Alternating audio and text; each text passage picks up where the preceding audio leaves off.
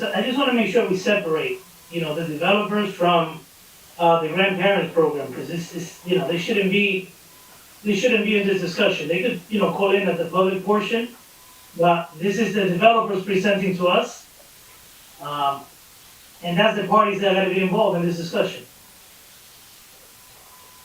Mr. President, when you are ready, we're ready, sir. We're good to go. Sure, we're ready. Are we live? Yes, sir, we're live now. Okay. Good. So, Madam Clerk, let's call the workshop to order. 3, Yes, 2, yes, Mr. President. okay. Roll call for Municipal Council workshop session of October 28, 2020 at 6:30 p.m. Councilman Abdelaziz? Councilman Chahardy? Here. Councilwoman Khan? Here. Councilwoman Davila? Present. Councilman Jackson? Councilman Mims? Here, Madam Clerk. Thank you. Councilman Velez? Present, Madam Clerk. Mr. President? Here. Thank you. The third ward is vacant. So, will you read the statement of compliance, Madam Clerk? Yes, Mr. President. Statement of compliance with the Open Public Meetings Law 2020 to 2021, meeting date October 20, 2020, time 6:30 p.m. Adequate notice of this meeting was compiled and disseminated in accordance with the Open Public Meetings Law in the following manner. 1. The annual notice of regular meetings and workshop sessions of the Municipal Council was compiled for the year 2020 to 2021 or about July 1, 2020. 2. A schedule of the regular meetings and workshop sessions of the Municipal Council for the year 2020 to 2021 was duly transmitted on or about July 1, 2022. The North Jersey Herald News, The Record, The Arabic Voice, Italian Voice, Passaic County Pulse, Dominicana News, Pescator International, El Especial, the Paterson Press, the City Post News, Tap into Paterson, in addition to any other publication duly requesting such notices. 3. The schedule of the regular meetings and workshop sessions of the Municipal Council for the year 2020 to 2021 was prominently posted in the lobby of City Hall, first floor, in the place reserved for the announcements of this type. 4. The schedule of the regular meetings and workshop sessions of the Municipal Council for the year 2020 to 2021 was duly filed with the municipal clerk. 5. A copy of the schedule of regular meetings of the Municipal Council was mailed to any person who requested and it paid the fee authorized by the Open Public Records Act. And for the public portion, those who wish to participate in the public portion, they dial 973-321-1579, 973-321-1579, enter code 8326, press star 1 to listen to the meeting, press star 2 to leave a recorded comment, press star 3 to be added to the speaker list. Mr. President. We'll have the public portion around 8 o'clock, Madam Clerk. Yes, sir. Okay, the public portion will begin approximately 8 p.m. tonight for this workshop session. Thank you. We have a motion for the payment of bills. Sure, Council President, Madam Clerk, council members. Tonight, we have our payment of bills list. I want to make a motion to move in the amount of $5,299,613.18. There are no county payments, no school payments, and no waste payments. I'd like to make a motion. We have a second. Second. Discussion. So, I'm sorry, Mr. President. There's a motion by Councilman Mims. second by Councilman Chaudhry. Okay, so I have to, okay, thank you. We're just gonna have a discussion. I'm sorry, Madam Clerk, through the Council President. Council President, do we need to do a motion to amend the amount on the bill list because we're voiding one check tonight? I thought So the packet that's you made the change. we did that Made the change, I didn't include it. in the Finance Committee, but for the whole council, because but the amount that I quoted had the change in it, correct? I know, but let's let Correct. the council members know that we're not in finance to us. of the change that was made. So, yeah, that's a good idea. So, I don't be it. Thank you. Councilwoman Mims, just let them know what was the change. So in finance, there was, an internal discrepancy and voucher payments that were gonna be paid out. And to ensure that the vouchers and the payments, correlated, they wanted to take them out to review them, and, it was made by, our CFO and her department. And so once, I think it totaled $2,600, correct, Marge? I can't remember. $2,600. So that amount, the original amount, The total amount of the check being voided is $3,141.43. And that- Yeah, And so that revised the amount to the bill list as Councilwoman Mims described as $5,299,613.18. understood, but can you specify the change that way? Because right now they have a report in front of them. They don't know Oh, so there's one check number 8, what's the reason why. They need to know this.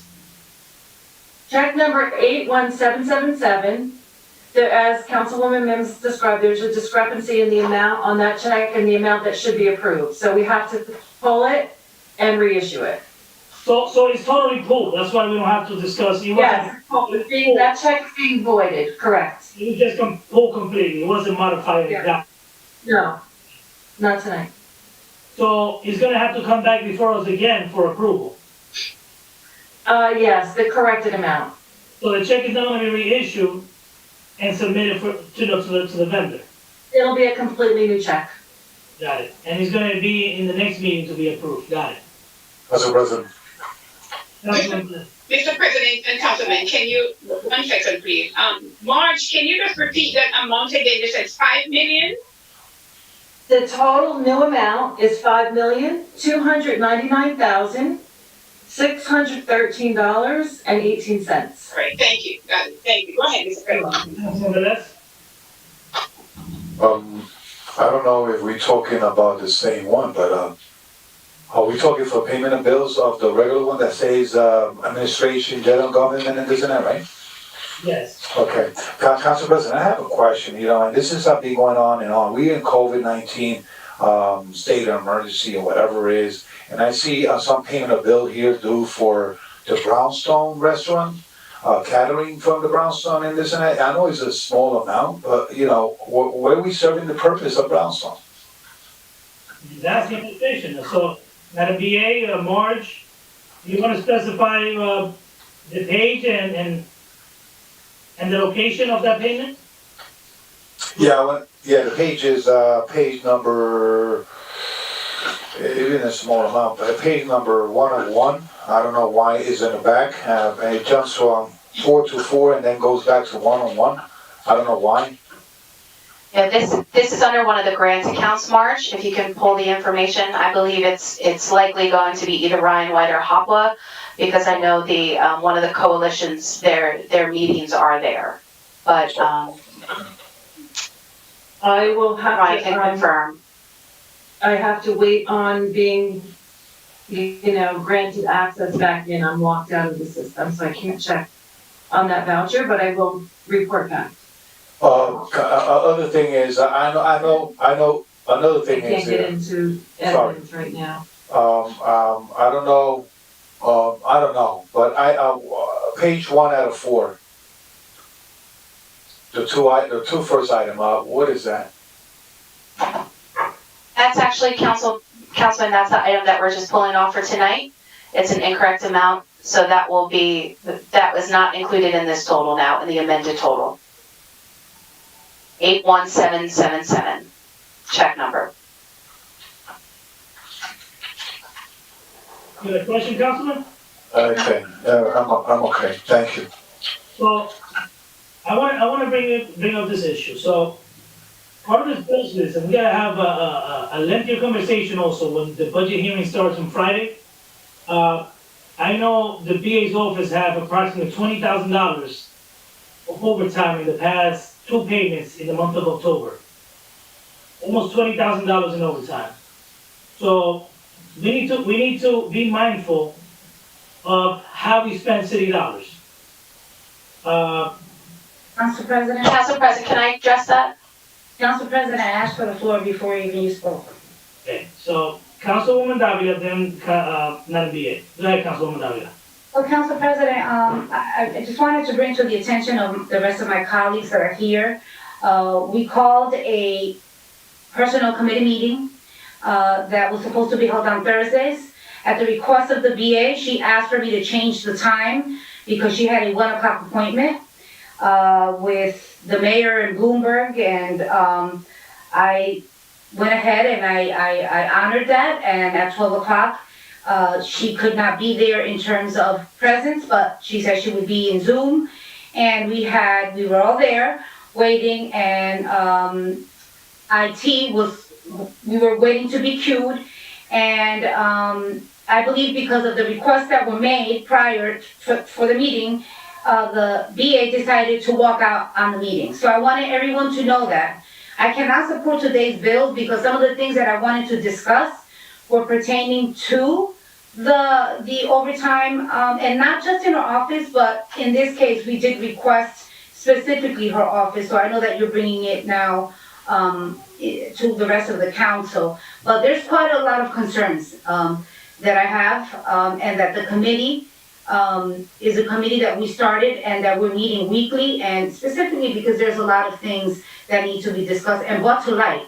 And there's so much more that's going to be coming out to light and that I want to share. And I want to ask you, Council President, if you can please either hold an executive session for us to bring all parties that need to be there and we have a thorough discussion, or I'm just going to start putting everything out here in our regular meetings. That's what I wanted to say at this time, Council President. Madam BA? Council President, thank you. The first to address the issue of overtime in my department, as of last Tuesday, I had sent an email to the entire council noting why some of that overtime is happening. There are 3 members of my department, in particular the BA's office, who are helping to create a budget for an entire city that includes 11 departments, preparation for 11 department meetings. We have internal meetings that began in the end of September with every single department director, sometimes deputy director, sometimes deputy chiefs, and so on, members of their department, that last for hours long, hour and a half. Marge can speak to this as well. Just the amount of work that goes into the preparation of a budget is tremendous. And when you only have 2 staff members working in totality on it, as well as 1 who's supporting it, it does take a lot of time. It's cyclical. There was no overtime accrued by my department from July. Actually, before July, we gave you a report that was April. There was nothing that was accrued in my department, or even just in my office. My department, we do have occasional personnel overtime, purchasing overtime prior to that. Our first overtime was in connection to this budget cycle. It's also in connection to the fact that as the schools returned and it became all distance learning, we lost staff over in personnel. So one of my assistant business administrators is serving in the capacity, or is doing a lot of the work. The work has been split between numerous people. So we are the overtime is justified. It is still under budget. You see it even today. I provided an overtime listing to all the council members. That includes by division. The overall BA's department is still under budget. This overtime will drop off as the budget cycles are done.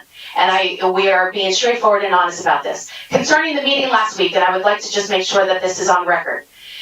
We were included. The meeting time starts at 12. I was there. We had information. At 11:15 that morning, we received an additional request for something for that meeting. I would request, and this is what I said in my response to my email to Chairwoman Davila, that I would ask us to be professional in our requests to each other, and that we take note of people's time and that we're respectful of it.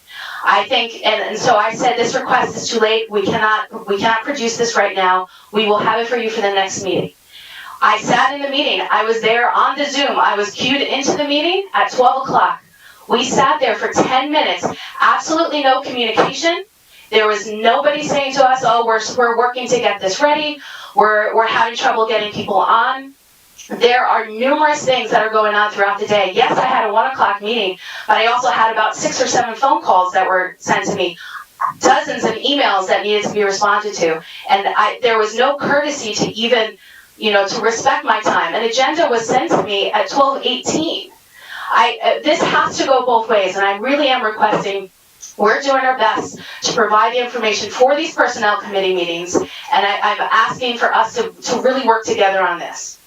Thank you, Council President. I'm gonna start with the word that. Council President. Hold on a minute, it's my turn to speak. So, Madam BA, so you said it needs to go both ways. Mm-hmm. Your administration, even before I became president, have a tendency of submitting things last minute for us to put on the agenda. The request, I put the request to you, and the request that I put, just so the public could hear this, it will take 1 minute. It will take a phone call from you or an email to your payroll department. Let me tell you what my request was. My request was, I just needed an overtime report just for that pay. For one pay, with the touch of a button, your payroll department could have gotten us that information. On top of that, you logged off at 12:10, you sent an email where you logged off. You said we needed to respect your time. We called you numerous times for you to log back in. First of all, you're on city time, right? Of course. Some of us, took our lunch break to come here and meet at this meeting. The 10 minutes that you spent waiting for us, you were getting paid for. Of course, and Council President, it's a matter of. I haven't finished. Can we all mute our, please, I'm getting a lot of interference. Also, that information was important because listen, and I want March, you mentioned March, I want March to speak also. It is funny that you have people that don't have many years of, you have people here that have certifications. March has 30 years of experience in finance. You have Javier, which is the comptroller, that's also serving as CFO in another town, that's been here for more than 13 years. But you have your staff in the VA's office putting a budget together, which don't have to be put in a week's notice. A budget is a lengthy process. Mm-hmm. Where your department has the stages that we're on right now. I don't know if they're working on that or they're working on the full budget. What we have right now is the request from the department heads should have come to you. Of course, yep. Make a recommendation to them, and that's what you're presenting to us. Now, Correct. you have one of your assistant BAs earning for that period 74 hours. Mm-hmm. So I'm wondering what they were doing during the day, right? Another one, hear me out. As long as if I can have a chance to answer one. Okay. Okay. As much as you want to justify it, No. I want to ask Marge. Council President, can you mute everyone? Hold on a minute. I wanted to ask Marge in a minute if, how much overtime she had to incur when they used to put the budget together in the past. So you had one getting paid bi-weekly period, 74 hours of overtime. You have another one that works in in personnel, human resource, 50 hours in overtime. Oh, God. And you have your secretary or whoever, I don't know what. What's the problem? You can't see them? Okay, Sabrina, I'm gonna have to mute you. You also have the other staff that you have 40 hours of overtime. So that means that they did not perform their work during the day, and I don't understand why. Right? I don't understand why. You passed a comment right now that they did not incur overtime in July. Well, I was looking at our report. I hope maybe I was looking at the wrong line. But they did incur overtime in July, August, not those months, but in the last few months, they have been incurring overtime. Yes, I looked at the report today. It's in your summary sheet. You might mean administration, but not necessarily BA's office. How many staff is in administration? Council President, if you were looking at the administration line for the overtime, that includes personnel and purchasing. If you look at under the divisions, you'll see where the division breakout is. And so the BA's office for the division didn't start until late September. Okay, so the administration line has about $20,000 in October. Now, you passed a comment about being under budget. Guess what? The reason you're able to put that budget, I'm gonna let my council members know. When we discuss in the budget hearings, we're gonna have to reduce this budget to the point that you don't have 40-something thousand to put into the administration's budget. Just because you didn't incur it during the year doesn't mean that you have to spend it now. It's excessive. When you have one person working 74 hours, it's ridiculous. On top of, that's 74 in a biweekly on top of the other 70. So this person worked 144 hours in a 2-week period, of which some of that work was done from home. It is disturbing. So we Who monitors the work that's home? hold on, before we go there, because we're not gonna discuss this now, this is gonna be for another time. But I just throw this information so I could justify me voting no on this bill list. I wanna ask, Marge, since the BA mentioned you, Marge, can you come back on the screen, please?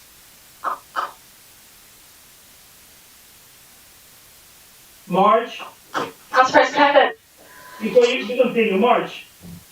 Hi. When was the last time you worked on the budget?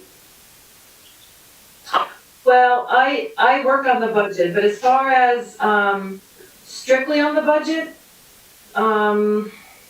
This function, that would have been June 30th, 2017. do you incur all this overtime in the past? Did your staff incur this overtime in the past? No, when I was strictly the budget officer, and that was up until June 30th of 17, we did not, incur that amount of overtime. And can I ask a question, Council President? And March, how many staff members was it? It was a budget officer, it was an assistant budget officer, and then there was admin help, correct? No, basically, occasionally we would have assistants. Jennifer would pull in the position controls over the course of, the budget process. And was it, Print those out for us to distribute to the staff. Go ahead, but Marge. Madam BA. but March was the budget officer and there was an assistant budget officer. Plus, we're saying the assistant business administrator helps with some of the position control.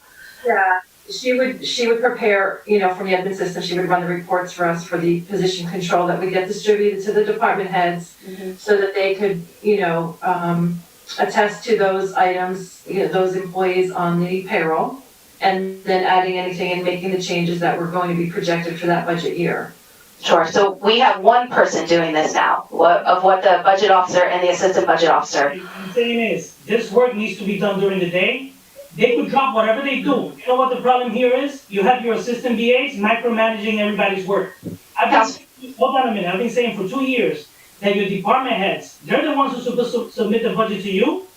And by doing so, they should know their budgets in and out. Is there a plan to perform the services, to perform the recycling, the garbage pickup, the park cleanup, the park maintenance, the police department, everything. They're supposed to know their budget in and out. But you have a lot of your staff micromanaging everybody's work. You have them involved in purchasing when that's never the case, right? You have them involved in all these things. You need your staff to do their work during working hours. You might come a situation where you could justify overtime, but not like this. 74 hours is we're gonna have other meetings on that. We're not gonna let it go. Council President, thank you.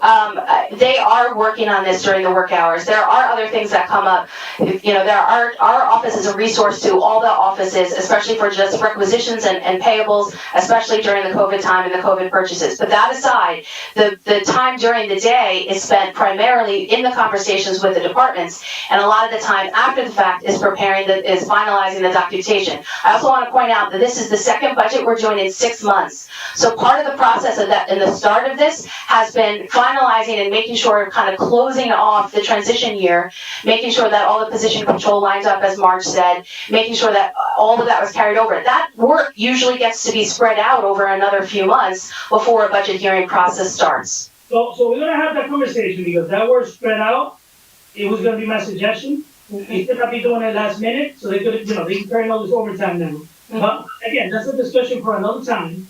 It is, I don't care how you put it, how you paint it, it's just ridiculous, working all this overtime. Council President, Councilman Jackson has been asking for the floor for a while.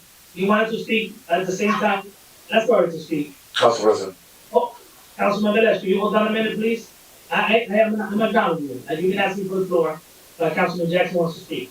Now, all I'm saying is this, we don't leave this discussion the way it is right now, but it is disturbing how you have people in other departments. You have now used, the people that have all the experience, you're not using in the areas that they're strong at, right? You have Marge that still holds that title of budget officer, right? Marge is still not, you didn't include Marge, which is the CFO. Even CFOs that don't hold the title of budget officers, it is their responsibility. They usually have some input in the budget. And I don't know if Marge has been that involved. You also have your assistant BA. I don't know, I haven't looked at her resume, but now you have her working in personnel. And you're using people, and then the people that are qualified in those departments, you have them supervising them. It's just a bad look. We're running the city like we're playing like I never played with dolls, but I've seen, girls, play like dollhouse, playing all these characters. It's like we're playing here, we're playing a game here. Council President, We're playing with people's lives, and that's why we have the mess that we have. Council President, I would ask, first of all, to the point about Marge. Marge was very involved in this. She wasn't involved in the work of the preparation. She was involved in every department head meeting that we had scheduled, and she is tracking it as part of the final document. And I would really just, again, caution us to be respectful. The idea of comparing running the third largest city and the operations of it to playing with dolls is I want to make sure that we're being clear about we're working very hard. That mentality that you have to justify over expenditure. I'm not. Well, let me tell you real quick. Last year, we were all over the newspapers because the council gave you some pushback to hire one additional employee for the personnel department. We actually conceded to do it, right? We said, okay, do it, because the way you sold it to the council last year was that this gentleman was going to come in and we might have the potential of having some layoffs, and he was going to be the person that had the experience to working with civil service. Now, you hire this person, so we gave you pushback to hire one. The other day, I hear some rumors that you guys want to hire like 3 or 4 people in that department. Come on, just because you're the third largest city doesn't mean that we're in a good financial situation to incur all these expenses. So, Council President, we're examining all the expense parts, but I think if you look at personnel right now, you see that there's a void in just the work that is getting done. Anybody there, any of the staff there currently wants extra help. Sorry, Council President? work is not getting done in a lot of the departments, We agree. even with multiple, division heads. We need more accountability, but we're gonna leave it at that. I'll let Michael Jackson speak. We're gonna have another meeting another time, because enough is enough. Councilman Jackson, can you please speak now? So, first of all, Council President, I will not allow this moment to pass without addressing some concerns that I have. I believe I'm an extremely respectful person, and maybe that comes from my tenure of teaching.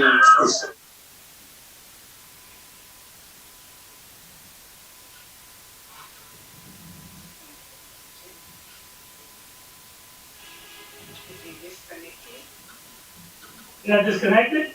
Oh, somebody muted Michael Jackson, that's why. No, he's not muted. No? He's not muted. I didn't get disconnected. Someone else is speaking, and I'm not going to speak over other people speaking. So let me know when I can speak. Yeah, everyone's muted right now, Councilman, so continue. So once again, I believe that I'm an extremely respectful person. And I put a lot of values on respect. In fact, maybe it comes from my 25 plus years of teaching martial arts and teaching people specifically in regard to respect. And this process we have here, it lacks a measure of respect. Council President, you just went on and spoke for over 13 minutes. Prior to you gave the BA an opportunity to speak for 4 minutes and 13 seconds. The other day you interrupted me on the same exact item at 1 minute and 37 seconds. And you're going to have to spell out to me your process in which your selection process is, of which you choose who and who cannot speak for what lengths of time. Because first and foremost, I'm a duly elected person of the city just as you are. You or no one else is entitled to more time than I am. I'm entitled to the same privileges that you. You do not have any more privileges than I have as the council president. Now, with that being said, you know, I find this process being extremely disappointing because I've been saying it for the last 3 years. And it's been allowed, not only has it been allowed, because that same position that you're talking about of this individual that was permitted to be hired in personnel, this so-called experienced personnel person came in and required training from people that he was making double their salary. And this process has not been exclusive. It's been a habitual habit of this administration, and particularly it falls down from the BA's position. And with that being said, if you would allow, please, because as you did a moment ago, I would also like to ask Madam CFO a question, and I would like to point out to the public, anytime I address anyone here, I always address them by their surname. I don't care if they're a secretary. I don't care if they're a janitor. I never address anyone in the fashion that I address anyone else. I mean, there was a council person who went on for 5 minutes last week talking about how disrespectful it was for me asking a question that still has not been answered. And I'm trying to, I would like for anyone to point out to me that measure of disrespect that I've been passing around, because I can't find it. I've never spoken to anyone out of their name, unlike you, Council President, who just recently called me Michael. Now, I don't make an issue with that because that's who I am. In fact, on my business cards, I make sure my name is printed there, not Your Honorable, as some of you have. But if we're going to talk about a measure of respect, I would appreciate it if it's equally distributed. So, with that being said, Madam CFO, I have a question for you, if you will. The BA the Council President just asked you a question with regard to past practices and when you were doing the budget, has this amount of overtime ever been absorbed? And, just from my past experience, are we talking about a budget that has increased 2 or 3 times, or has it changed significantly from those days of when you were doing the budget, Madam CFO? Councilman, no, it has not changed. Has the budget process changed in the time span in which you haven't been doing the task? Well, other than my not being in the position of the budget officer at the time, no. So, okay, so it's the same process. And in fact, when Council President, to that point, when the past business administrators were here, and particularly Senator Poe, we've never experienced these types of irregularities. So you made a reference to $20,000 of pay coming out of the BA's office. Just one person in 2 pay periods has been paid close to $15,000. One person. So I'm trying to understand where and when is this going to be curbed, because this kind of activity is absolutely unacceptable. And I'm going to tell you what else it is. It is grossly discriminatory when we have certain people and certain individuals in different departments that's being allowed to run amok signing each other's payroll or time cards. How is it possible that the oversight is lacking so much that they're signing each other's timesheets? Absolutely. Where is that accessible? Where is that acceptable? Right. So once again, Councilman, Council President, you're not only you're the council president, but you're the chair of finance. And this thing has been getting allowed from that seat for an excessive period of time. And lastly, I'll say this, because I already see you rushing me off as you utilize as much time as you want to. I'm gonna say this. You made a comment last week with regard to my attendance of committees. Yeah. You're absolutely right. And I make no qualms or apologies about it.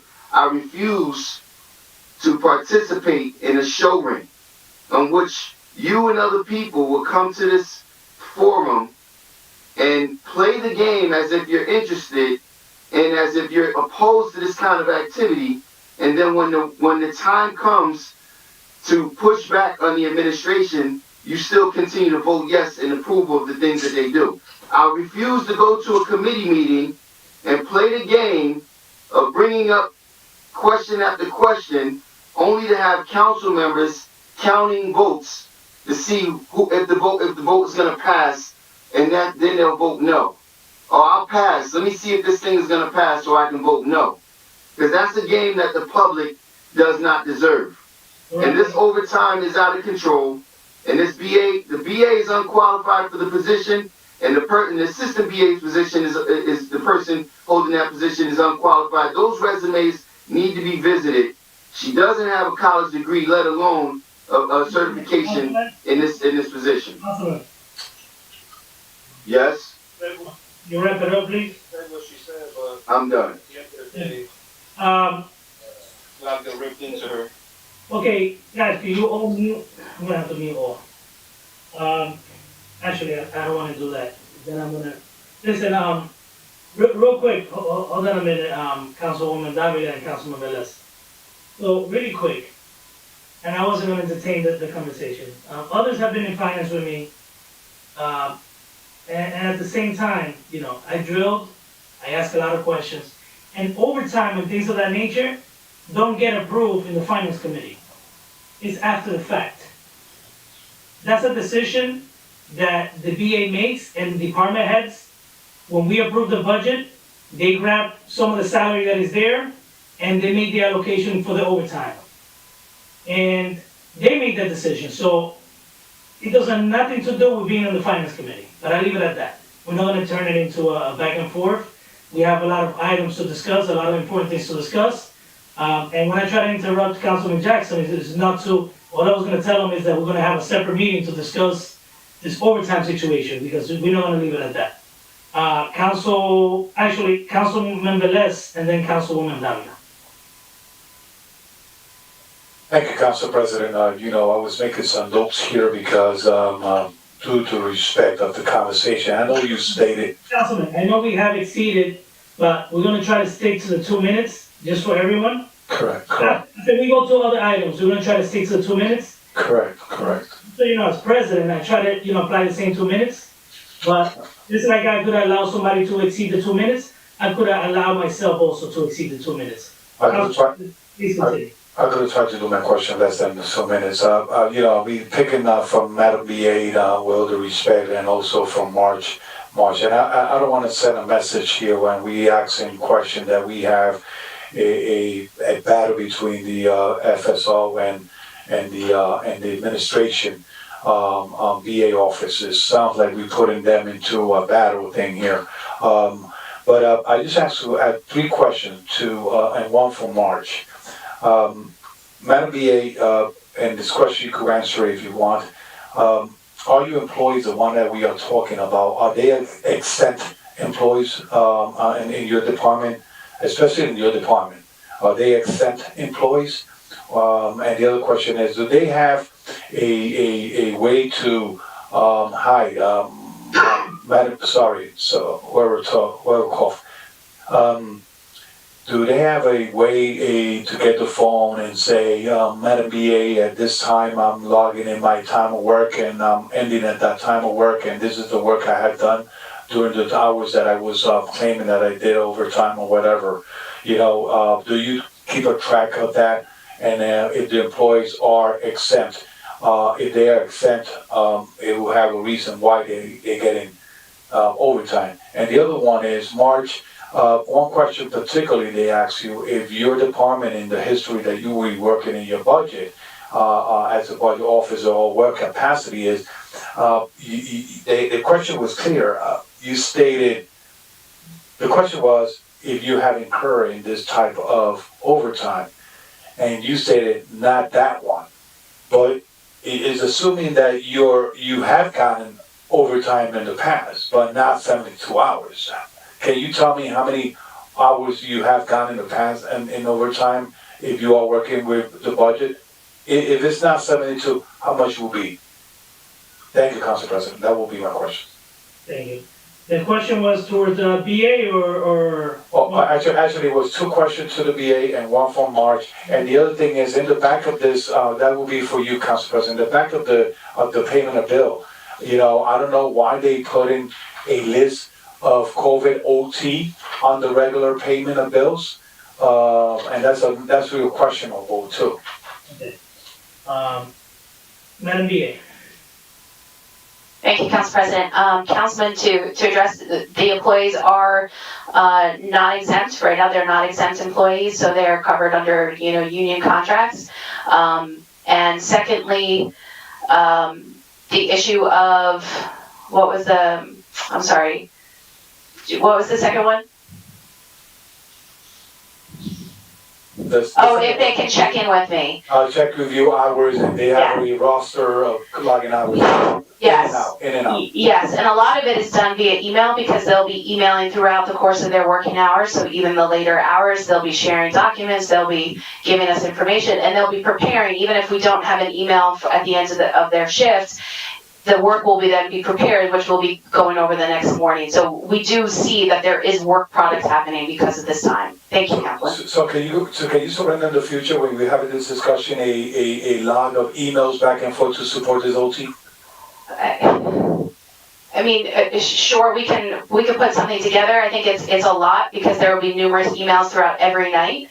It's just a lot of work that, It's just to take the great cloud over the department, that's why. Because one of the, I understand and I appreciate that, Councilman, because I think, one of the things that, for example, over in the personnel side that's being handled is all of the leave requests. So, the spreadsheet is the work product. It might not be an email at the end of that night, but the fact that there's been updates to the spreadsheet. There's been now a next submission that we're able to submit, for payroll. There's been conversations back and forth with our consultant. So sometimes it is, sometimes it isn't, but we're, happy to continue that conversation at another time. All right. Thank you. Well, council members, I know you have one for March, but let's try to, I know Councilwoman Davila also wants to ask some questions, but let's not try to prolong this because we are gonna have a meeting on this. Let's just try to move on to the next item, but, let's have March after. You wanna ask the question again, Councilman Velez? Yeah, March, my question was, I know you say you didn't incur in that type of overtime, 72 hours, 75 hours, whatever it is, but can you tell me how many hours at least approximately you have incurred when you had the experience doing the? That was just one person. The 74 was just one person. There was 74, 53, and 40, or 41, something like that. So she said that she never incurred in that type of overtime. I just want to know. That's just a one pay, Councilman, just so you know. But go ahead. I know, yes. I'm sorry, Councilman, I have no specific recollection of the number of hours. I know we didn't work those type of hours, but let me just say this. Then there was myself as the budget officer and Lydia as the assistant budget officer. Sometimes we were supplemented very briefly with other administrative staff in the VA's office. But now you have a different situation in the VA's office with respect to the positions. So I'm not in the office performing as the budget officer full-time. Lydia is now the, I don't know if it's appropriate to speak about these things right now. Madam BA. You don't have to, March, you don't have to, let's, There's different staffing, and I'm not gonna speak about the specifics of who's doing what, but at the end of the day, the VA has staffed her office accordingly to what she needs to do, and,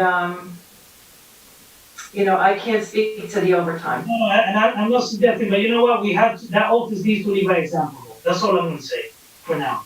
That office needs to lead by example, you gotta send the right message, and when it comes to budget, March, you have to, it doesn't get done in a week, you have to spread it out, or it doesn't get done in a 2-week period.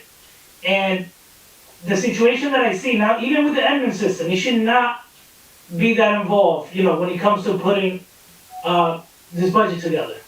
The whole month, the overtime has been going on for the whole month. It's not just for one pay period, the whole month. So I leave it at that. I know you want to say something, Councilwoman Davila. I'll give you the floor at this time. Thank you very much, Council President. And Marge, by any means, I don't think Councilman Velez was trying to put you on the spot with that. You shouldn't be discussing that. As Council President said, the BA's office needs to lead by example. And, it's sad though, the justifications given, when, and I know Councilman Velez got the same information I got, in terms of the amount of hours and the excessiveness. And nobody's talking about that. Not only is it the 8:30 to 4:30, then it's a 4:30 to 9, Monday through Friday, and then Saturday and Sunday with halftime and double time on Sundays. And so, it's just sad. It sends a bad message throughout the city to other offices, or offices like the tax office that should be, working to bring in those rateables that we so need. So there's a, to cash in on those individuals that are coming to do payments. So there's a lot going on. And, I feel like, the justifications that are being given, clearly, are to somewhat, put a shadow or just put like a lining over what the true matter is. And I really, Council President, I urge you to call that meeting. It should be an executive session so we can bring it. And if we have to call a committee of the whole, I will be willing to do that. Thank you very much, Council President.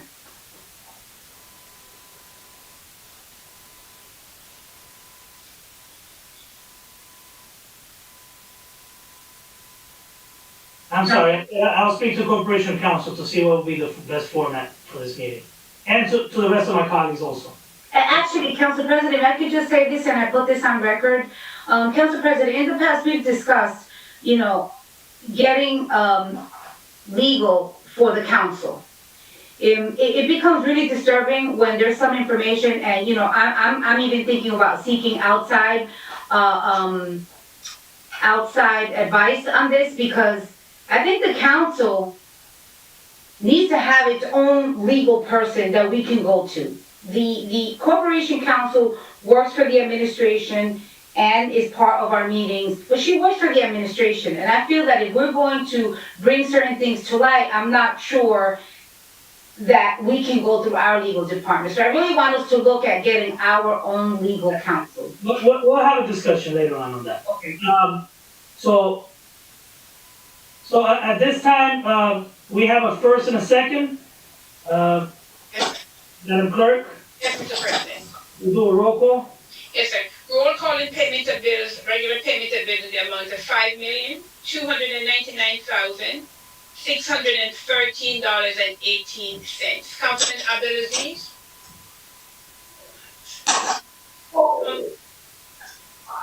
Councilman Trahardy? Yes. Councilwoman Khan? Madam Clerk, we voting on the payment of bills, is that what we're doing? Yes, ma'am, for $5 million. We've been talking for such a long time. Is it payment of bills? Yes, ma'am. Can you hear me? Yeah. Okay. Yes, Madam Clerk. Okay, your vote is yes, thank you. Councilwoman Davila? No, Madam Clerk. Thank you. Councilman Jackson? Thank you, Madam Clerk. First, this is a grave concern, and it troubles me that it's passing over so easily. The public deserves to have answers. We're shorting every other department. We're stopping directors from doing hiring, but yet we have a reckless hiring practice in other departments, and not only hiring practices, but allowing people to take complete advantage of an overtime scandal. You know, in the past practices, I recall the one of the past administrations where every person, including the VA, was removed from the position from the council, from the city council. And this council has yet to stand up and take its true position and be an advocate for the community. Lastly, you know, when you talk about hiring and putting people in position with certain levels of experience, certification, it's been a practice of this administration the entire time they've been here to do this, undermining the civil service process, undermining people's credentials. You know, we're going to get hit with lawsuit after lawsuit because people are allowing this the civil service process to be undermined. I sat in a meeting where the BA completely undermined not only the authority of the CFO, but just told her that no, that's not how things are going to get done when her license is the one that's on the line. And these things are a grave concern, and the fact that council members are simply running past them is more of a concern to me. Madam Clerk, obviously my vote is no. Thank you, Councilman. Councilman Jackson, no. Councilwoman Mims? And so with the payment of bills, there's a lot of items on here that allow the day-to-day operations to run. There are bills that have been incurred by the city that we have to pay to ensure that lights are on, phones are working, and so forth and so on. I do agree with the dialogue that has been outlined as it relates, and we talked about it in Finance, Council President, the same discussions and regarding even the special meeting that Councilwoman Davila has brought up. Those were some of the requests in our Finance Committee meeting. And so I commend the council on the dialogue that went on tonight. There definitely needs to be an overview and an immediate review of those, of the overtime that's taking place. Because what's scary about it is that when you look in other departments, the overtime has reduced. The overtime has reduced and then it has escalated in this department. And there needs to be an executive session. We need to properly do rice notices to ensure that those employees are there. If it's in question or if it's just an overview without questioning individuals in particular, we need to make sure we follow the process and do our due diligence to avoid any unnecessary legal concerns for the city. And so because of what's included in this bill's list to allow the day-to-day operations to go forward, I will vote in favor of this bill's list. But I am in agreement that there definitely needs to be a special meeting or executive session to go over the excessive, exorbitant amount of overtime that we have seen displayed over the last couple of weeks. My vote is yes, Madam Clerk. Thank you. Councilman Velez? Thank you, Madam Clerk. You have been a long discussion in the one payment of bills. I understand that we need to be fiscally responsible in every aspect from this side and that side. We have to be fiscally responsible to the public that elected us here. Also, the administration has to be fiscally responsible, whatever they sign, whatever they authorize, whatever they do in the city. And I believe that they have to have everything documented, no matter who took the overtime, where they took the overtime, what time they took the overtime, and where they, performing or whatever. They have to be fiscally responsible what they do, and hopefully, if they audit the whole departments, they don't have to come back and give that money back if they did something that is not right. So nobody answered me the question about why we have a big list of OT from COVID in this payment of bills. That is real tremendous what I see here. I see division getting COVID OT and talking about divisions that is not related to COVID. If you look at the of the work that they do. So I was saying that we got a responsibility to do our diligent work regarding all those payments that we have to move forward, pay it. So my vote is yes. Thank you. Mr. President? So, oftentimes I make the case that although we don't agree with the overtime that was incurred, we have to, it's our obligation, to make, to basically pay them. Once they work, we gotta pay. The only problem that I have here is that I actually, I'm not suggesting they didn't work, but I need to have that conversation. I need to know the justification for the overtime. And we haven't had this conversation. I wish we could have had the personnel meeting, and in that meeting, those things could have been, addressed. Since we didn't have the benefit of a personnel meeting to discuss this in a closed session, which we were all there, every member of the committee was there. Yes, 10 minutes after the start of the meeting, we were still having issues logging in, well, some of us. Based on that, we're not given the opportunity to do a due diligence. My vote would have probably been different otherwise if I had the benefit of that discussion. At this time, it will be irresponsible of me to approve a bills list that includes an overtime that is still questionable. So my vote is no, Madam Clerk. Thank you, Mr. President. The vote is 4 in favor, 3 against, 1 absent. That the record reflects that the third ward is vacant. Therefore, the payment of bills in the amount of $5,299,613.18 is hereby adopted. So, Madam Clerk, I would like to start with number. President, we still have the COVID We bill. take a COVID, yes. That's right, we still have the COVID. COVID portion, yes. So I would like to make a motion for the COVID bills list in the amount of $87,178.70. There's a motion by Councilman Mims. There a second? Second. Second by Councilman, Rodri. Okay, Councilman Trevor. Roll call, Madam Clerk. Discussion. Councilman Velez. Just like a simple question going through over the bill, so on this type of payment, is how we could justify and this goes to Madam BA, or how we could justify, even that is a good deed, even as you help a lot of people with this, but how we could justify the lugging of fire victim with COVID-19 payment. How we could justify that? If it was eventually getting a shelter because it's a fire victim, NBA. and they put in a COVID-19 expender. Thank you, Council President and Councilman Velez. It's because in the past, when you had fire victims, you were able to set up shelters in city buildings. For example, we would use Temple Street or another facility. We can't do those type of shelters during COVID, so we would all the sheltering had to be done in a hotel-like setting. So this is reimbursable through the COVID CARES dollars because of the COVID situation. So, simple question, Councilman Velez. I just hope it doesn't get disallowed by the county. But as of right now, the VA seems that she, has done her research, so we gotta go by that. Can we do a roll call, Madam Clerk, if there's no other questions? Yes, Mr. President.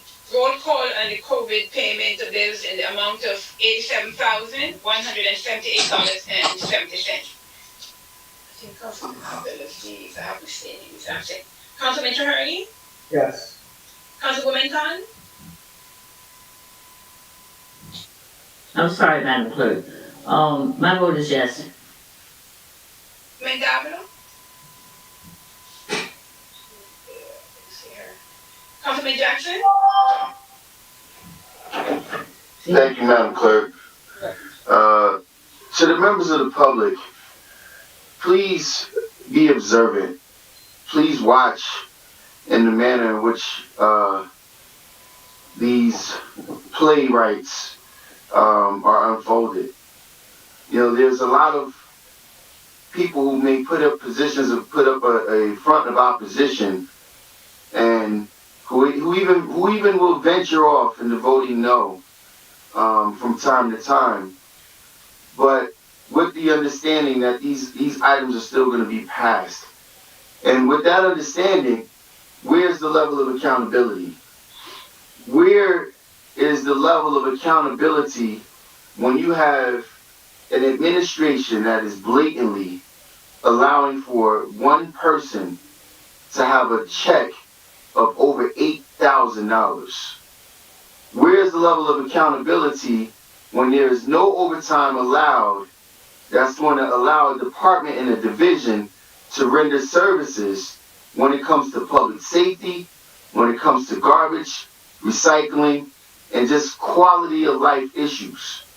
Where is the level playing field when it comes to this administration and how their respect and their treatment to the community is observed? That respect is delegated through this process. And thus far, this process has not been a challenge to this administration. Therefore, it is easily walked over.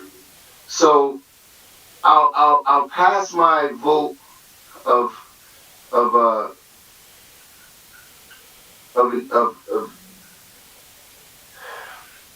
I'll pass my vote of less of confidence of this administration, as well as a growing or a continued lack of confidence in this council to do its part in holding this administration accountable. But I will stand firm in making sure I make the right decisions what's best for the community only. My vote is no, Madam Clerk. Thank you, Councilman. Councilman Mims? And so, to our community, the summary of disbursements, if you take a look at them, everything we do is operable, which means you can do an Open Public Records Act to identify what we're voting on. If you take a look at the $87,178.70 that we are voting on, it includes items like masks. It includes items like computers and laptops, power wash systems to wash down the buildings to make sure when we're in City Hall, our workers are there, that they have the proper equipment to ensure that they don't contract this deadly virus known as COVID. It also has in there, it has all type of items to allow us to be proactively safe in a pandemic that took the entire world by storm. So when I'm presented with this bills list with the invoices and the payments that are attached for items that we are currently using, not that we're looking to purchase, but we purchased and we're paying back the items because we're using them to make sure that all of our employees are safe and this community is safe. I have to always go with safety first. I have to always make sure that we pay our bills. I believe in paying my own bills, so I'm gonna make sure that we pay the city's bills. And with that stated, Madam Clerk, my vote is yes. Councilman Velez?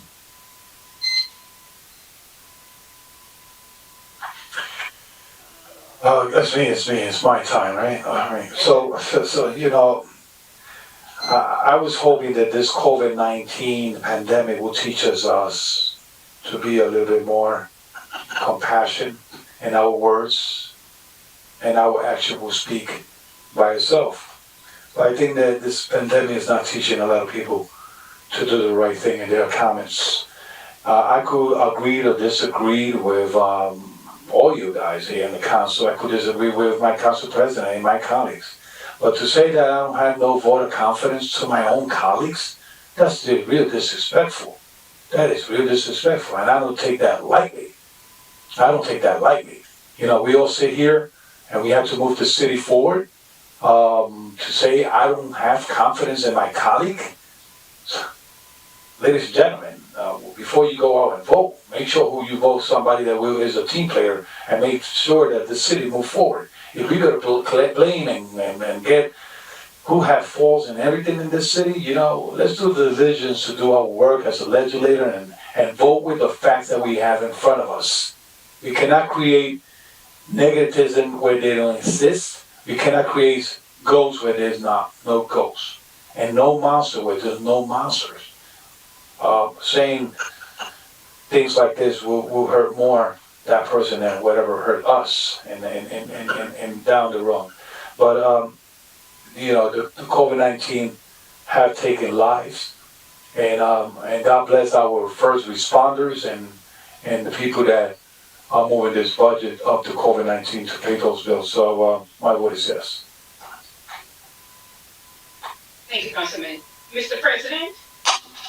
And to the viewers at home, just be mindful that you have elected some council members that are legislators that don't understand the laws.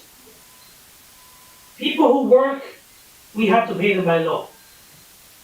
This bill list we not discussed in the previous one, I voted no, and I already explained why.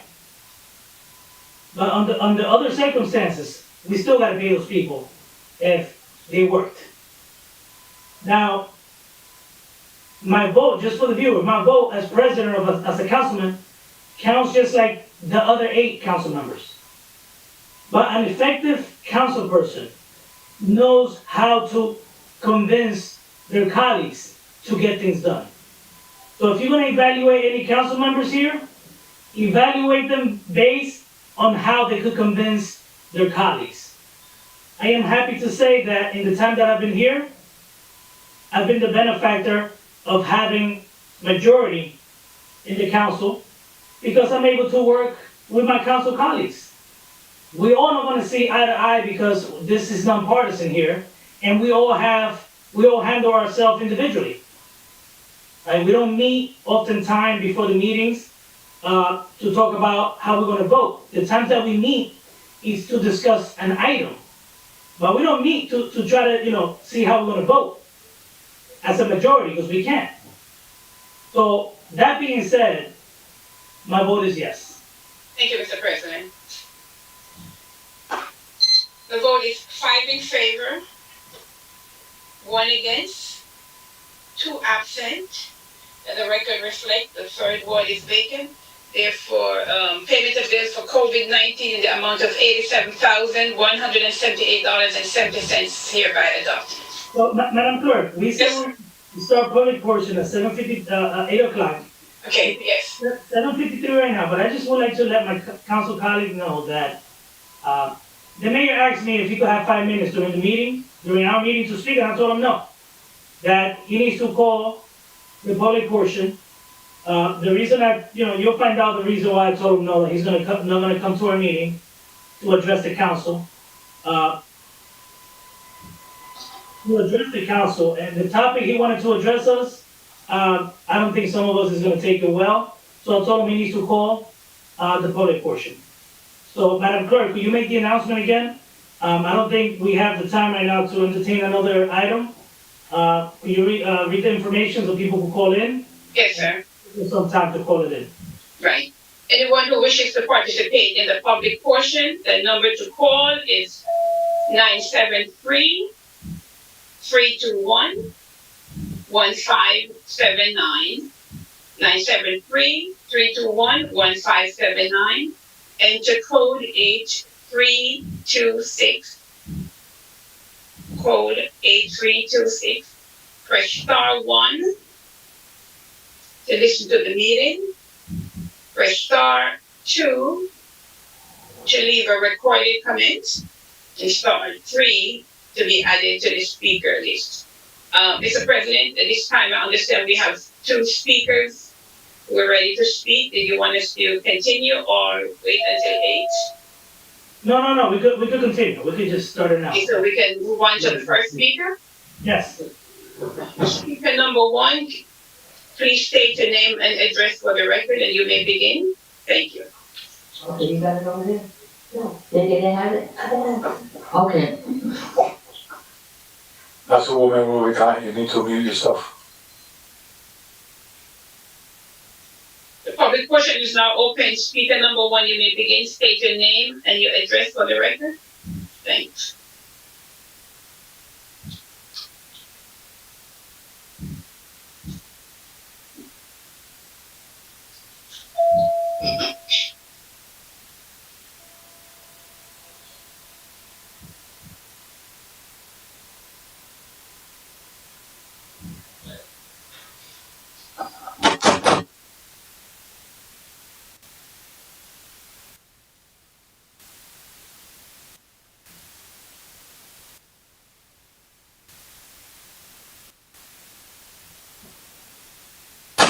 Ryan, are we good to go? Yes. Okay. Hello? Yes, sir. Good afternoon. You may state your name and your address for the record, and then you may begin on the public portion. Yes, thank you. You're welcome. Lance Sloan, 462 East 40th Street. I am calling in to say goodbye to the city that I love. In the year 1956, I was born and been a lifelong resident of the city of Paterson. But it is time that we must depart. As Tony Bennett said, he left his heart in San Francisco. I must leave my heart in the city of Paterson. It has come so bad in the city of Paterson that it is unlivable. Between noise, people coming to your door at 10:30 at night, ringing your doorbell, incoherent individuals, and that's not enough to get police attention. As I was told, tell them that they're trying to break in. I happen to be in the Eastside Park section. Eastside Park residents, taxpayers have always been the, I don't want to use the word, illiterate child of the city of Paterson. We get no attention. I say goodbye to my fellow Patersonians, but to the city council, I give a warning. The amount of illegal construction that is being done. When I first moved here on 40th Street, there were two-family houses. Those houses have now been converted into multiple apartments. One day, one of these houses are going to catch fire, and people in attics and basement are going to die. The city of Paterson needs to start enforcing the construction code. You've got to form a joint effort between the fire department and city construction officials. Also, you've got individuals who are moving into this town who are parking commercial vehicles overnight. Who wants to look outside their door and see a tractor trailer or a tow truck? I didn't move to the Eastside Park section to see a tractor trailer or a tow truck in front of my house. So, but to my fellow Patersonians, I wish you the best, and you're going to need it. But the city council, you need to get control. Just like overtime, there are many items that need your attention. I thank you, and I wish Godspeed to all of you. Thank you. Thank you. Next speaker, Madam Clerk? Yes, sir. Ryan, could you put through the next speaker, please?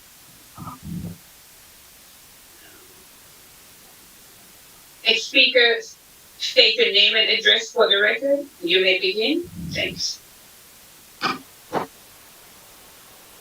Hello. Go ahead. State your name and your address for the record. You may begin. Thank you. Michael Price, 284 East 28th Street, Paterson.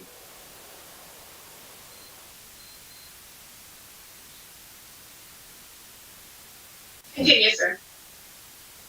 Oh, I didn't know you guys could hear me. I'm calling in tonight. Okay. I'm calling in tonight to address this issue with overtime in Paterson and the payment of bills, as well as the payment of bills for the COVID relief that some of it was related to someone with a fire. I think you guys need to really get back to dealing with things as they are.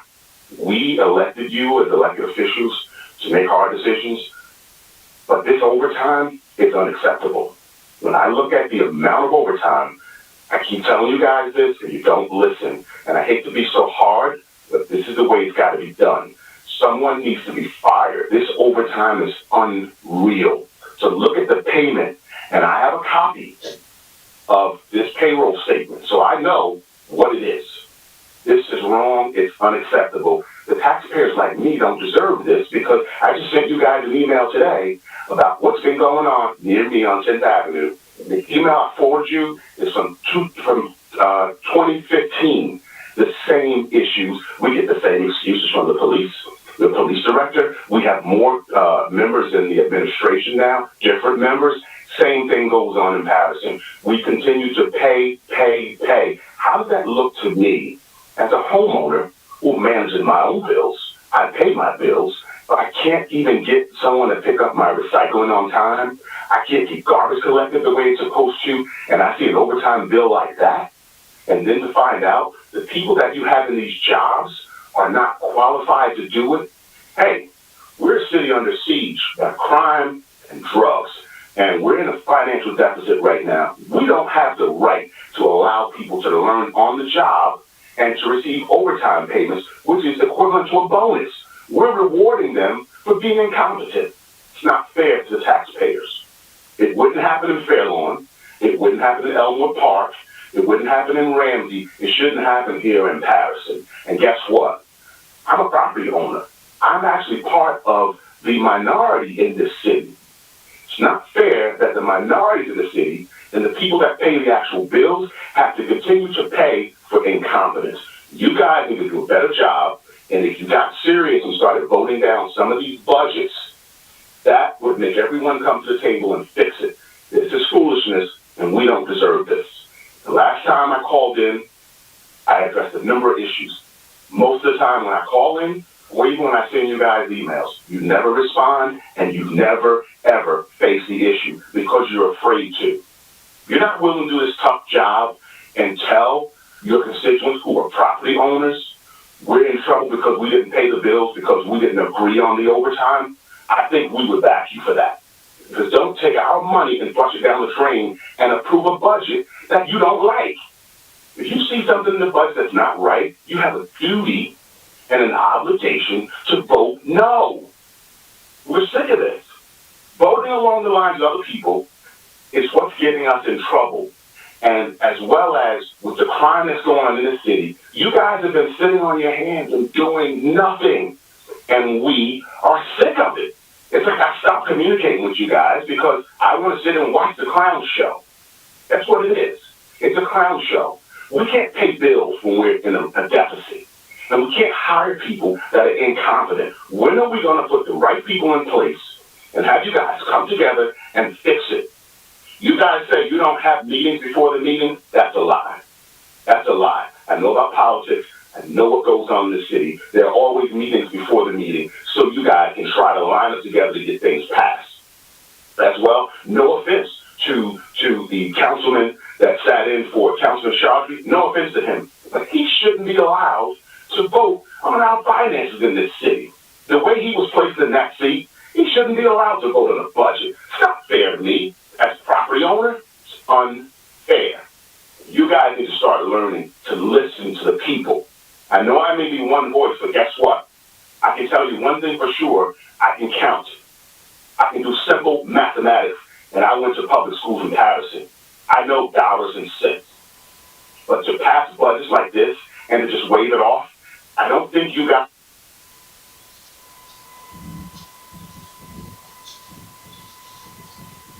Mr. President? Mr. President, let the record reflect that the 3 minutes was up. That's why it was knocked down by itself. I think that's why it cut off, yes. Yeah, let the record reflect that because I don't want to, people thinking that we cutting off people. Mr. President, you're still muted.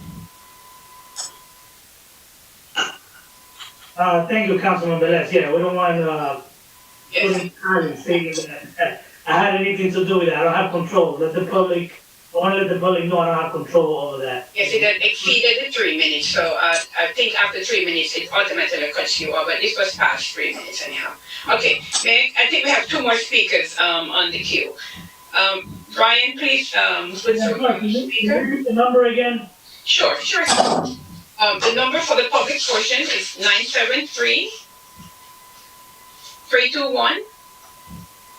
973-321-1579. Enter code 8326.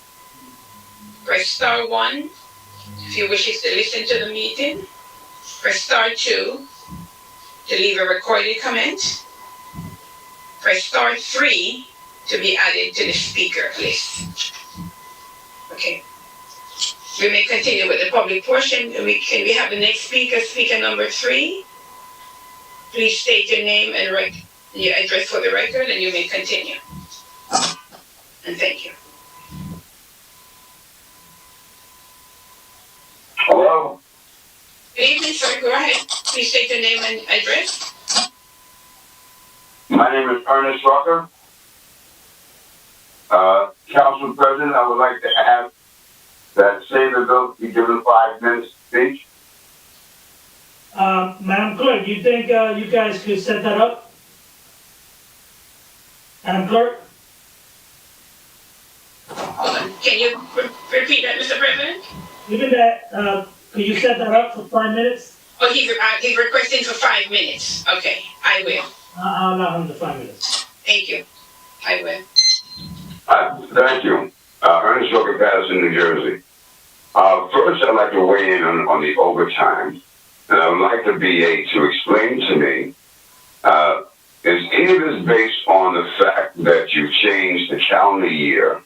Is your overtime based on changing the calendar year for the budget process? That's one. Two, I mean, I can speak for 4 or 5 minutes, but I wanted to make sure I have enough time. There's a situation going on in Paterson right now with a gentleman by the name of Glenn Cherry, who also works for us as the zoning officer in the city of Paterson. But as of late, I found out from a website in Helden, he's also the zoning officer in Helden. He's taking off working at home every Tuesday. He comes in at 8 o'clock in the morning when the building is not open, and he leaves at 4. And I need Corporation Counsel to explain to me why this is allowed to be done and who authorized it to be done. I'm also calling in reference to the August project that will benefit grandparents with grandchildren, along with the grandparent program that will be housed there. And I'm asking that the council members of this council support this project.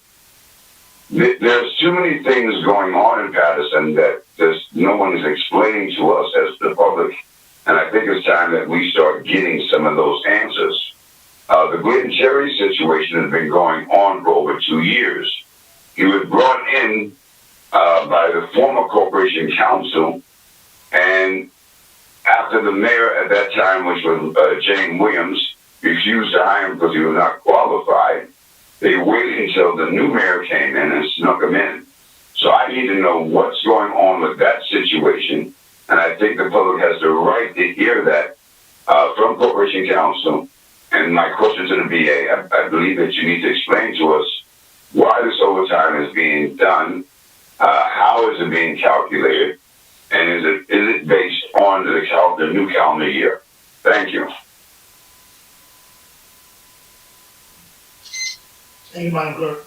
Next speaker? Yes, Mr. President.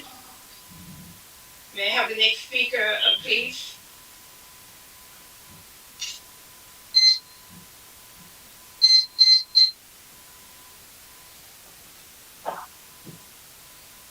Thank you, Madam Clerk. Andre Saya, 38 East 36th Street. Paterson is persevering through the pandemic, and credit must go to our hardworking, conscientious, and honest business administrator, Kathleen Long. We feared a doomsday scenario as far as our budget is concerned. In fact, we have been able to avoid layoffs, imposing unpaid furloughs, and quite frankly, a tax hike. And that's attributable to her work within her office. And she's also worked in concert with the council because, quite frankly, the previous speaker asked about the calendar reversion. And because the council acted upon that, and this is something that I've been advocating for many years when I was on the city council, it has afforded us some flexibility. We get budgetary breathing room so that we can get a little more aid within 2 budget cycles. And quite frankly, that's what she and the other 2 individuals in her office have been working on. Make sure that we don't lay anyone off during this very difficult period in Paterson, and make sure that we don't impose unpaid furloughs on people that quite frankly can't afford to not get compensated for their work. And yes, we don't want to raise taxes, so thanks to working with the VA and the council, we averted, or should I say, we've stabilized taxes where council people have even touted the fact that you'll see 6 consecutive quarters without an increase. And so I believe, quite frankly, that's a testament to our business administrators leadership. And you can't deny the work that's been done within the Division of Health with contact tracing that has received national recognition. I must point to probably one of the worst times during this crisis, April 16th, at the peak of the pandemic, where we had 262 new cases, and we drove that number down to 1 last month.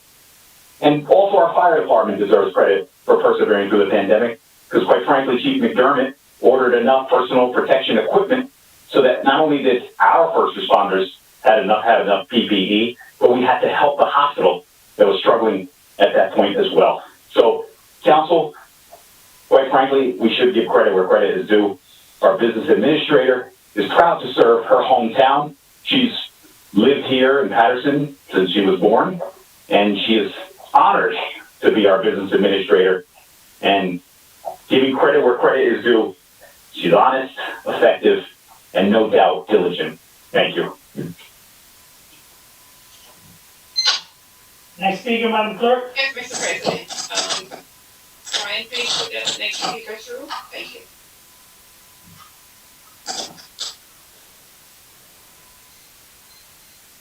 Good evening, Council. Evening. Francis Harrison. I'm calling in reference to the covert pay that was out that has been approved.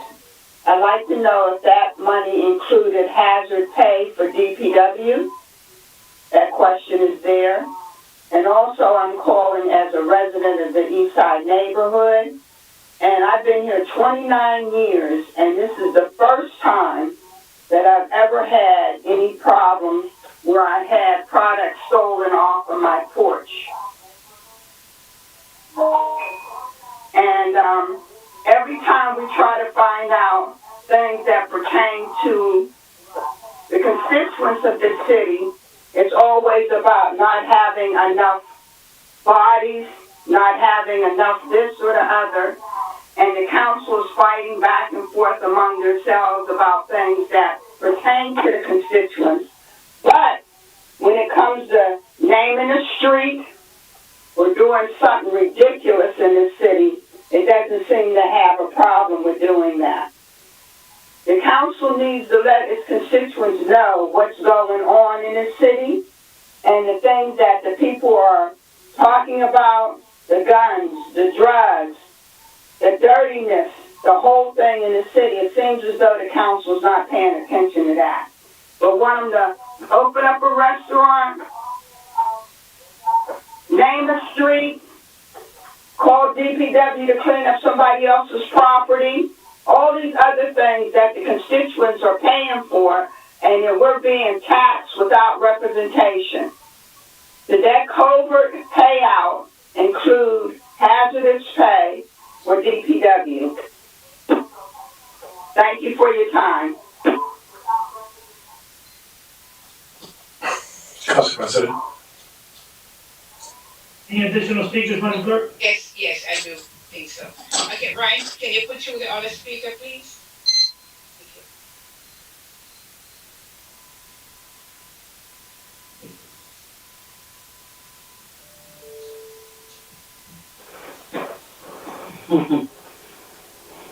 Go ahead, sir, you may begin. Hello? State your name. Wahida Muhammad. Oh, Ms. Wahida, thank you. With God's name, I'm thankful to once again talk to you, but I really would love to know, when are we going to be able to see your face? Because, you know, it's really getting difficult to talk to you all and to not feel that you all hear us. But I'm calling also in reference to the artist program, because I really want you all to know how much it would do for grandparents to know that this city finally do care about the fact that many grandparents have now become parents to our grandchildren. So to give full support to this program and not to mess around and ask crazy questions that you know the answer to already. Just to stall a program that you know will do so much for this city. So I really am asking you, I'm asking you at this time, the next time I won't be as nice, because we have really got to feel that you all really feel us in this town. And I'm really sad to hear the young man that's saying he's leaving, but you know what? I understand where he's coming from. But to also say to the hardest working department in this city, DPW, and the least paid, we really need to take better care of those men and women that do so much to try to make this city look better. And I really appreciate the hard work that went on this weekend when I saw different groups cleaning up Broadway. I mean, when we go down Broadway, it's sad. Did you see someone posted a video of the lady that's in the wheelchair on Straight and Broadway, where she gets out of her car, pulls out this wheelchair, and then come and sit right there, and sooner or later something is going to happen because she needs to be out of the street. And I know our police have to see that. I don't know why it's being allowed. And it's like there is just a barrage of people that you have not seen before that are just taking over this city. I don't understand it. We gotta do better. When we know better, we do better. We gotta do better, people. Thank you. Thank you. Mr. President, next, it's a recorded message that is left. Ryan, you may go through that record. You ready? Okay, okay. Yes. The person had called back and they would like to speak.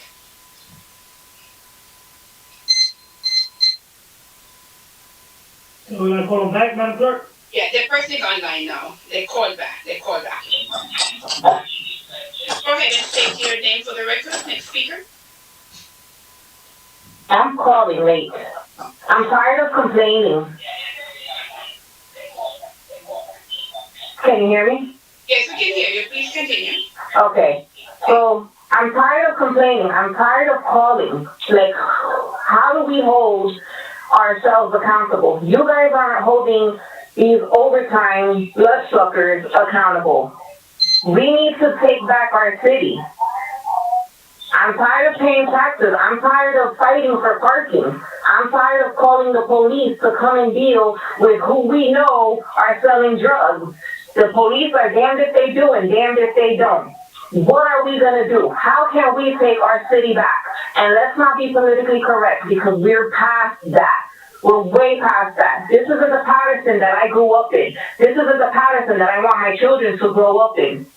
This is a third world country that we're living in. And trust me, I know because I've traveled to them. What are we going to do? What can we do? Can we bring back the neighborhood watches? Can we let the police actually do their job without people crying?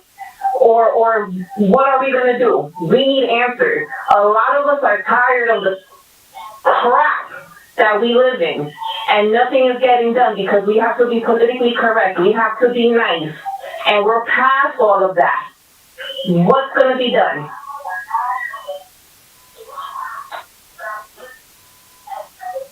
I'm done. Thank you.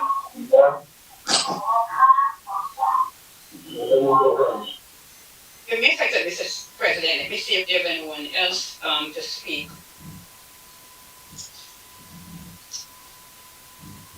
Is there anyone else, Ryan? That's it? Mr. Speaker, there are no other, I'm sorry, Mr. President, there are no other speaker. May I have a motion, Mr. President? Close the public portion? Move to close. That's Councilman Velez and Councilwoman Khan? Yes, moved by Councilman Velez, second by Councilwoman Khan. Roll call, Madam Clerk? Yes, Mr. President. Roll call to close the public portion of the workshop session of October 28, 2020. Councilman Abdulaziz? Thank you, Madam Clerk. Okay, you're there, okay. So, Miss Harrison stated something that is, I guess, going on throughout the entire city, with people stealing packages from people's doorsteps.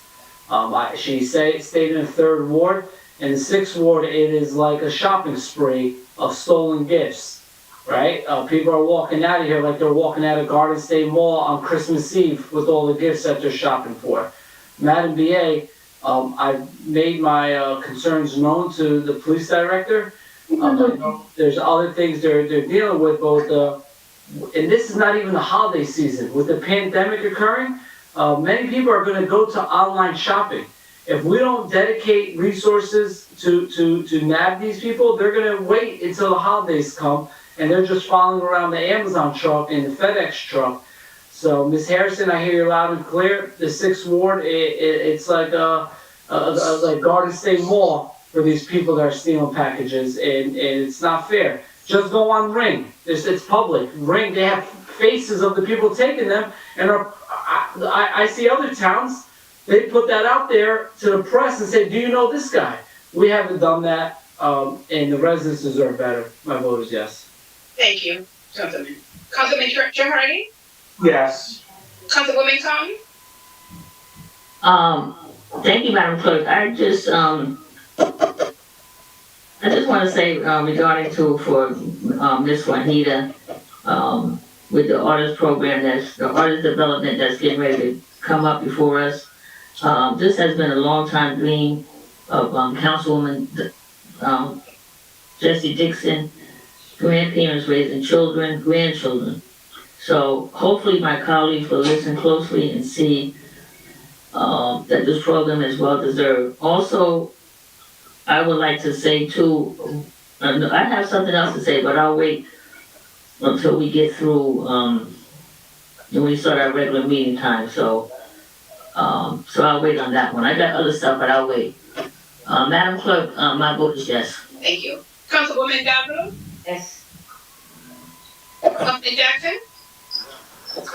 Thank you, Madam Clerk. Let the record reflect that I just received a text message. I'm assuming that some of my other council colleagues received a text message as well from Mr. Price. And because he's not granted the opportunity, I want to make sure I express his disappointment that he was abruptly cut off in the middle of the statement. And I just like to put on the record that, the process in which these meetings have been handled is extremely disappointing.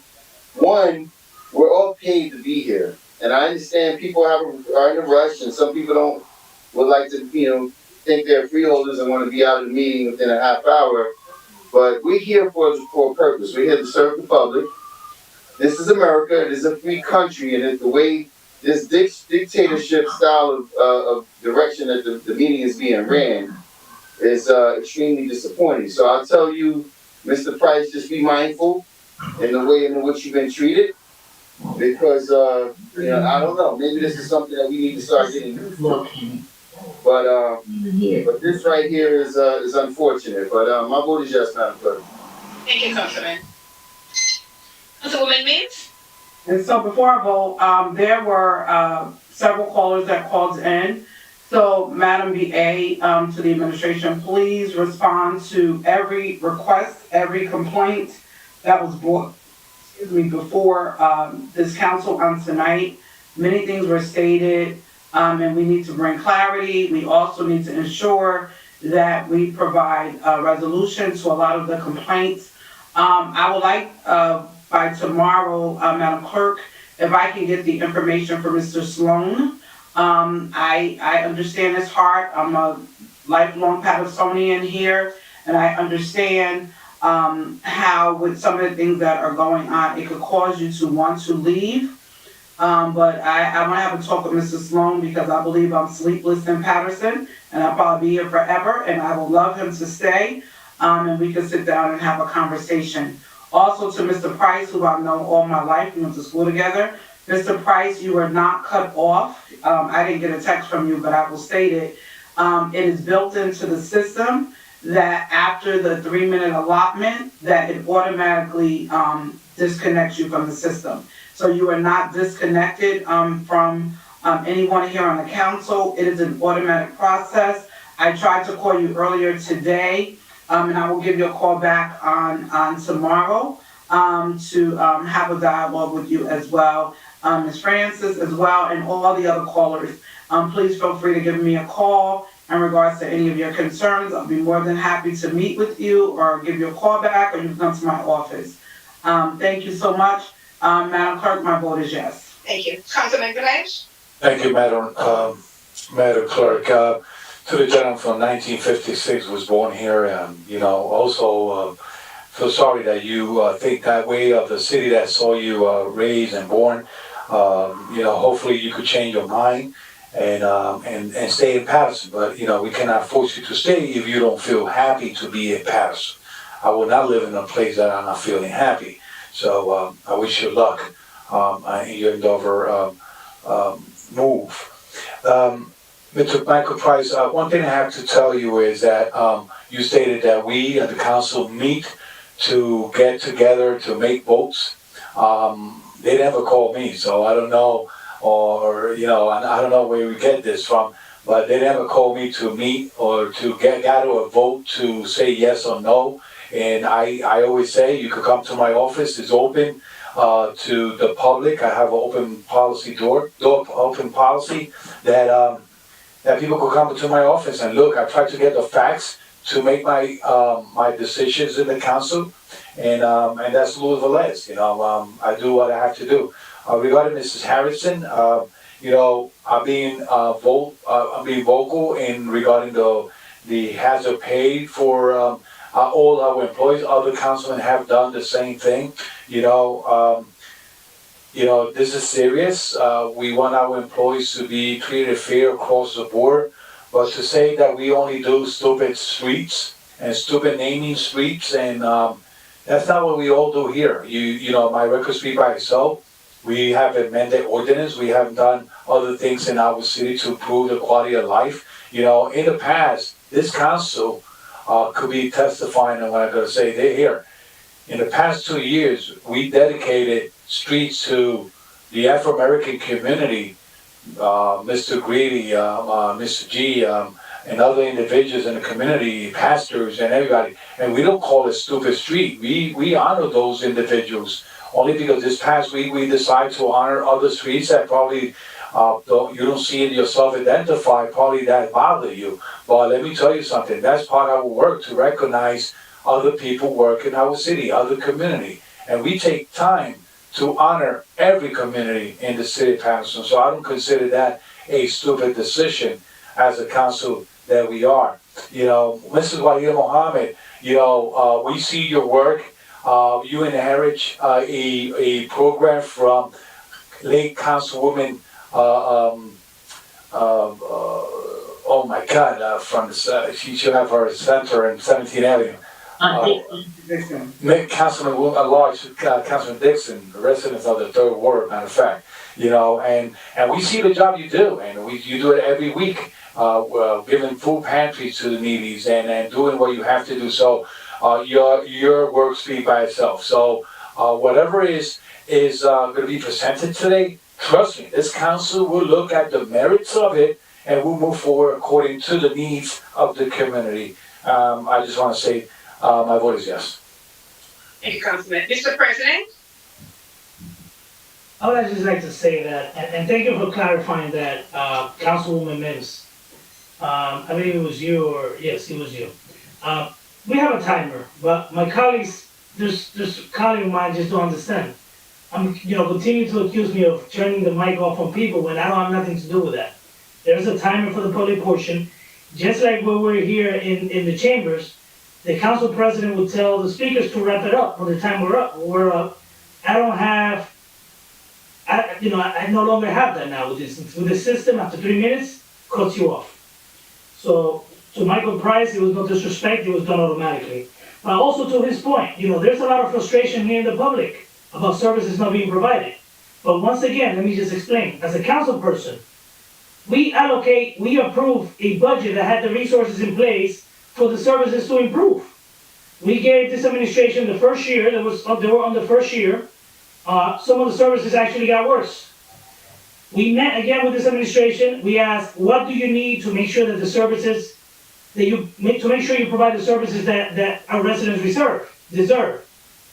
We provided those resources, services not improving also. So, Mr. Price, all we're trying to do now is hold them accountable. We approved 2 budgets already where they had the resources that you have contributed to our coffers.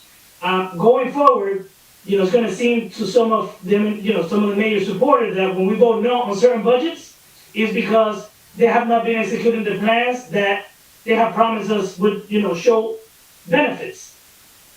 When it comes to hazard pay, I'm in no position to tell the administration to make that payment. If they're entitled to hazard pay, then they must pay the hazard pay. But I would not force the administration to pay hazard pay, because if the grant doesn't reimburse us for hazard pay, the taxpayers will pick it up. And if the grant is not willing to pay, if the grant is not willing to pay, and they're still entitled to hazard pay, then we must pay them out of the city's budget. But the bottom line is that we legally have to make sure that we have to pay the hazard pay, that they qualify for the hazard pay. So I want to report, Madam VA, next time we meet, or where we stand with the hazard pay, with the research that you have done. If other municipalities have paid hazard pay, other counties have paid hazard pay to similar employees, we need to know, so we can put an end to this, please. So Wahida Mohammed, you made a statement during your public portion that, this is a good thing they're doing, we shouldn't be asking questions. No, we're here responsible for the coffers of the city, and we gotta ask the same question we ask any other developer that come before us pertaining to requesting a pilot. So we need to ask for the same questions that we ask all the developers. Just want to let you know. My vote is yes. Thank you, Mr. President. The vote is 8 in favor. The record reflects that the third ward is vacant. The public portion of the workshop session of October 20th is hereby closed. Council President, if I could just say something. Councilwoman Davila. Council President, I know that you just asked about hazard pay to the BA. In today's memo that went out to the entire committee and to yourself, that was one of the requests to discuss in the personnel committee on Thursday. Okay? Thank you. So, Madam Clerk? Yes, sir. The agenda? We start with, the finance items. Finance, so we're beginning at item 16. So we're 16 through 25. And I think it goes on to number 36. Okay, so we begin. These are claims resolution for third party, number 16. And then there's a renewal of a contract for Delta Dental. And an extension of a contract extension for the registered municipal accountant. And number 19 is an contract extension for Wade appraisal. Do you want to cover those first? The 16 through 19. Council President? If there's any, okay, Councilman Velez. I only have a question on number 16. Before we say 16, I don't know if Madam VA or Corporation Counsel wanted to answer any of the questions, any of the concerns that were brought before us by the public speakers. If you don't, that's fine. I just want to make sure. Sure, Council President, thank you. I can address a couple of those issues. I know there was one about the calendar year, if the calendar year the switch did have an effect on this overtime, and yes, it did. And that's something that I noted earlier, that because we have a shortened period of time, we're doing 2 budget cycles over 6 months instead of doing 2 budget cycles over 12 months. So as much as we want to space out some of that work just could not be spaced out. And, so that had an absolute impact on some of what we were doing. I know there was conversations about hazard pay. There was a question about hazard pay. And we can discuss it at Personnel Committee. I know, Council President, you just noted that we cannot use the CARES dollars, as I've expressed before, to give that across the board hazard pay. You didn't say that. No, you noted that what we have been saying is that we cannot use the CARES payment. And if this is referring to something separate of, whether it's a contractual issue that is handled separately, but on the hazard pay side, this is, we've been pretty clear on it because we cannot be using it for all departments across the board. I know there was the issue of in this COVID pay, and I just want to kind of clarify what the COVID pay is for our viewers. It's essentially work that might be related to the COVID crisis or unbudgeted work that came about because of the COVID crisis. So, for example, all of our fantastic and wonderful IT people who not only help us with these council meetings, but also our, zoning board, our planning board, our historic preservation board, our ABC board. There's meetings every night using technology because of this crisis, and they're accruing overtime for that work, and it's unbudgeted, and it's something that we're able to use the CARES dollars to pay for it in the city budget. So we didn't have a budget to do it. If we did have to pay for it without the CARES support, it would increase our budget and essentially increase for taxpayers. So that's one of the reasons why we were really using a big chunk of the CARES dollars to cover the unbudgeted payroll expenses. So we didn't have to come back to the taxpayer and say, we've incurred all this overtime and now we need to raise, more taxes. So I did want to note that about the COVID overtime that Ms. Harrison asked about, but there is DPW overtime in that mix. For example, on the COVID list, there's about $65,000. On the regular overtime list, there's about $30,000. We do have overtime that all departments are accruing. We're not stopping overtime. It's not just my office. There's needs across the board. There is needs across the board, but, thank you for your response. Let's just leave it at that. Okay. Corporation Counsel. Yes, Council President, there is a question regarding an employment matter, and as you know, I can't discuss an employment matter. Perfect, thank you. Now, could we continue with the agenda, Madam Clerk? Yes, I think Councilman, Velez had a question on number 16. That was the last question. I think. Yes, Council President, is actually number 19. It's actually number 19, actually. This appraisal, Wade Appraisal LLC is the one that working with the appraisal of the taxpayer in the city of Paterson, or just a particular job? They work with the tax assessor. It's not the company that we had that was doing the appraisal for the whole city. This is a company that they use to do individual appraisals. Is that correct, March? That's correct. Thank you. So when the other one is coming up to entertain? No, it didn't go through finance, and a lot of things have gone on, which I'm not going to repeat right now. I already spoke about it.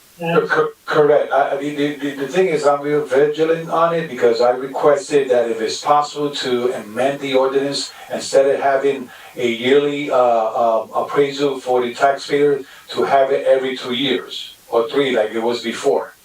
So to study that, because the business, the property owners are getting hit every year for appraisal, and the value of the property are going higher. The taxes is not going high, but they use a back way to say, oh, the taxes then went up, but the value of the property went up. Well, Councilman Velez, the company that was here, and briefly, they were doing some practices that I didn't agree. When a person purchased a property, and only in Paterson this was happening. It doesn't happen in any other town, only because we have this program. Whenever a person purchases a property, they will go and start assessing just that property. So for example, every other house, identical homes in the neighborhood will go up because the market is increasing, will go up $5,000 in assessment. Now, if you bought your house for $350,000, they will raise it to $60,000. So now you have the same identical home paying $4,000 more than your neighbor. I asked every realtor, I talked to the assessors, I talked to many people, even the tax person at the county, Jay Schwartz. I asked them if this is a practice that happens in other towns. No. When I inquired this company, I have a whole list of people, a lot of them from the 5th Ward, where they pursued the American dream, bought the house thinking that they were going to pay $8,000 or $9,000, just like it has been paying in the past 10 years. As soon as they bought it, next year, it will go up $4,000. So now the budget is so screwed up, and they're on the verge of losing their home. and all because of this property, all because of this company. Correct. So before we approve any other things like that, so we have to make sure that I know that Councilman Morris was highly speaking about this, we all agreed. Only him and I, he was against this property. Correct. And I was against this property even before I found out of this practice. Correct. Ever since I took office, I've been against it. Correct. Also, Not just the company, the practice. yeah. Councilman Abdelaziz. Thank you. So that was my question, and maybe the VA could say. So this number 19 is that they do the appraisal for every property yearly? Or just ones that are bought, because it says it's a contract extension. What are they currently doing? Council President? Yes, no, I was gonna see if the CFO could jump in, but this is not the reassessment program, but this is separate, yeah. This committee does not has nothing to do with the reassessment program. They do property assessments for the tax assessor's office when they have to defend the assessed values in tax court. Okay, so this is for us, so this company, when we're in litigation, does our assessments, so when we go in front of the judge, say this is what the city got, correct? Sure. So my question is, before we're on that, the contract that we have with the reassessments, that contract is not no longer here, they're not in the city anymore, correct? That contract expired June 30th, 2020. Okay, thank you. Councilman Mims? Hi, so I know, it's a broken record, but I mean, I'll give kudos later to the other item. So I want to put it on record again, I've been saying it for 2 years.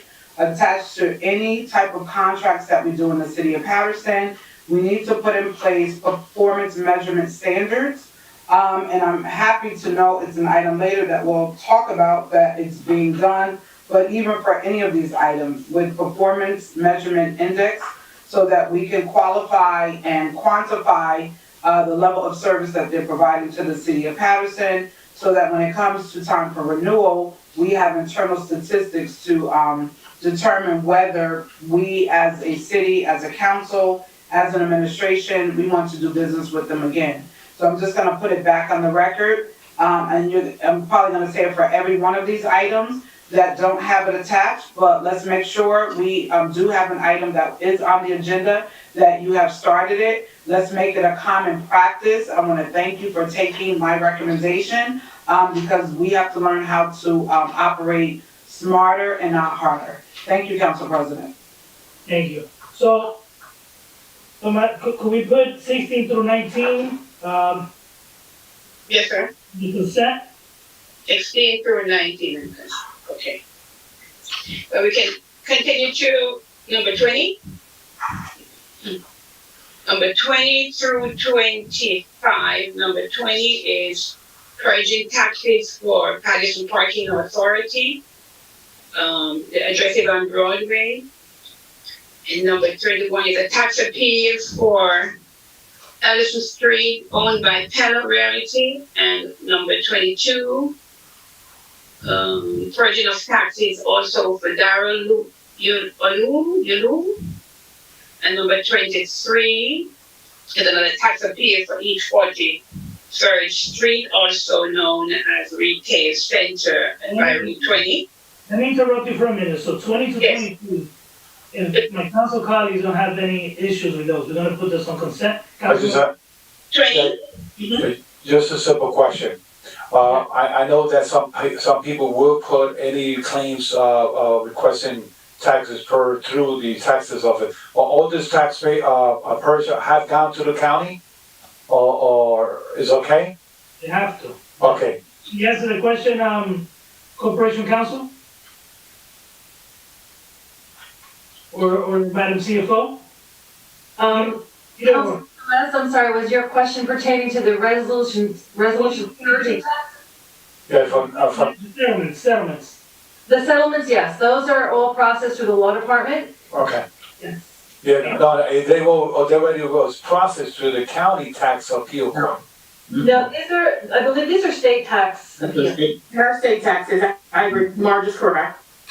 It was what? They will process appropriately through the county and state, wherever they need to go, they have been through.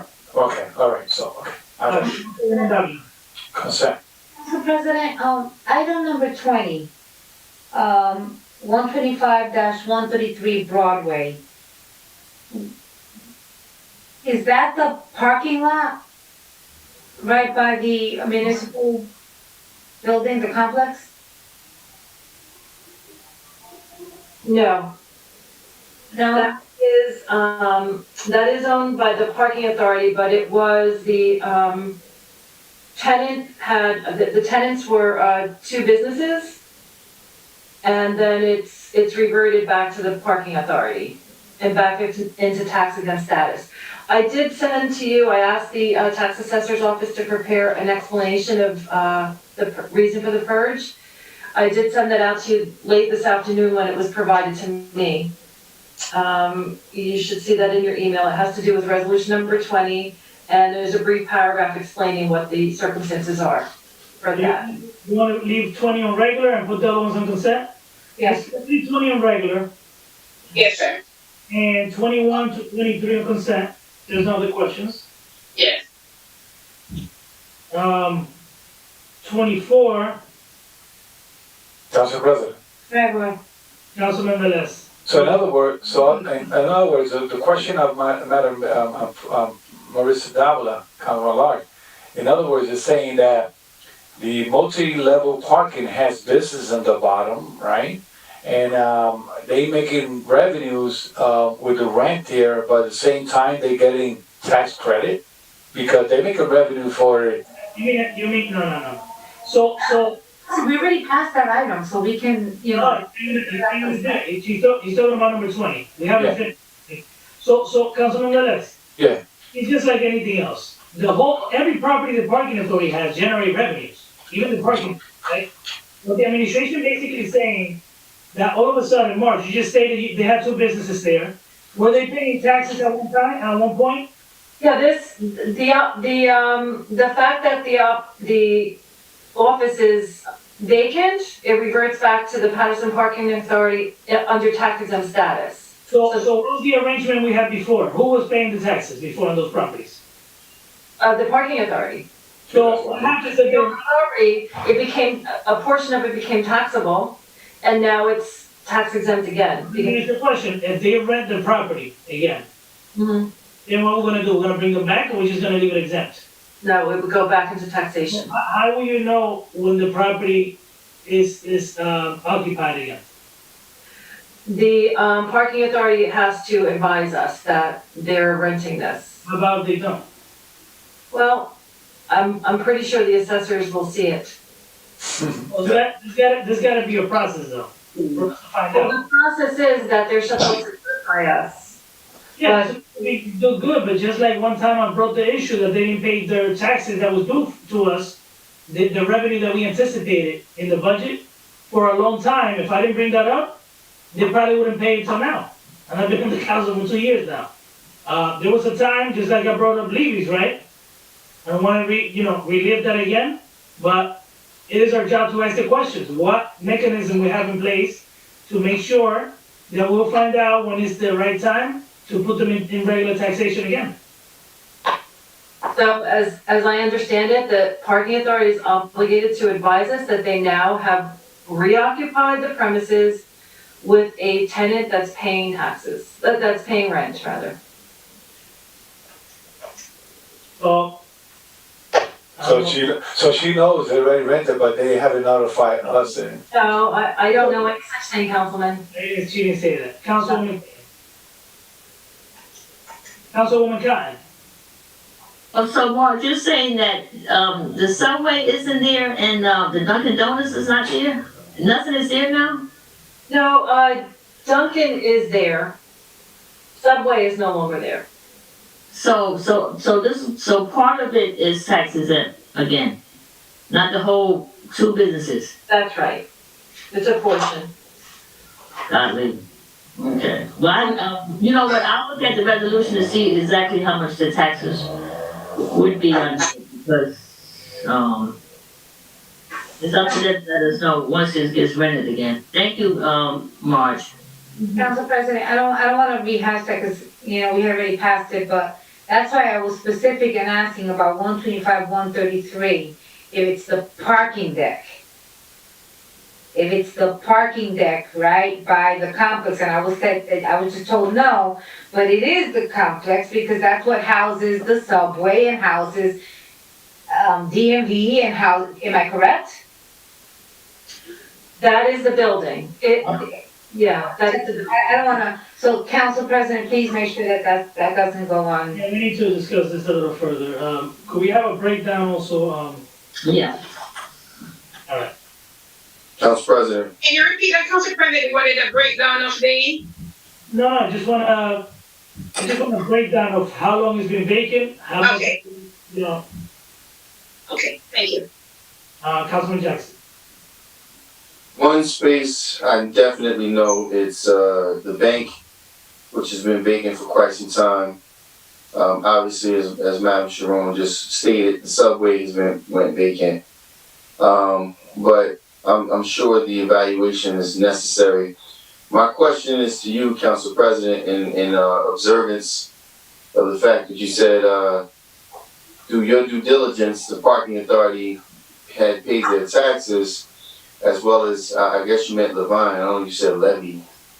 But what are we doing, what's being done with the unpaid taxes due to the city from the hospital? Well, it's not related to that, but I entertain the question. They're still working on a settlement, the administration. That's what they're working on right now. And the question, the comment that I passed was Libby's, that it took me to, ask the question because I noticed that they didn't collect taxes from Libby's by the waterfalls for a really, really long time. We also need to know, where we stand with that. It's not taxes, it was rent.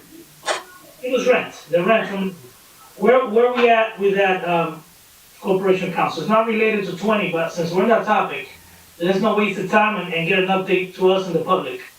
Where are we with Libby's, We are rent? dealing with we're dealing with recouping the rent, and I will have Dominic Sampone provide, he does all of our rental and purchasing. First, I will have Dominic provide us with an update via memo to the council.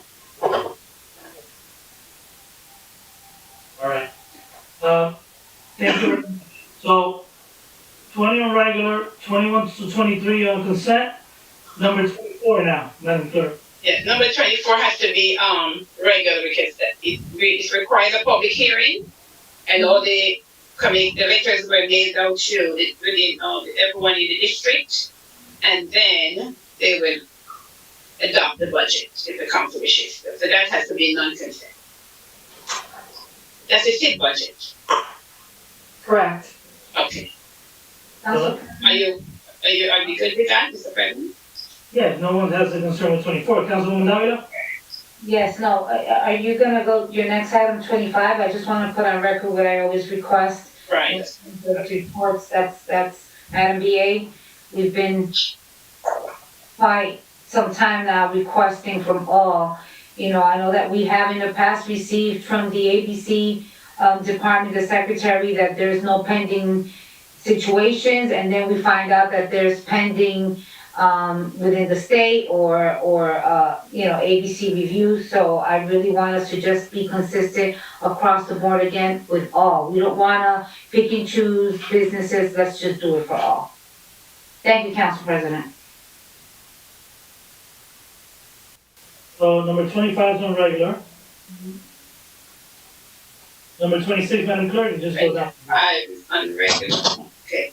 Number 26, that's for the fire department, and we only have a draft of that resolution. It's an award of contract to First Priority Emergency Vehicle for the purchase and delivery of two 2019 Ford F450 and an ambulance remount. And they have another ambulance remount for the fire department. Council President? Councilwoman McCann. Yeah, I believe that these are the two ambulances that, the fire, the chief talked about. I know, you probably seen the email that they only have the draft for now, but these two ambulances were able to be bought under the, the COVID money? But just. You can put it on regular and see if they, Let me just add. okay. In order for this one to get, even discussed in the next meeting, if that's gonna be pulled, we need to get. Why? Let me explain, Councilwoman, it's time sensitive, you gotta understand a very important detail. Okay. Very important. First of all, the legality of it. Right now, this ambulances, we're contemplating doing them, not even with the COVID money we have right now. We're applying to the county for additional money. The county, we can make the request. We need to get the case in the county. Second, part of the same thing. I didn't hear you, Mr. President. I didn't hear you. Something is blurry or somewhere. Let me get the chief. Let me, yeah, you gotta need to be mute. So, right now, we're entertaining this item because it's time sensitive, as you stated. But just so you know, right now, we don't have the funding for this. The administration is applying to the county for additional COVID money for this item. If the county does not allow this item, or does not provide us with additional funding, aside from the 8.5 that they already gave us, we cannot proceed with this, just so you know. So I hope we get an answer before next meeting. If not, we're gonna have to leave it for the meeting after. Council President. Wait a minute, Councilmember, Velez. But I thought that, the chief is on, I thought he said that they got the commitment for the money. That's what I thought the chief said. So I brought this up today. They don't have the money yet. I brought this up in finance today. Are we leaving it on regular? Are we gonna leave it on? We're gonna leave it on only, we're gonna leave it on. It's gonna be pulled if we haven't heard from the county. Then we'll put it to the next meeting after that. Okay. County response. Okay. Council President. Councilman Velez. The reason I wanted to check a little bit here is the rest would just say two ambulance for 2019 and one for 2020. Why we don't get them all from 2020? We're fixing them. We're not buying them. Oh. No, it says purchase. It says purchase and delivery. We're customizing them. Can I clarify what this is? Sure. All right. So it's called a remount. Basically, what they're going to do is take existing ambulances that we have, and they're going to put new cabs on them, F450 cabs on them, and they're going to refit the old boxes. Okay. So when they refit the old boxes, they actually strip everything, they repaint it, they pull the hinges off, they do everything, and it's a new Ford F450 cab. That's the biggest thing. Because they get a ton of, our ambulances get tons and tons and tons of miles on them. So you're talking, 160, 180, 200,000 miles on the ambulances. So we take the cabs off, they put a new box on. Right now, there are no new ambulances for sale. They're all bought. So the only way for us to get ambulances is to get what we call a remount. They're just as good, they're warranted, the cab is warranted, the paint is warranted, and frankly, they're cheaper. We've done this in the past. We do a mix of remounts and then new, and then remounts and then new. So we're getting basically new ambulances. It's no different than the new ambulance. Okay, thank you. Okay, that's if they approve it. I hope so, they approve it. All right. So numbers 26 going regular. Yes, sir, I have that. And the next one is for fire. It's a award of contract to engine bay floors for epoxy floor at Madison Avenue Firehouse. So there's no issue. We put this on, Madam, Councilwoman Cotton. Thank you, Council President. I was gonna say, we can put this on consent because they need to replace that floor on the Madison Avenue Fire Station. So we can really put this on consent. Council President. Councilman Velez. I came, when I said I hope they approve it, and I know we passed up this, we have to keep in mind and I hope the county understand that we have shared agreement with other cities around Paterson, and ambulances are utilized for that purpose too. So when the county had to make the right decision to approve or not, please think that we have shared agreement with cities surrounding us, and our fire department goes to those cities. Thank you. So remember, anytime a grantor decides to approve something or not, they also get that money from the feds. So they have to justify to the feds that this money was used for. So if they feel that they cannot get reimbursed, or that they would have to pick up the tab for this, so they're responsible for this money that was provided from the feds. Correct. It has to meet the description of the grant. So let's continue, on the 28th. Let's go on consent, Madam Clerk. Number 28 on consent for public works. 27. Oh, 27, I do have, yes. So are we moving on to public works now? Yes. Yeah, let's go to public works, but before we continue, I saw, Barbara McLennan today, and she informed us that one of the resolutions that we passed, it had a mistake in the breakdown. And that's why I was very confused, because, when she was here, she tells me, oh, you requested for the money to be put back, the first time home buyers. But then when I look at the list, it didn't reflect that. So I think we might have to bring that back, but I just want to throw that in there before I forget. So let's do number 28. Yeah, that's what I meant to tell you too, but you mean, no, my understanding was that the wrong paper was inside the resolution. Correct, but that's what we approved though. Right. We're gonna have to bring it back. Oh, because the wrong paper was inside the resolution? Yeah, that's the attachment, that's what we approved on that night. That's public. Well, number 28. Yeah, 28 is for Department of Public Works. This is a grant application for, grant contract for Department of Transportation, and this is for set aside program for 2020. No, say. Is that okay with the council members? Consent to 28? Council President. Sure. 28, you said is consent. Let's continue. All right, number 29 is a change order, number 1. 1 second, Council President, I'm sorry. Removed. Wasn't that removed? Yeah, Council 29 is supposed to be removed. Yeah, that's fine. Let's take off 29. Correct. Council President, can we go back to 28, please? Yeah, let's go back to 28. I'm actually putting that one up also because, but go ahead. It's not directly to this, but Madam VA, I just want to put on record, because I know this is through Department of Transportation. I know that we talked about through Millennial Strategies, looking into the possibility of finding funds for East 27th Street and Broadway for a traffic light. So I want to put it on record, because I see this item presented on number 27. The residents, there are accidents there all the time. On East 27th and Broadway, and I just wanted to put it publicly on record so the residents know that it's not that I have forgotten. There are some recommendations that Hung Chow has made over the last 2 years for visibility, but I want to put it on record that we're trying to fight and get funds through grants and through the Department of Transportation for a traffic light. That's so look into that and get an update on what that looks like, so we can definitely make that happen before there are any catastrophes over on that location. So I'll take it back, because number 28, I requested that anytime we submit any grant to the Department of Transportation, I want to know what we're asking for. Councilman. Director Powell, you come back, please?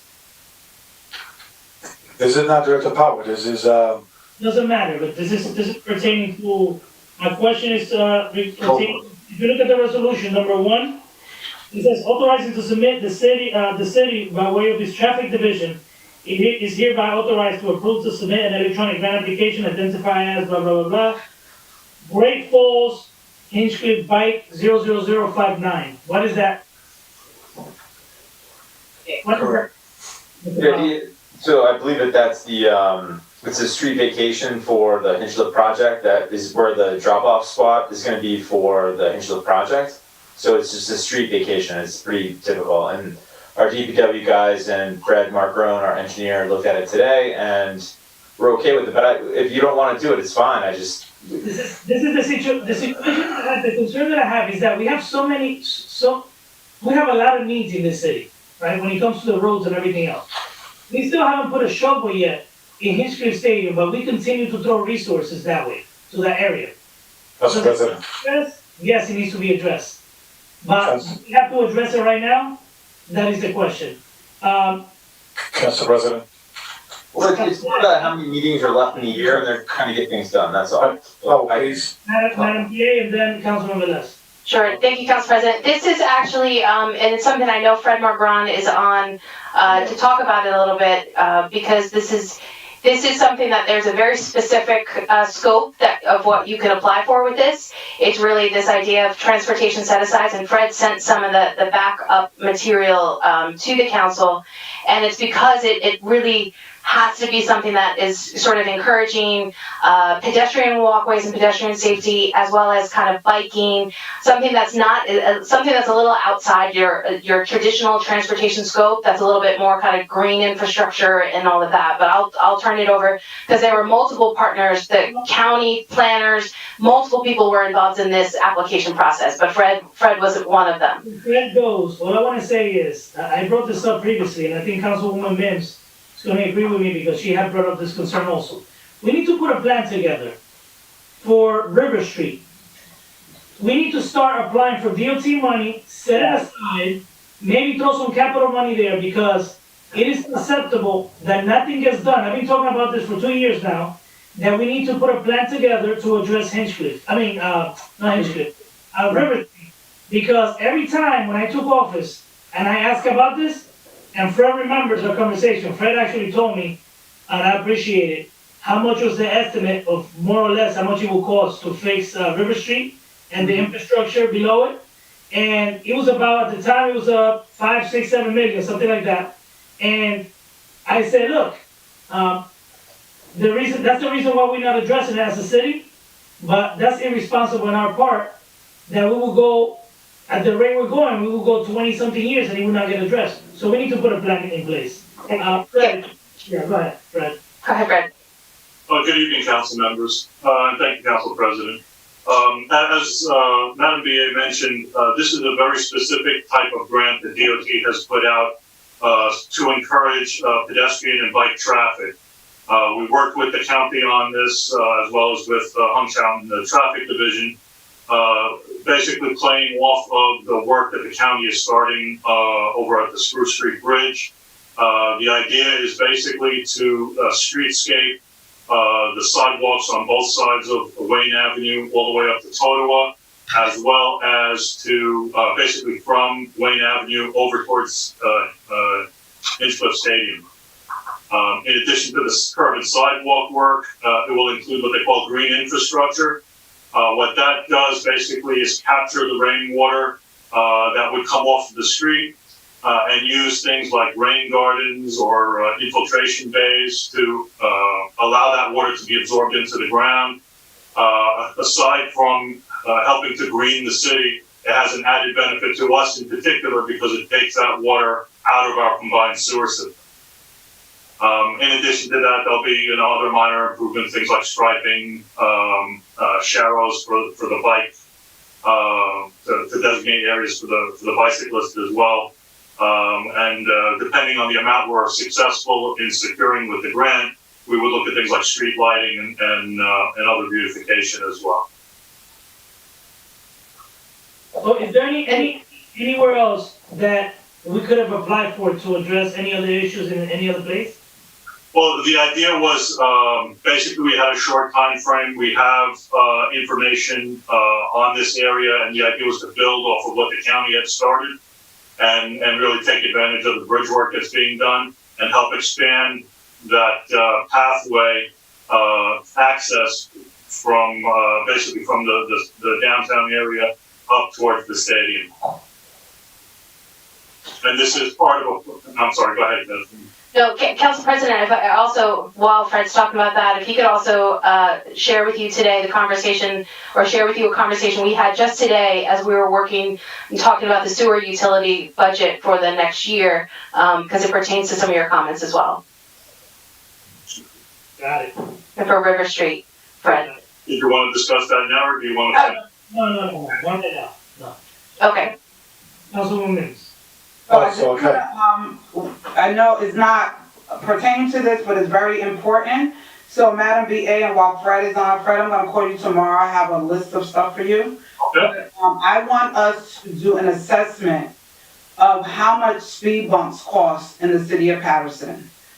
There are locations in the city that we're placing four-way stops or lighted signage, and the big concern is speeding. And so I would like Madam BA to do an assessment of what the cost of speed bumps are.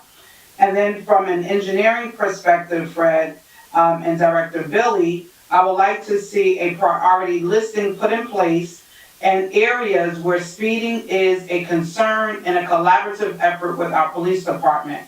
I have videos, I've sent them to Hung Chow regarding a location where a senior citizen was almost ran over by a car because they are speeding. And it's just unacceptable. I know there are funds through the DOT for that, but we need to do an assessment of what that looks like, put a plan in place, and prioritize and strategically look throughout the city where there can be speed bumps in place. Thank you so much, Council President. Councilman Delacies. Thank you, Council President. Fred? Yes. Well, you're saying this $1 million, it's going to be adding more to what the county is doing, correct? That's correct. The work would basically take advantage of the bridge work that they are doing and continue the streetscaping up from that location. So this is going to be more of a streetscape project? That's correct. So when you look at a bike path, is that going to mean that there's going to be a bike path on Spruce and Wayne Ave? The idea is to paint what they call sharrows, which are those big green rectangles that designate that the road is shared both by bicyclists as well as vehicles. There's not going to be a dedicated bike lane. All right, so my question is, could this grant be utilized anywhere around the city? There's no restriction on locations. It could be used in other locations, yes. That was my original question. So my question is this, right? We have the county improving this area. That is a county road, correct? No, Wayne Avenue is not. So the bridge, so they're only doing the bridge, so Wayne Ave is, okay, that's, all right, I just want, because when I look at $1 million and then I look at the bike, I like the bike path scene, and I think we are starting to have more bike enthusiasts in the city of Paterson. I think this pandemic has brought that out. You can't buy a bike now for no less than $600. This is where I look at, why can't we put this money in like an East Side Park, where they repave the road and do a bike path around the park, or a West Side Park where they do a bike path around the park, and it's a trail, right? It's like a mile bike path trail. I see that at the other parks. This type of grant is specifically for public roads. It does not work for paths within a park. So the roads in the parks are not public roads? The majority of them are not, no. They're private roads. So all those roads coming into East Side Park that connects Broadway, Park Ave, Route 20? East Park Ave is a public street. The rest are private roads or park roads. So these are just public. All right, that's my question. Thank you. All right. Councilwoman Cotton. Can I? Did you, Council President? Hold on a minute. Okay. Councilman Velez, did you raise your hand earlier? Oh, you recognized me that I was going to speak after Madam BA, but that's okay. You have to jump everybody up. So, let's continue the conversation. No problem. Everything's good. You can speak, Councilwoman Cotton. Thank you. I just want to say to Fred, our engineer, we've been talking about River Street probably about 6 years. But the issue, and I'm not sure how we're going to get past that, it probably was $8 million. But one thing that we have to look at, River Street is supposed to be the path for those dump trucks, not dumpster, garbage containers. I can't imagine how much weight they weigh. I believe that's probably why that River Street is being torn up. But the path is coming off of Route 20 around River Street down to the transfer station, which is on Straight Street. The problem that I have is that they cut through 10th Avenue with the circle and come down 10th Avenue, then they come down Lafayette Street, then they turn on Summer Street, then they turn on Montgomery Street. And this has been given to the traffic officers, police officers. So I want to say to Fred, even if we're able to even get the road done, River Street, what will those trucks still do again with all that weight they have bringing that garbage over to the transfer station unless we can find another route for them to come? Can you answer that, Fred? Well, we can certainly have a discussion with Hung Chow to see what we can do in terms of alternate routes for the truck. What Madam BA alluded to a little bit earlier when we were speaking in reference to the sewer utility is we've outlined a concept on how we're going to be tackling River Street simply because it is such a large project. Right. The last estimate that we had for the work in that location was about $8 million, and that was pre-COVID pricing. We've seen prices increase something on the order of 15% or more in some cases because of all of the added restrictions due to COVID. So, you know, your $8 million project may be a $9 or $10 million project now. But essentially what we're talking about doing is looking to break it into maybe 3 or 4 phases.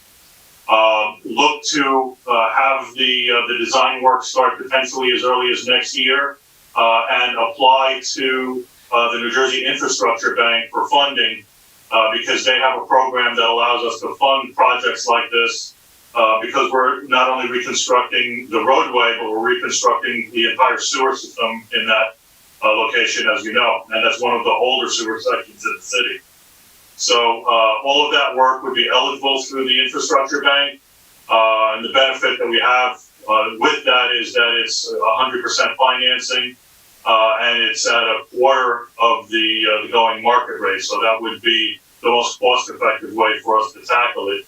And as I said, by breaking it into multiple phases, we could handle it in pieces that are, you know, financially palatable to the city at this time. And you say, you said that if we go after the infrastructure, that means that we do not have to pay the money back? No, that's not what I said. I said it's 100% financing. Unfortunately, there's no grant money available anymore. But you're not obligated to come up with the down payment like you are with conventional bond. Oh, okay, so we obligated to pay the money back. Okay, all right, but I just, I mean, that's a major problem, Fred, with especially those big tractor trailers coming through here with all that garbage on there. They're dumping it over here at the transfer station. It's a major, major problem. But our traffic police already knows the major problem because they pretty soon 10th Avenue is going to be tore up from the weight of those trucks coming down there. Lafayette Street is already tore up. Summer Street is already tore up. Montgomery Street is already tore up. So you guys, you know, you need to look at all those streets that those trucks are coming down and how they can get on the list to be fixed because those trucks are coming that way every day. And I can sit there and 20 trucks come through there within 2 hours. Thank you, Fred. You're welcome. Councilwoman. Let's move it along. So number 28, we're going to put it on regular. Oh, put it 28 and regular? Yeah, put it on regular. Before we continue with 30, I want to jump. 30. Let's discuss number 32 real quick. 32 is for economic development. There's a pilot tax abatement for August Ellison Associates. And this is known as 5-7 Mill Street and Ellison Street. Sure. Economic development. Thank you, Council President. So this is an important project that I just want to thank Councilwoman Mims in terms of my chairwoman from the Economic Development Committee, as well as Chairman Flavio Rivera in terms of finance, which we met about tonight. And so this is a $36 million project to create, 74 units of affordable housing right in the heart of the historic district. And so the funding is tied to ultimately HMFA funding, and so what we are here to present is a pilot that was tied to the financing that is associated with the project. And we have presentations and a whole bunch of other things we're here to provide, or we can just discuss, however you want to proceed. So let me just ask something real quick. I just want to let my colleagues know and the residents that, we got $133 million. And out of this $133 million, all these projects now are tied or contingent to us giving this pilot, which this one before us here, I just want to, tell you the facts and then you go from there. We're only going to get on the first year, they're putting up 70 plus units.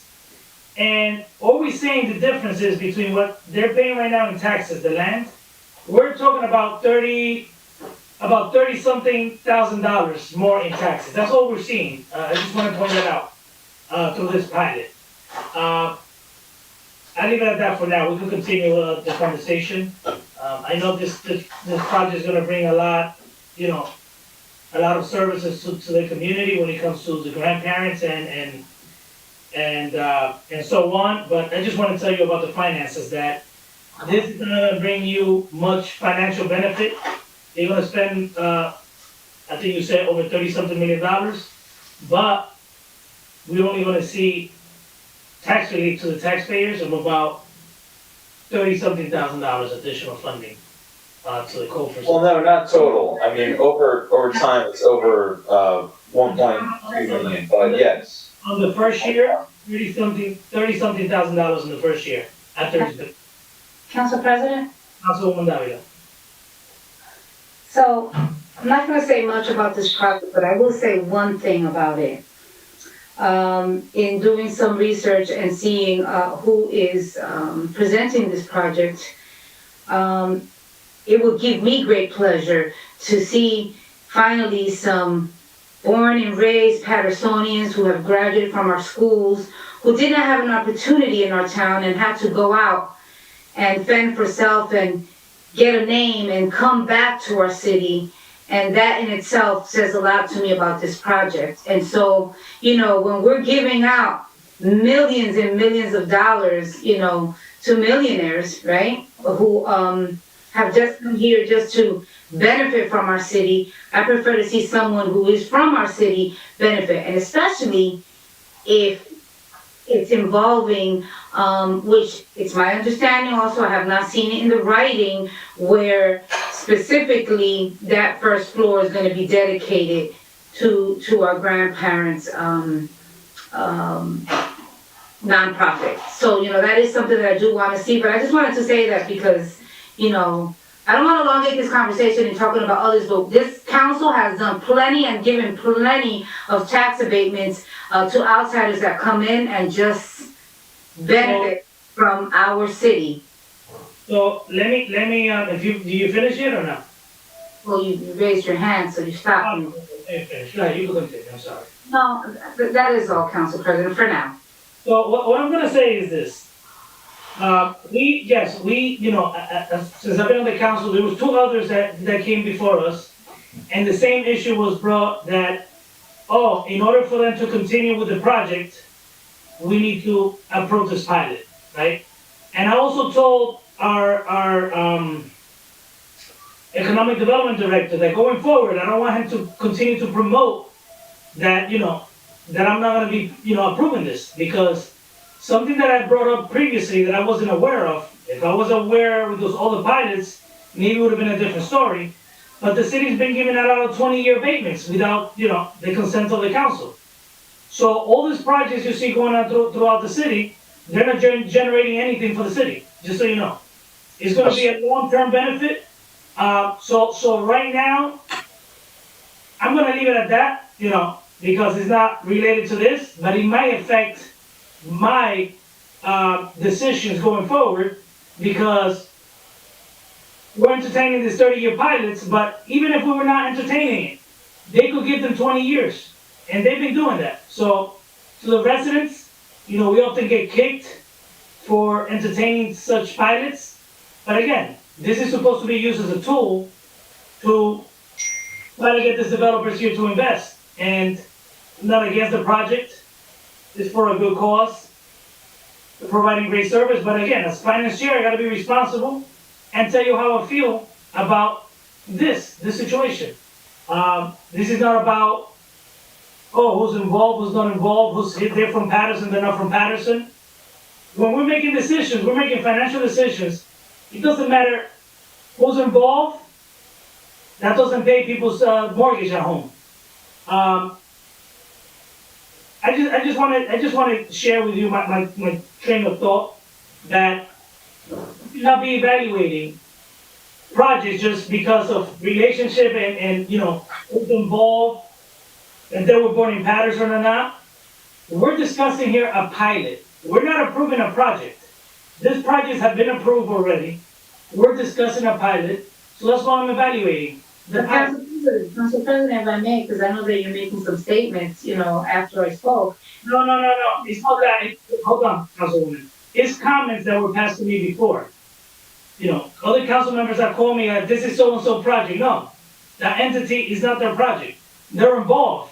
Just like at the beginning of I think it was this meeting or the finance meeting, you had another entity with a whole bunch of people from an entity that is actually gonna probably benefit from the project, but they're not involved in the presentation. Only the developer should be here presenting to us. Not the people, the parties involved that are not involved in the project but are benefiting from the project. It wasn't because of you. What you stated is correct. This is a good thing.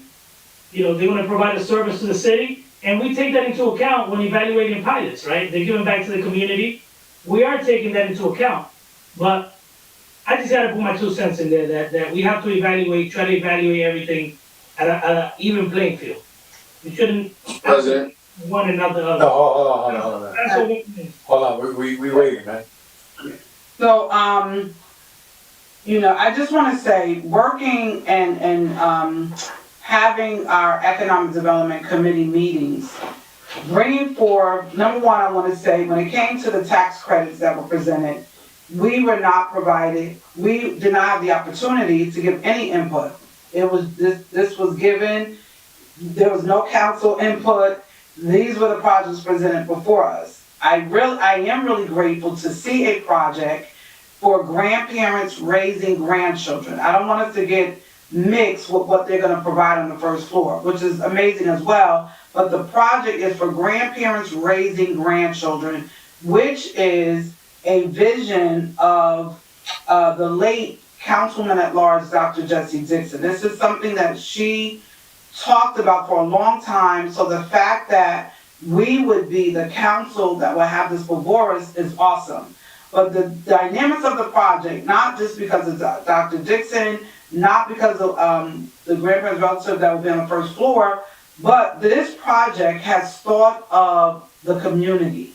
When you talk about the 74 units, when you talk about the 110 construction and permanent jobs that will be given to Patersonians for New Jersey prevailing wages, and minority workers, female workers, not minority, female workers, when they went to hear those dynamics, which I'm sure Councilman Jackson is going to go and say he's going to be in agreement with me tonight, that this project took those things into account. When we talk about projects and people coming in and the jobs don't go to Patersonians, this is one of the jobs out of probably, I haven't seen it on the other project, but this is one of the tax credit dollar development assignments or projects that's coming before us that took into consideration a lot of the stuff that I've heard even the council have been saying since I've been here and way before I've come here. I commend these developers that have come in from Paterson. I commend them. One of them who worked in the city of Paterson that knows the minutia of what goes on with community development. But it really, I mean, when it came to the 6.28%, there was no well, we're not going to, no, it's not. It was like, yes, we want to make sure that we give back to the city of Paterson.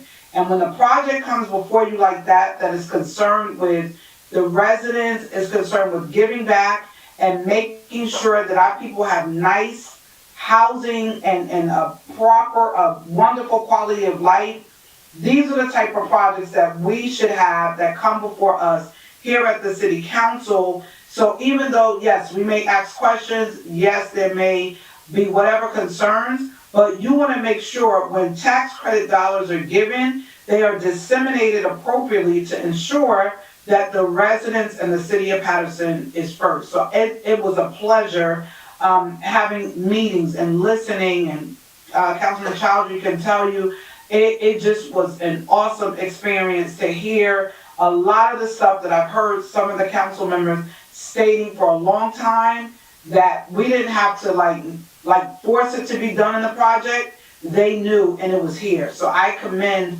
the developers for this project. I wish they would have gotten more out of the tax credit dollars, but that wasn't for us to do.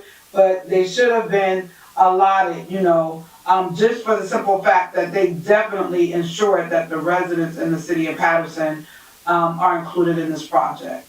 Thank you. I don't see Council President. So Councilman Velez.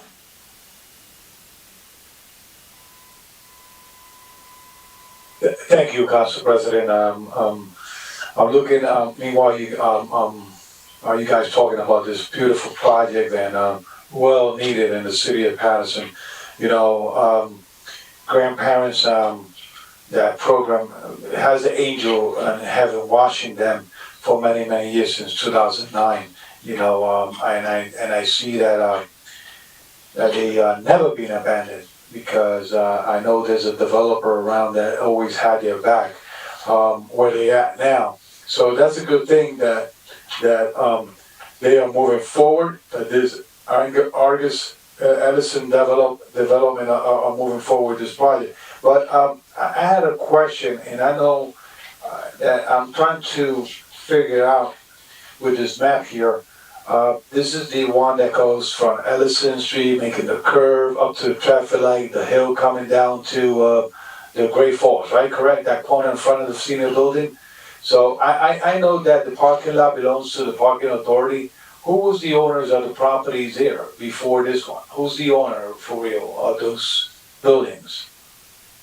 Director Powell, who owned the buildings? Who had was it the parking authority? Who had ownership of the building?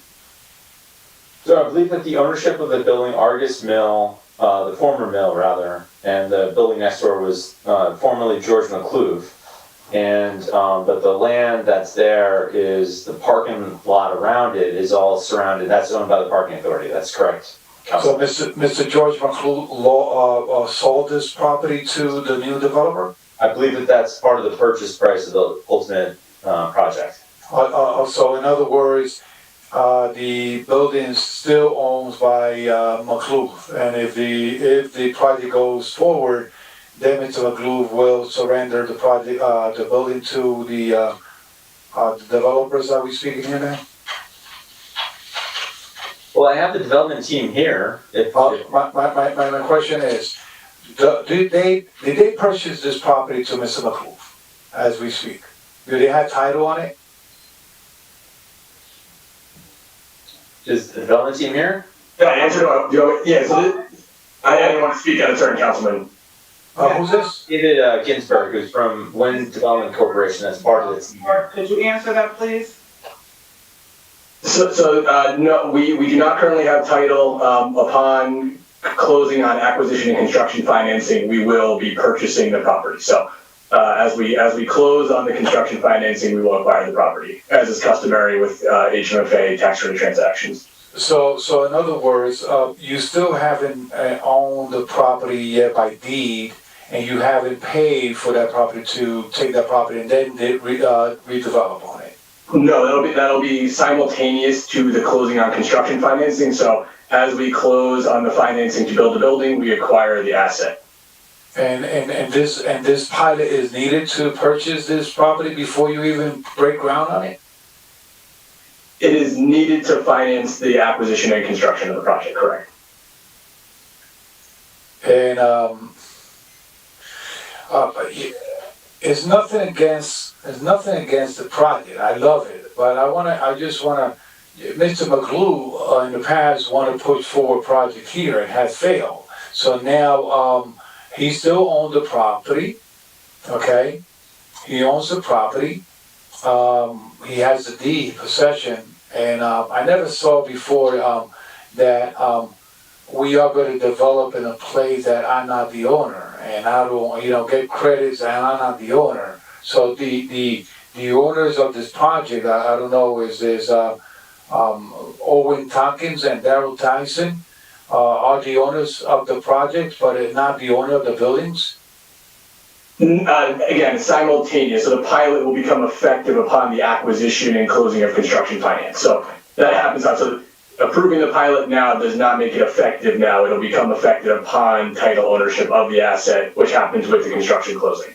Okay, so in other words, where in the resolution or any contract, you know, there's a development agreement, and do you have a developer agreement that it ties the organization, grandparents and the organization that Mrs. Wahida Mohammed is president, or that ties and secure this to them? Councilman Velez, the project that is before us and the item that is before us is a pilot tax abatement resolution for Argus Ellison. The fact that the developers are providing space opportunities for the grandparents is separate and apart from what is before us. So it's not the discussion for Ms. Wahida or her project. That is separate and apart. That has nothing to do with what we're voting on. We have nothing to do with what the developer chooses to do with the first floor. That is something he's extending. We're not voting on that. I know, this is, I want to put this on a record, and I just want to make sure it's loud and clear.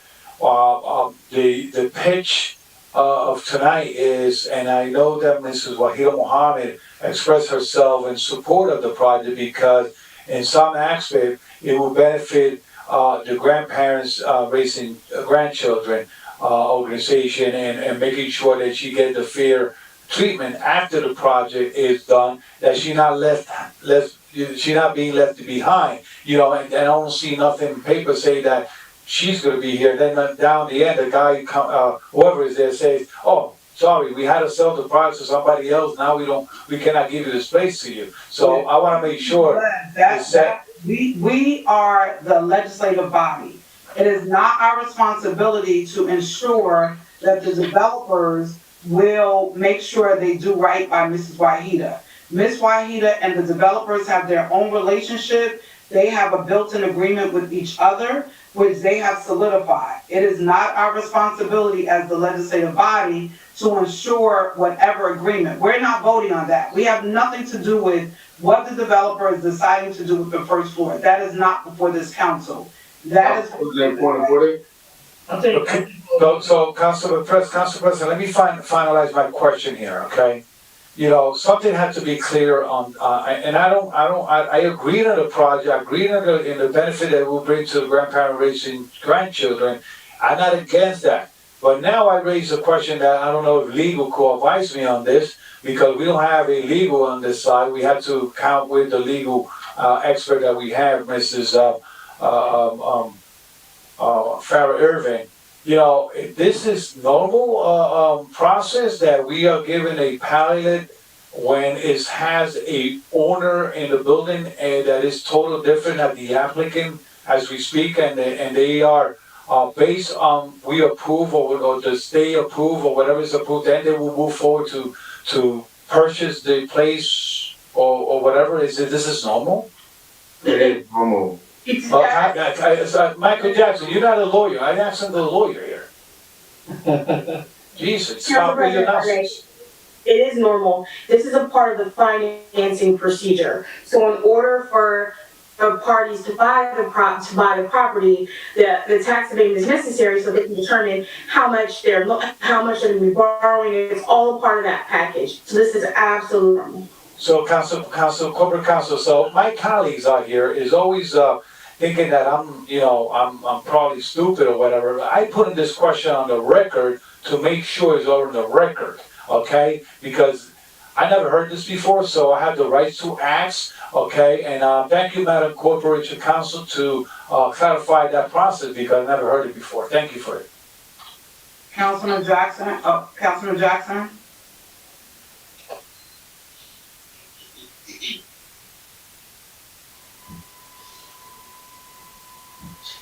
Councilman, I think your mic is muted. Councilman Jackson. You're muted. I know, he muted me. So I'm not. First of all, I mean, it's ridiculous, man. It's process and, obviously there's no, when you have representatives that lack experiences, any title process, if you made a purchase on a redevelopment project or on a project that's going to be developed, the process is what it is. No, it doesn't change from one entity to the other. So to question the fact of, the legality of whether or not the title exchange is taking place and question the integrity of the people who have brought this project forward, it shows some grave discretions. And in my opinion, is a gross, implication on the discriminatory discretion that's being passed around. Even from the finance chair and council president, I'm just putting it out there, and I'm only asking a question. But yet, we did the same process. I forced myself to vote no on the St. Joe's project because council president clearly made a statement and said, well, based on who it is, we're going to move this process forward. And that's clearly on record, as on video. So then this week we're saying, well, we don't do projects on who they are, and we don't have any discretion on how the tax credits are utilized. That's completely inaccurate. We all have a role to play in that, and this council's approval depends and dictates how things are done. It's just, I'll leave that for a whole nother time. On the other projects that we approved that are returning $0 on equitable residual value. But this project is an extremely viable project, and one, it is definitely, imperative that this council, I know we don't feel like it's a necessity, but we must provide opportunities for those people in our community. And the fact that they are homegrown people means that there's going to be, I'm already aware the fact that they're doing local procurement, and the procurement on a $34 million project also creates additional employment. So, I had this to the general public, the members of the First Ward.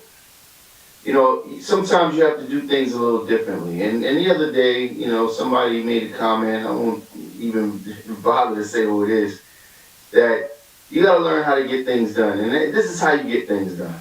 So I took a trip to Maryland a couple years back when I knew these tax credits were being disseminated, and I had a conversation with these brothers, who one of which was my teammate on the only undefeated state championship team in the city. The other was a mentor of mine who actually helped me acquire my space where my current business is. So he understands the ropes.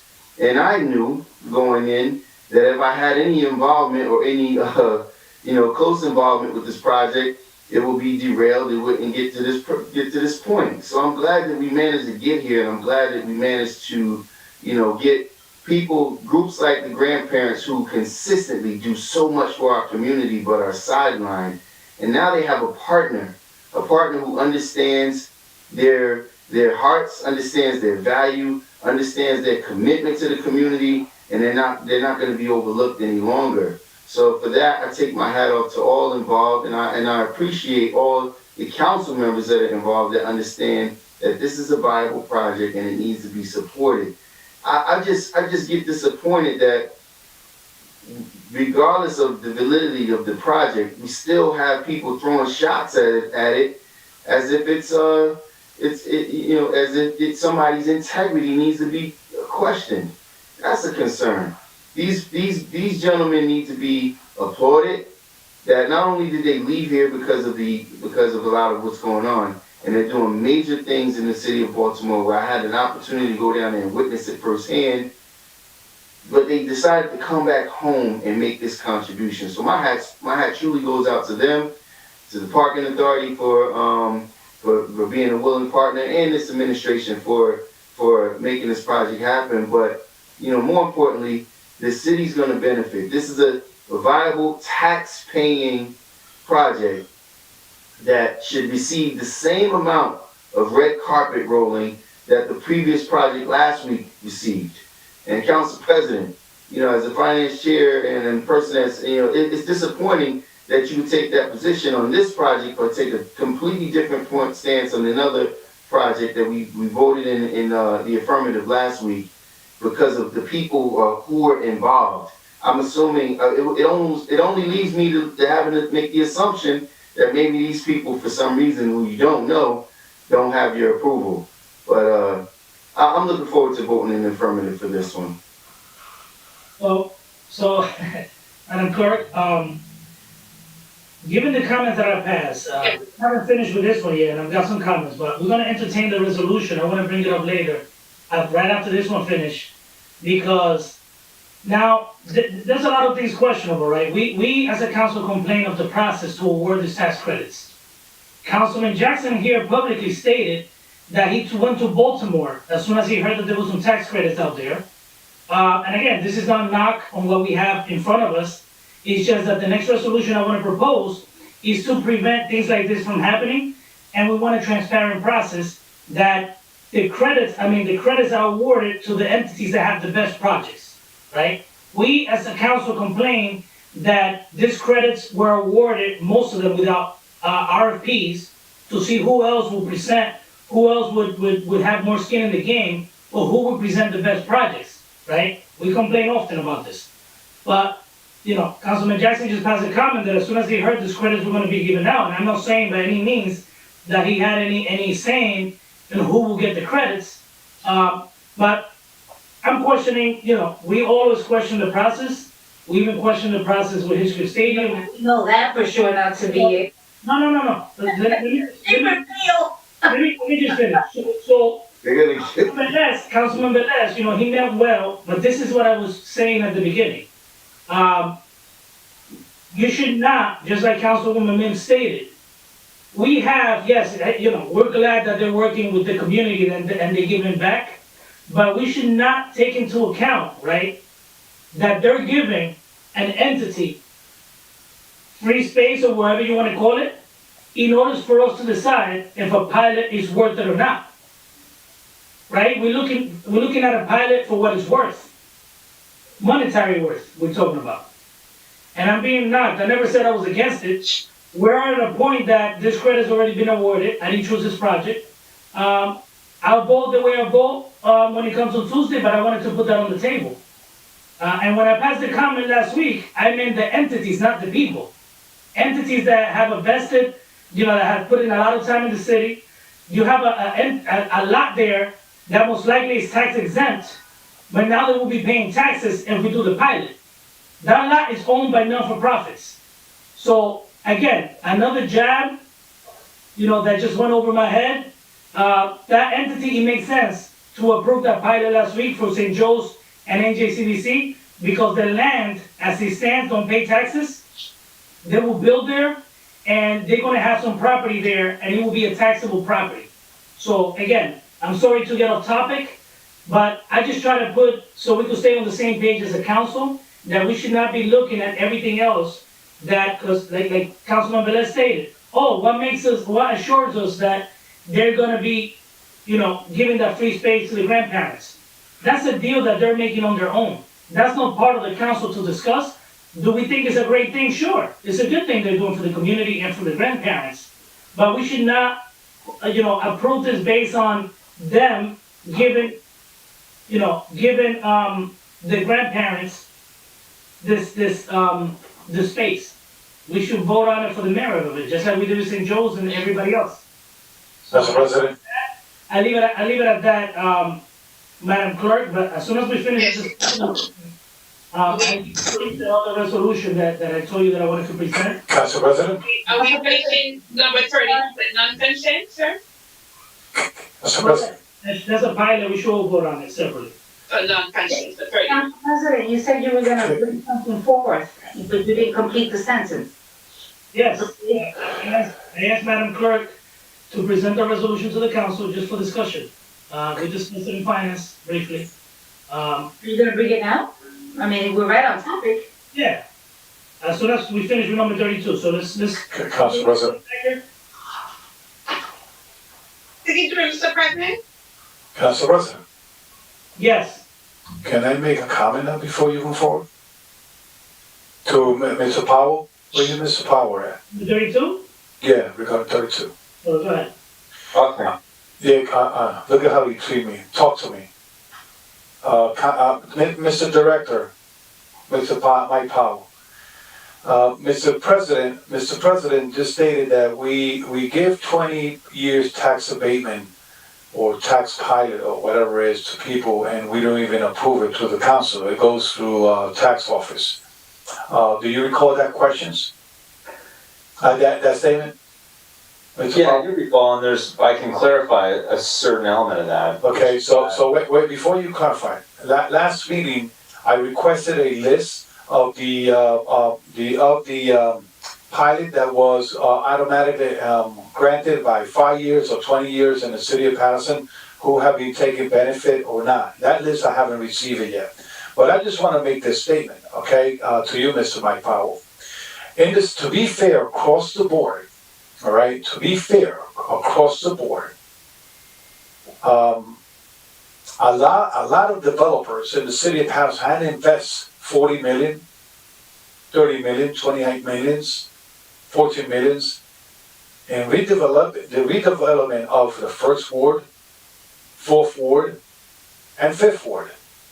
So hopefully you fight the same way that you are fighting for this pilot, the one for the Hinkley Stadium, and the one for this one, the same way you fight for other individuals that develop the city the same way that these people are doing, that you fight the same way. Because it's not fair to one people and not to the others. And I know that Mr. Altonk, what's his name is? I can't see his face, but I can see his name. Otonk. I don't know if that's his name. And he's a guy who's from the city who's done a lot of good work for us. Mr. Mike Powell, I think he has the mouth. I think he has a resume. I think he's like a biography, and he could speak by himself. Okay, and I don't believe you're his attorney. So I wish in the next meeting that we have that he could present himself he know who he is. Okay, some people have spoken highly about him. Born and raised in Paterson, left Paterson, came back to Paterson. I know the people of Paterson would like to hear his success story, where he come from, what kind of business he had in the past. I know people want to hear that because, I don't know. I know him probably from here. This is why we had a presentation ready to go for the entire council. The idea was to introduce the entire team to everybody so that we could lay out the entire project, but that's not what happened tonight. It's 9:53 and we're just now getting to ultimately discussing the project. So, I don't know what else to say. We went to finance, we did an entire presentation, we were ready to go again, and here we are again. All right, so let's leave it for next week. Talking in circles. All right, no problem. I don't have no doubts with this gentleman or this company, but I just want to. Listen, I wasn't going to say this, but the comment that I pressed earlier was the mayor, and it's just because of the attitude. The mayor wanted 5 minutes of our time to basically tell us how to behave with his staff. And I told him, you're not going to come and tell the council your staff and just be concerned of how they behave towards us also. The respect got to be mutual. And I'm going to leave it at that. I'm not going to throw him under the bus, but you know what? That attitude wasn't called for. And if we're telling you that we don't need the presentation because we don't need it right now, you send us a copy. We reviewed the presentation already. We're discussing a pilot. Whatever serves the council the best is why we're here. All we want to do is move the city forward together. Collegiality and a better understanding is what we ask, and we just want to do the right thing. We have a series of great projects that are set forward. They have merits, and we want to just help share them and get council support. That's all we want. And it seems, based on the comments here, you already have council support, and we just got to learn that not everyone has to say great things about everything that's going to be presented. If you look at my statement, I would say 70% was good. I just have some concerns in general, not just about this project per se. You could laugh all you want. Director Powell? I'm not laughing, I'm supporting you. Sure. Let's go, Councilman Delacis. Thank you, Council President, Corporation Council, and Madam BA. This is not about this particular project, but it does fall into the pilots and the abatements that we've seen. I've seen a couple. I sat on this council, and that's separately. So after these tax credits have gone through, I've learned a lot. One of the things that I do hear from my residents is how do we get the property owners, the regular average Joe, some property tax relief, right? The developers get the abatements, the pilots, but the average one-family homeowner, senior citizen, two-family homeowner that live in the city, they don't get these breaks, right? I'm sure all the council colleagues have heard this. So, Corporation Council, there's something that I'm thinking outside the box. I'm gonna put it on the record here, and I would love to collaborate with all my colleagues to put our brains together because we're smarter together than individually. I've been researching, a lot of state programs have property tax rebate programs. You know, you have the homestead rebate program, you have the senior freeze program. So I want to see if, from the council's perspective, that we could establish a fund or a division that is in the finance division, creating the Paterson Paterson homeowner residential tax rebate program, where we allocate funds to that program, and then they get a rebate check, just like if they were a senior citizen from the state, or just like it was the homestead rebate program. Pennsylvania has it. I want to see if we could do a local rebate program, Corporation Council, where when the budget season starts, the council has the prerogative to shift the money into that program in the city budget. I would love my council colleagues to join me on this. This may be an innovative idea. I don't know if it falls with economic development, but it will definitely fall in with finance. This is where, if we raise the taxes, but if we have a rebate program for the Paterson residents that own a home. Councilman, you're exactly right. That's definitely economic development, and there's a total way that we can do that, and we should do it in partnership with the council full-heartedly. And there's ways that we should also embrace the governor and others to try and do state incentives that would be ultimately beneficial for the Paterson taxpayers. And there's already things that we can take advantage of, including the 5-year and the 10-year, that would benefit Paterson residents. So let's have a subcommittee meeting and let's get on it.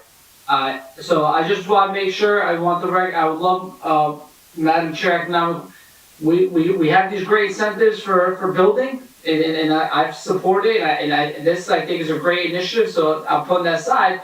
But I think now that not this budget season, but come January, if we really sit down, get this talk and be creative, right? Create a fund where we can allocate $2 million in the budget. We have departments 40, 50 million, and that $2 million goes back as a rebate check to the property owners that live in the city, not outside the city, not developers, not investors, right? If you own a home in the city of Paterson, you currently live in the city of Paterson, that you should get an incentive. I heard one of the taxpayers say they're the minority because they're a property tax owner that lives in the city, one of the speakers said. So I urge my council colleagues, let's get together. Let's get on that committee. Madam Chairwoman at Economic Development, I've been crunching a lot of information. I've crunched a lot of programs from New Jersey and Pennsylvania that have a rebate, and there's also a rental rebate thing that we could be creative with. So I'm looking forward to that. Corporation Council, if you could look for any legalities before I put all this energy and then you guys tell me we can't do this. So please, I want my council colleagues, I just want to put that on the record, and all wards, all at large, let's get together on this. This is what the residents want. Thank you. So that's a whole different thing that we have to discuss. Madam, great idea though, but we have to explore it. Madam Clerk, since will you read the resolution for the record, please, that I'm gonna introduce for discussion? Are you speaking of the resolution that I received from legal today? Yes, the one we just in finance today, yes. Okay, all right. Number 32 is on regular? Yes. Yes. Okay, it's not listed on the agenda, so I'll have a copy, so I'll just read the title. It's resolution to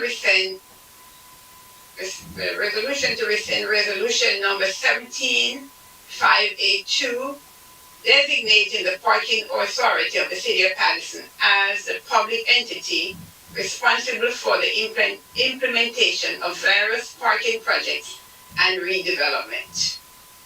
Do you want to read the body since it's only three whereas? For now, it needs to be amended to include other language. But you want to read the body if you don't mind, Madam Clerk? Yes, I can, yes. Hold up, Council President, before she reads the body, that was passed in 2015 or 2016? I think it's like 13. Was it 13? No? It says on here, resolution to rescind resolution number 17, which is the year 2017. 17, so that's the year, it was 17, and the resolution number was 582.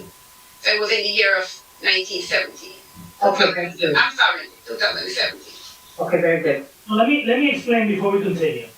So we often talk about problems. We need to also think about solutions, right?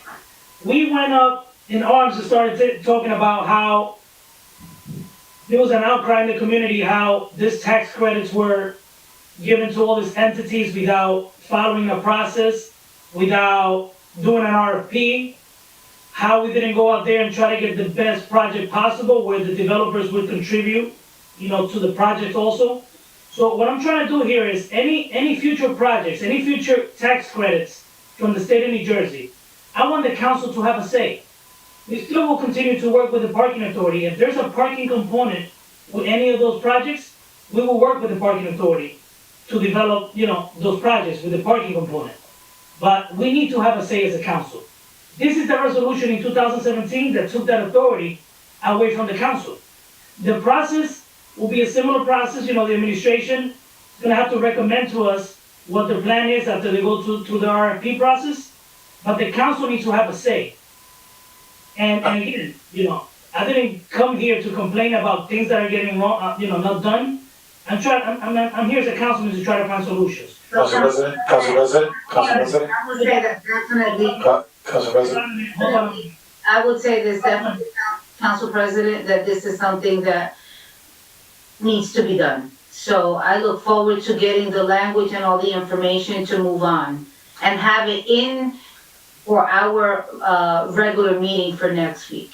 I just want to make sure I have enough thank you. That I have enough language here to basically clarify who the I believe if we rescind it, it will go to economic development, and economic development needs to get our approval. So these still will perform their function, just like they did previously, but with a more transparent process, I would say.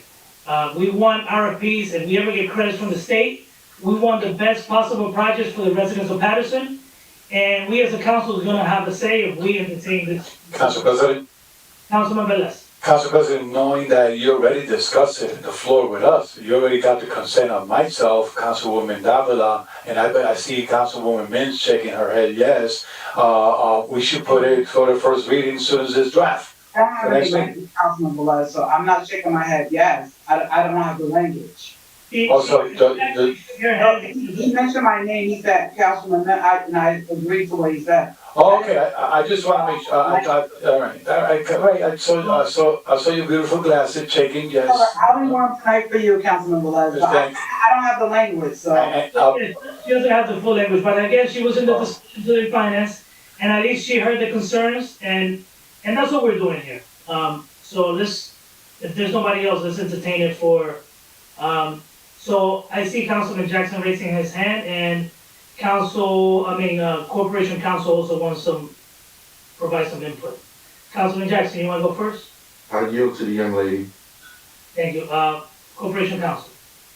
Thank you, Councilman Jackson. I just wanted to say very briefly that the resolution as the council sees it tonight was a resolution that was drafted very quickly this afternoon, so you could have some idea of what was coming. However, the resolution that I will be correcting tomorrow will outline the projects moving forward. Additionally, it makes sure that it states very clearly that it will revert back to the Economic Development Department and that it will have to come before council. So I just wanted to add some clarity that the resolution you have for you is complete. It was done very quickly this afternoon to make sure that there was an item to discuss this evening. Thank you very much. Councilman Jackson. Well, first, I want to take my hat off to you, Council President. a broken clock is right at least twice a day. So this is definitely a good move, but I'm hopeful that, you know, in the event that some of these other projects don't see through completion, that we don't lose those credits, so we would have an opportunity to exercise this initiative. So sooner the better. You got one more time to be right for the evening, I guess. And I also heard this. This prompted me to do this quickly because I actually heard that I know the governor might contemplate, you know, awarding additional credits in the future, and I want to make sure that history don't repeat itself. That we have a say as a council, we're the voice of the people, and that we have a say. That's basically it. So, Madam Clerk, Yes, sir. put that on regular. Let's give I ask Corporation Council, you give ample time to the council members to read the resolution. So as soon as you can, jump on it. That way they have ample time to review it and ask any questions. Okay, so Corporation Council will provide me with another resolution, correct? Yeah. I'll provide it tomorrow. More update. Okay, all right. So it's not necessary for me to read it now, Mr. President? Yes, it's not necessary. Okay. I asked Sabrina to scan it, what I have to the council members know if they want to look at that in the meantime, until when I get the other one, then I'll forward that on the weekend. Okay, thank you. So let's do 31, since we're in the back of 31. 31 is an ordinance setting salaries for, I think, 2 city officials. And it's a first reading ordinance. That's number 31, and it is say in detail. I'll tell you there. Council President, Councilwoman Davila.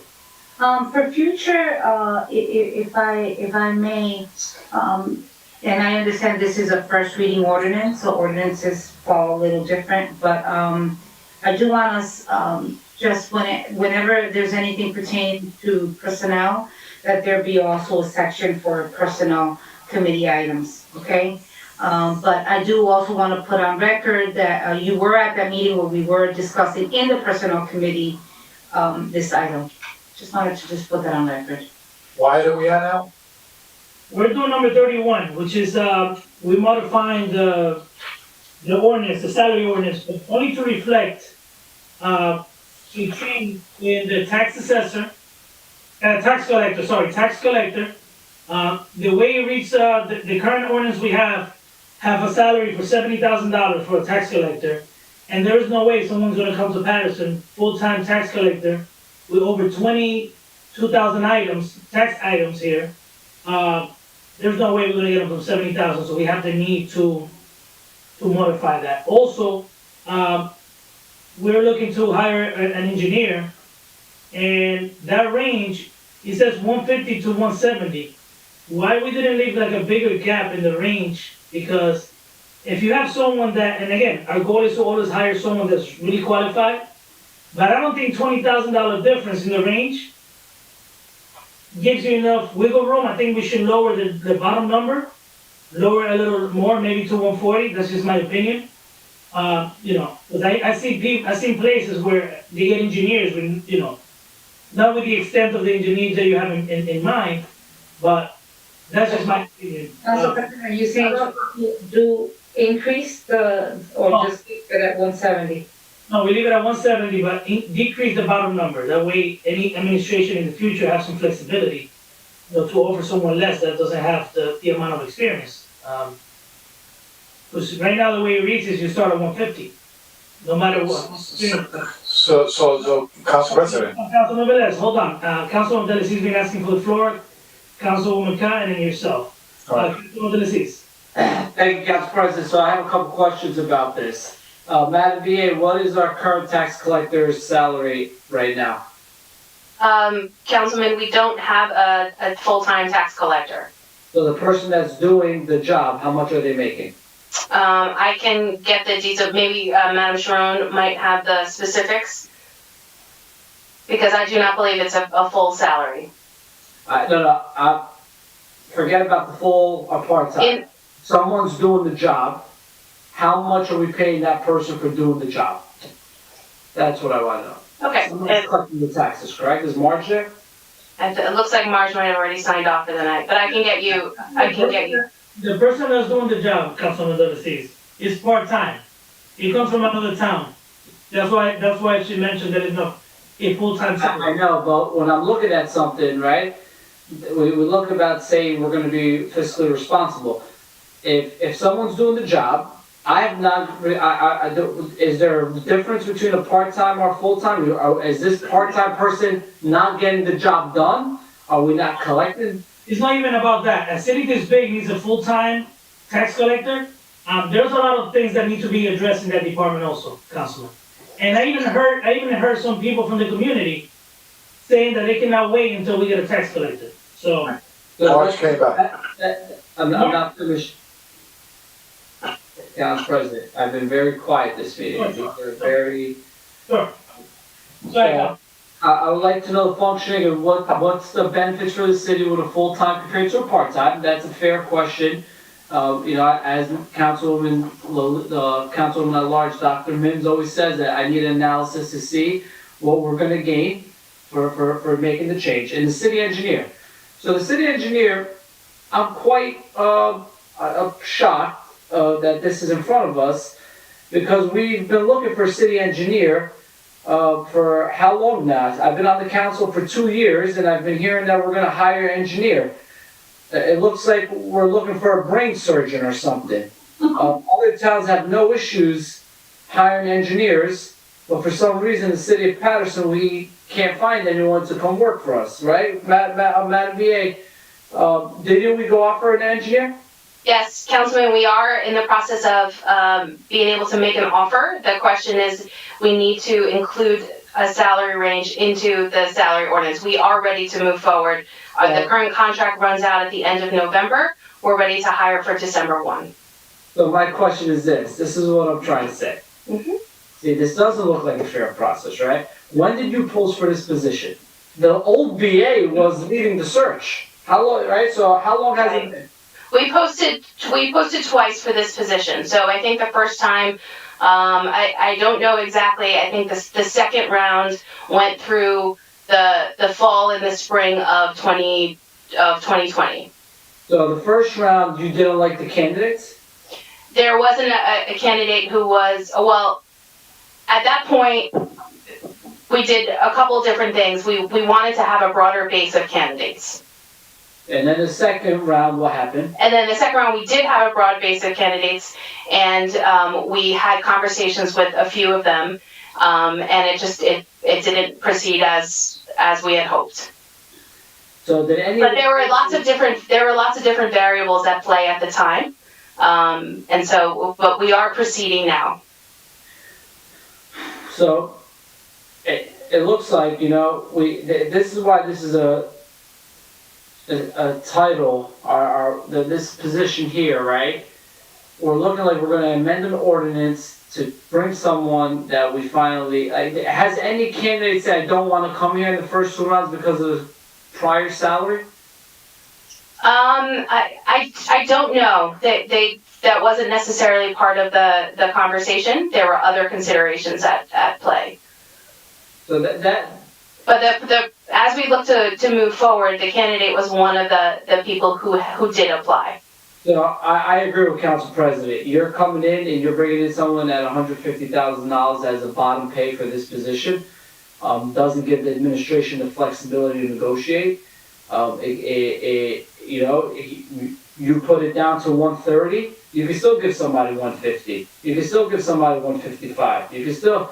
If I'm standing at the table making decisions on hiring someone, I like to have that flexibility of where I'm going to start them.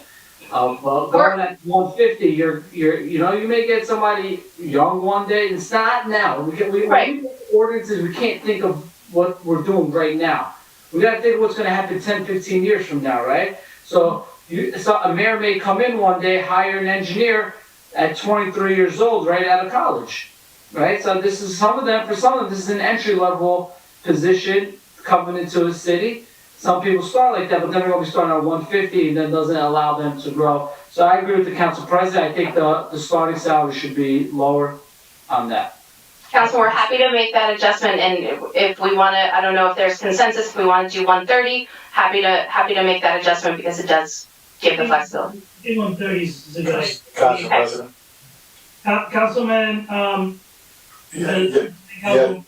You know, we fight it for 130, 150, but you know, the administration is the one to say, hey, I'm gonna give it 170 because based on the certification that they engineering have, he merits the 170. You know, and you know, no matter how much they put it, I know that probably they're gonna say, you know what, all the certification that you have from the state, all the certification you have from the federal government to be an engineer, to specific work that you're gonna do, you merit $170,000. Nobody's gonna say nothing. One of the things is, Council President, is that, you know, hiring an engineering, city engineering, and it's important for us, but the administration had to bring in paper what that will save us. What that will save us, because if we could hire engineering and at the same time we could go outsource a lot of work that engineering is going to do, then we're not saving. We're not saving. So I know the complaint is that we all have a lot of, the contract is too expensive, the contract is this and that. So right now we have in front of us a hiring a city engineer between the range of 150 170 is up to the administration to give him 150 or 170. All depends on the certification. Not someone that came out of college. Could be engineering with all those certification because you need to have the hours and the expertise to get those certification from the state and also from the federal government. So, you know, I don't think they could hire somebody just out of the college of NJIT or whatever. So, one thing I have to say, Council President, is that, you know, the title, I'm trouble, the title say, setting a salary for appointing an elected official of the city of Paterson. We're talking about tax collector and city engineering. Councilman, what happened is, to answer your question, what happens is we're modifying. That's the title that the salary ordinance, the only salary ordinance that exists in the city, that's the title that he has. We're not changing the others. We're only changing this too. We're modifying whatever you have right now and adding this too. Now to your comment, that's where a responsible administration comes in and offers people the job based on their experience. And I use the word responsible. They wanted to hire, just so you know, we had this conversation in finance. They went for not wanting to hire the person they're going to offer the job to now. They were going to hire someone without experience. And they probably wanted to pay the higher salary to that person. So all I'm saying is, that's when a responsible administration comes in and try to, handle the finances of the city in a responsible manner. They will offer someone without experience, but someone could be a good worker without experience. Experience is not always good. You have a lot of people with experience that perform poorly, just so you know. So, Madam DA.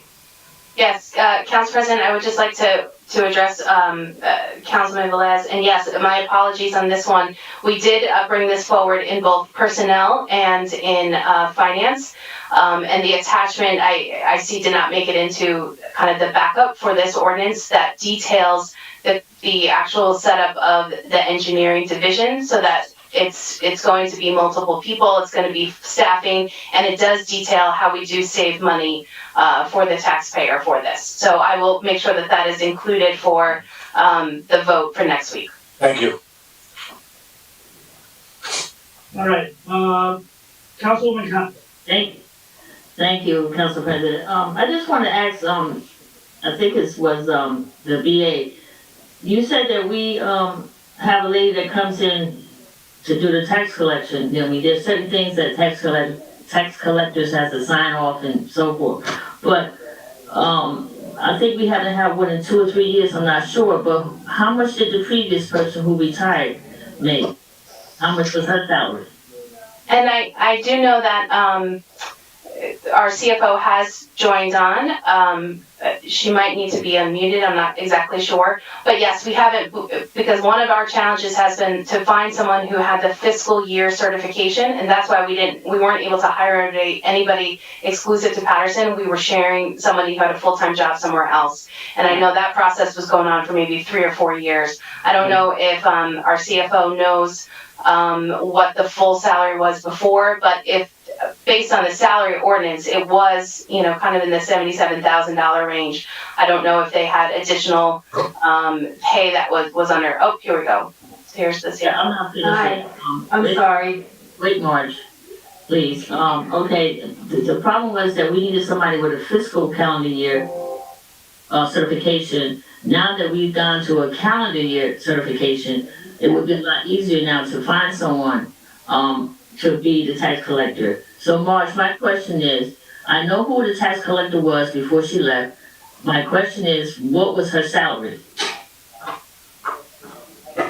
Oh, her salary was never adjusted to market, because she was here for so long. I'm not really sure how long. She worked here, probably close to 40 years. Mm-hmm. But I'm gonna say with her longevity, probably in the area of about 85 to 90,000 when she left. But the only problem with her was that she was fiscal certified and calendar certified, or just fiscal certified? Well, I believe she was a grandfathered person. Oh, grandfather, okay. She was grandfathered in, so she didn't need to have a certification on the year or fiscal year. And the next one, so now we kind of have an idea. You know what, for the BA, what you can do is like, I hope you got in the backup, the salary ranges in certain cities. And make sure you put like Newark and Jersey City, what their tax collector made. And then you can go closer to cities like our size, maybe Elizabeth, or I'm not sure how many people, what their population is. But if you can have that in the backup, that would help us be able to look at, the salary range. And also with the city engineer, I know a person who did apply, I'm not quite sure for sure, but I don't think the administration considered that person that was that did apply for it. But I know with being a city engineer for the city, you got to be able to file certain papers that got to be filed with the federal government, with the state of New Jersey. So those are things that I know that the engineer needs to have to be able to file certain papers or certain documents that got to be filed on time and so forth. So just do those two things for me, Madam VA. Yes, I'll see if we can. I know a lot of places are. I know we did some of this information for engineering. We didn't do as much for tax collector, but so we'll see what we can get for you guys quickly. Okay, thank you. Council President. Yes, Councilman Jackson. I'm not too, I'm not in agreement with you with regard to setting this range. Personally, I believe that, and in this particular situation, considering the candidate and his understanding, knowledge, and everything else, I wouldn't be opposed to it. But I'm sure that the administration is going to just push it to, on a higher end. But I would think that it would be a much easier option to reset these salary ranges at the time of necessity, so that the council can, obviously we don't take part in negotiating pay scale, but it would have to be consulted with the council before the actual decision is made. If you put a scale in place, they don't have to come back to the council.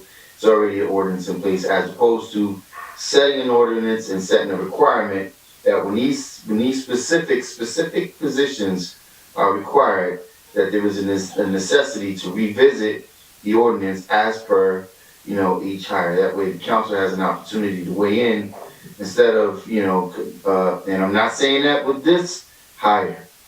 I totally think this is probably the best decision that's being made. I never had a complaint with the professionalism of the person who has been doing the job. It's just the previous arrangement. But there has been several questionable hires that I think the council needs to have a little opportunity to weigh in on, and this is the opportunity to set that, where the arrangement is needed to be revisited, and the range is set specifically at a number. So if it needs to be reduced or it needs to be increased, it has to come back to the council, as opposed to the decision can be made and somebody's brother could get a job, or as an example. So that's my take on that. I agree. I would agree with you, Councilman, 100%. The only thing that I have a little concern is that, again, we all want to think that every administration that we're going to deal with are going to be trying to, the job of the administration is to try to keep costs down, right? So, and I've seen it done in other places where, where I've applied, for jobs and things like that. They try to get you at the lower end. That's why they ask you, what's your current salary when you work? And then they try to give you, a boost enough for you to try to, take the job.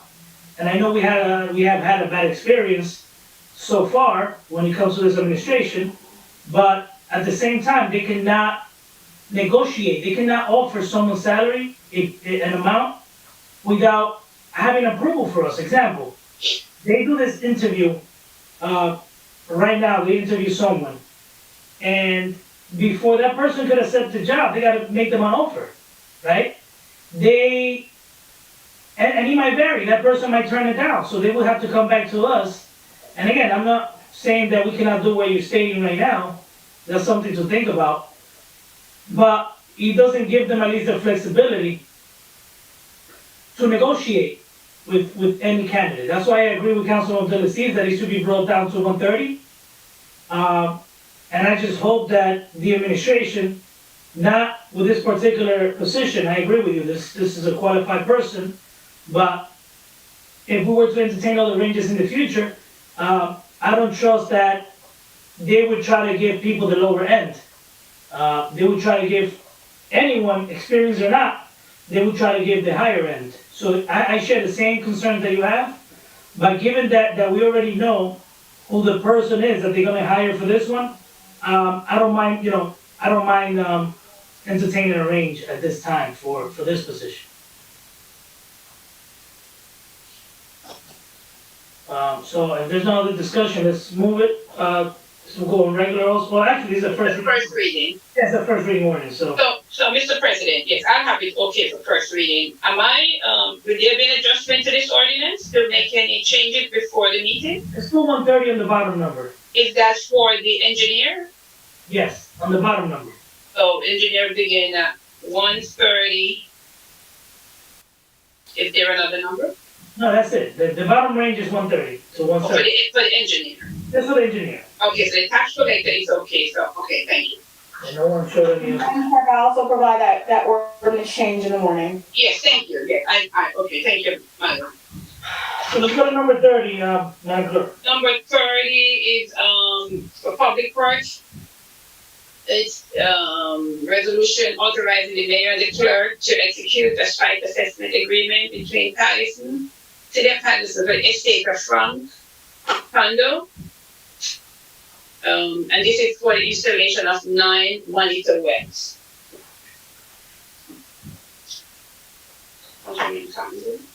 Consent, Councilman, President, consent. There's no position.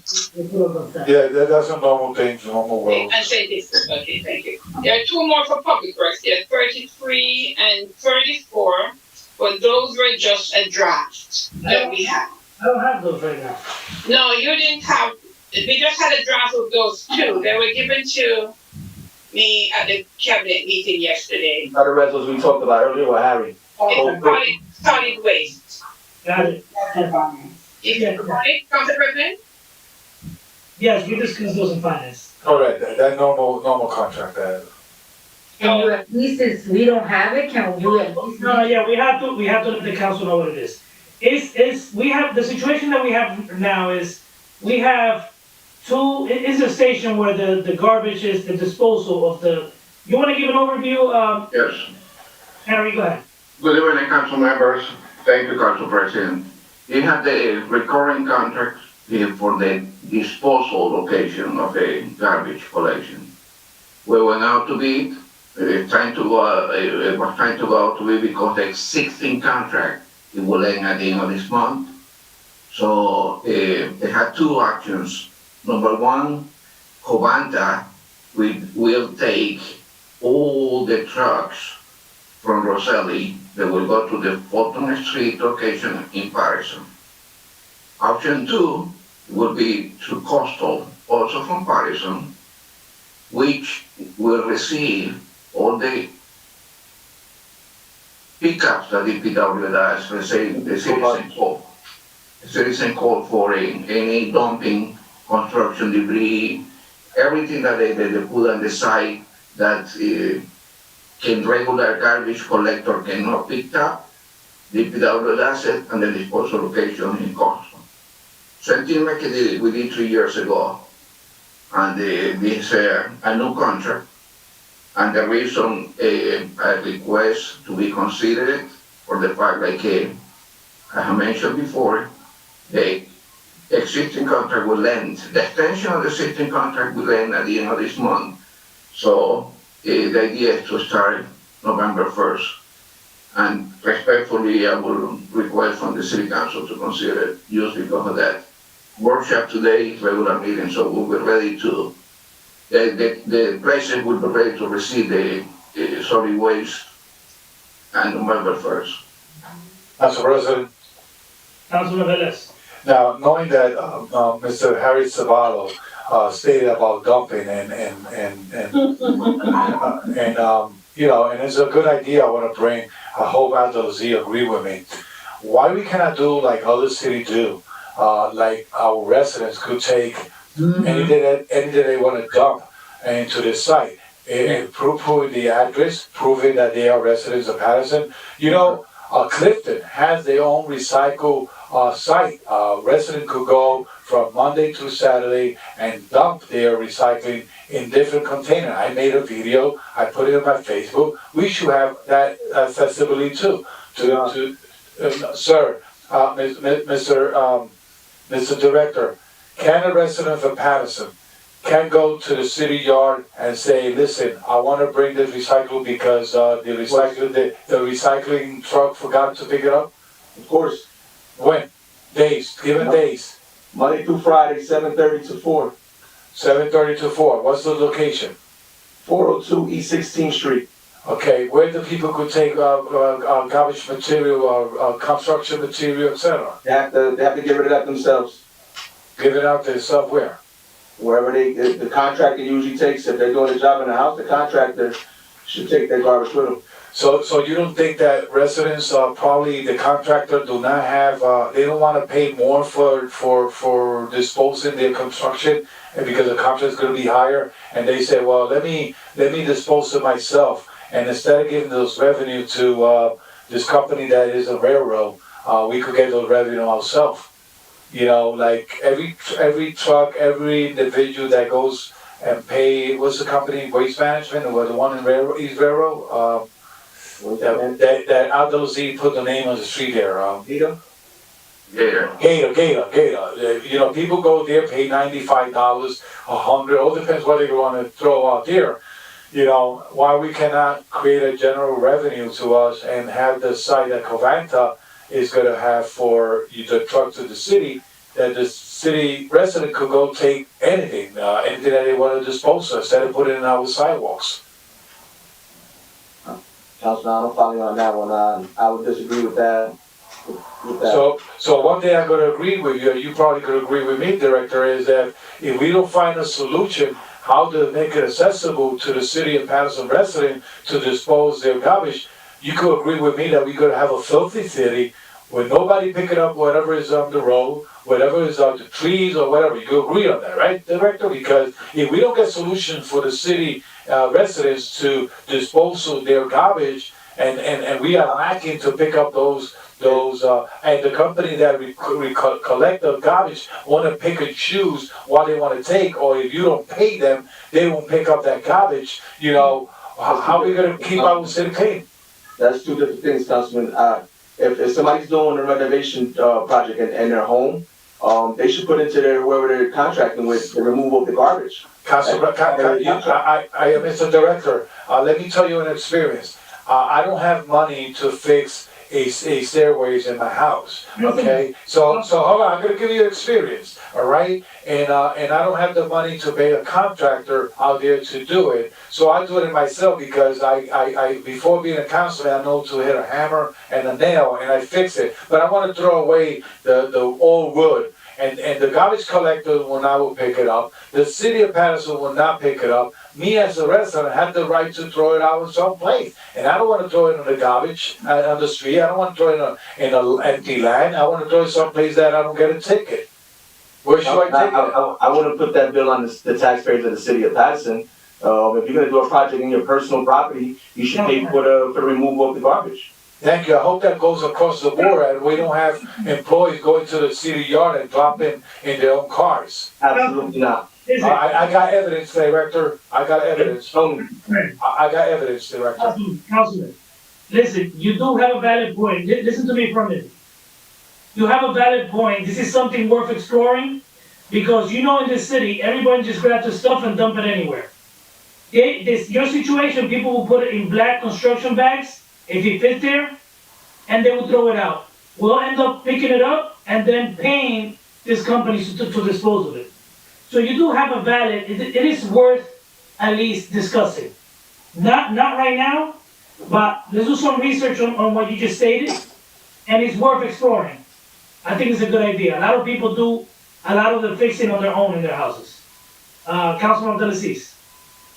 Yeah, Director, and probably through DPW Chair. That recycling program, I think we should advertise that a little bit more, that it's open.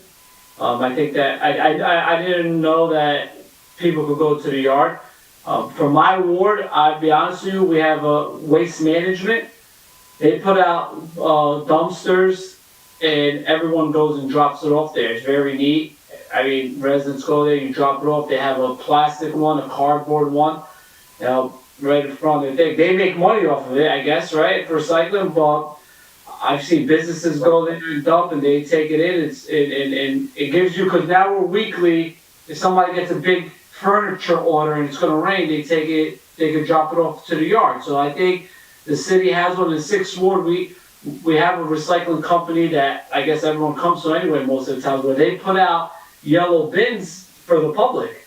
And they go there. So Director, yeah, we'll put that. I'll talk to Ming to put that on the channels. But also be known that for next committee consideration, I believe we have the recycling yard, a new recycling yard, up for committee for next workshop.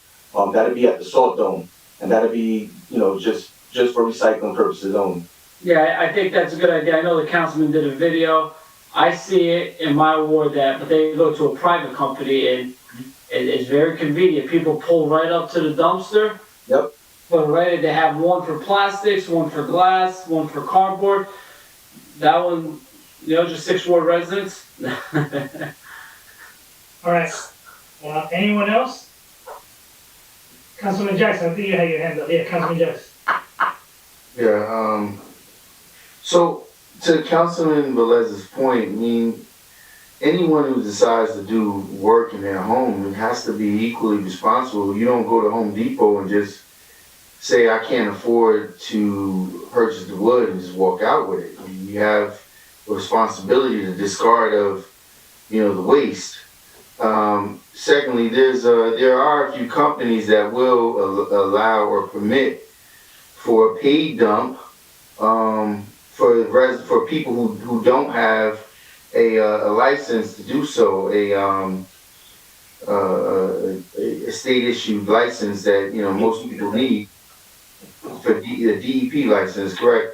So there's hours of operations. I believe the one that's right in Councilwoman Cotton's ward, right across from the dog park. They accept it.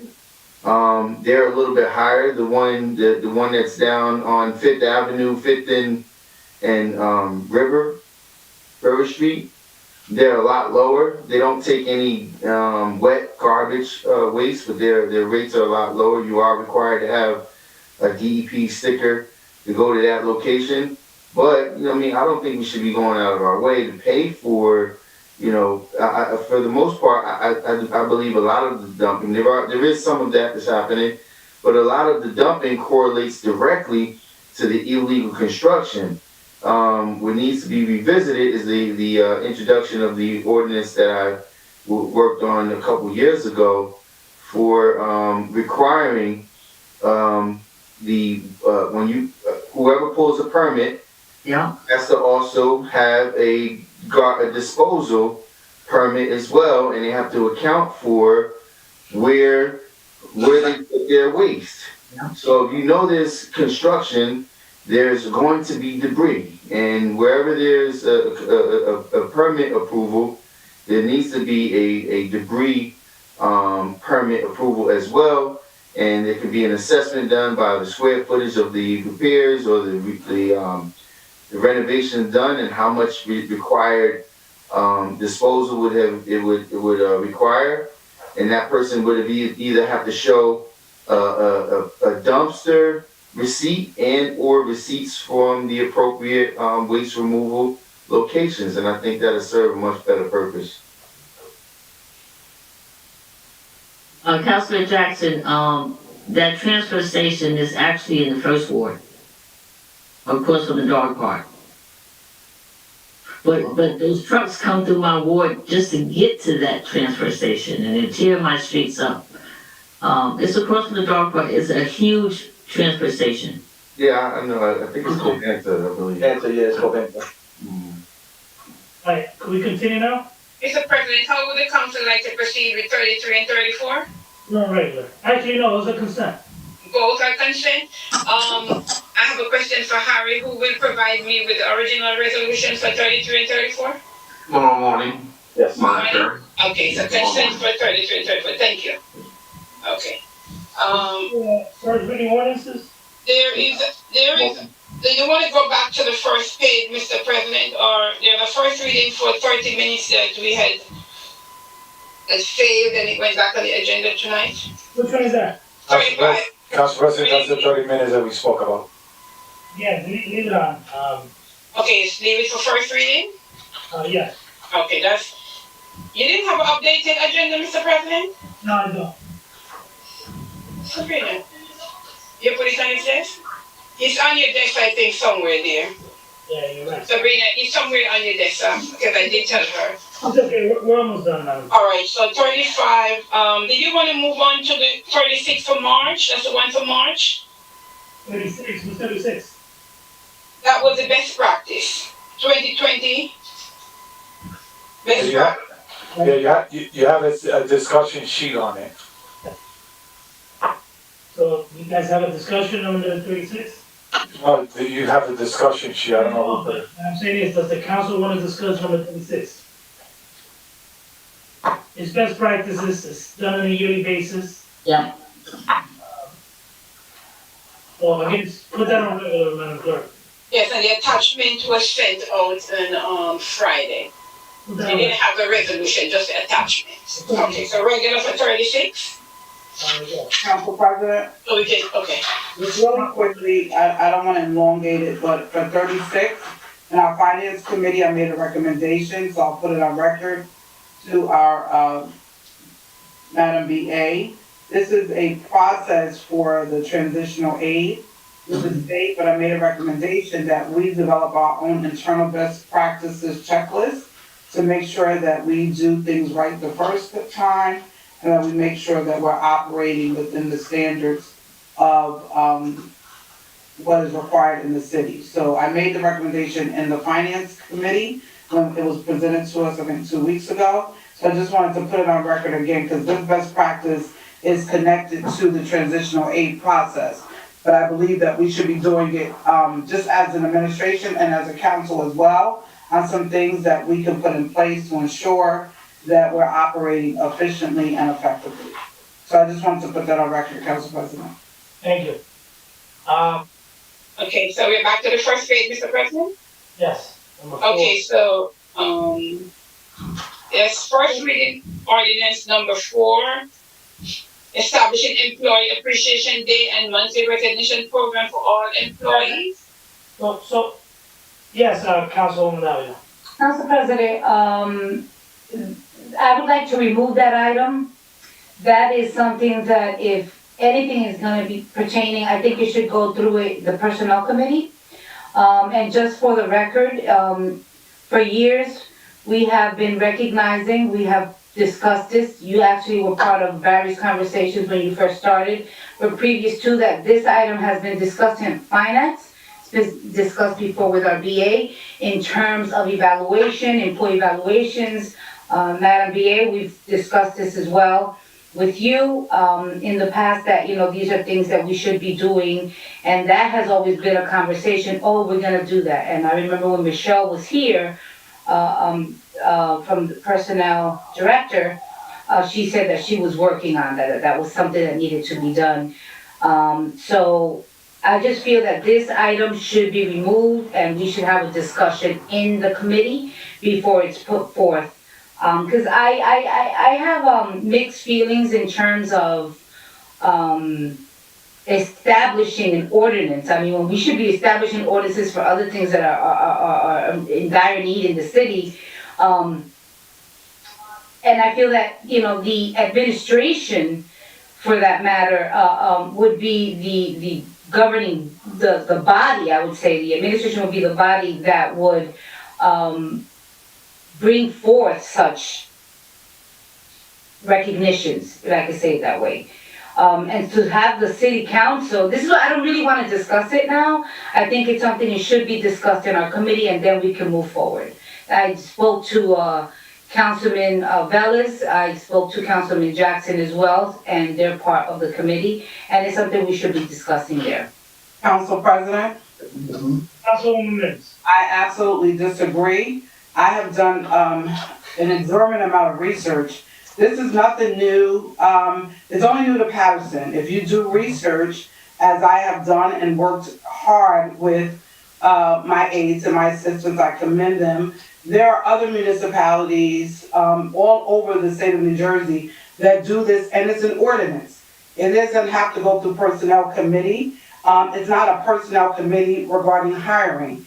It is an item where we recognize, and it's for different levels of why. We're recognizing our employees based on the work and their performance. To date, we don't do that. We don't acknowledge our employees for tenure, for 5 years, 10 years.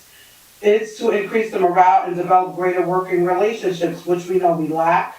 It's to improve the overall attendance rate in the city and to promote longer retention of the talented and high-quality employees of the city. This is a great initiative for the city of Paterson. If those council members choose to vote no, that will be their prerogative. But Council President, this is much needed. I'm grateful, Councilman Chowdhury.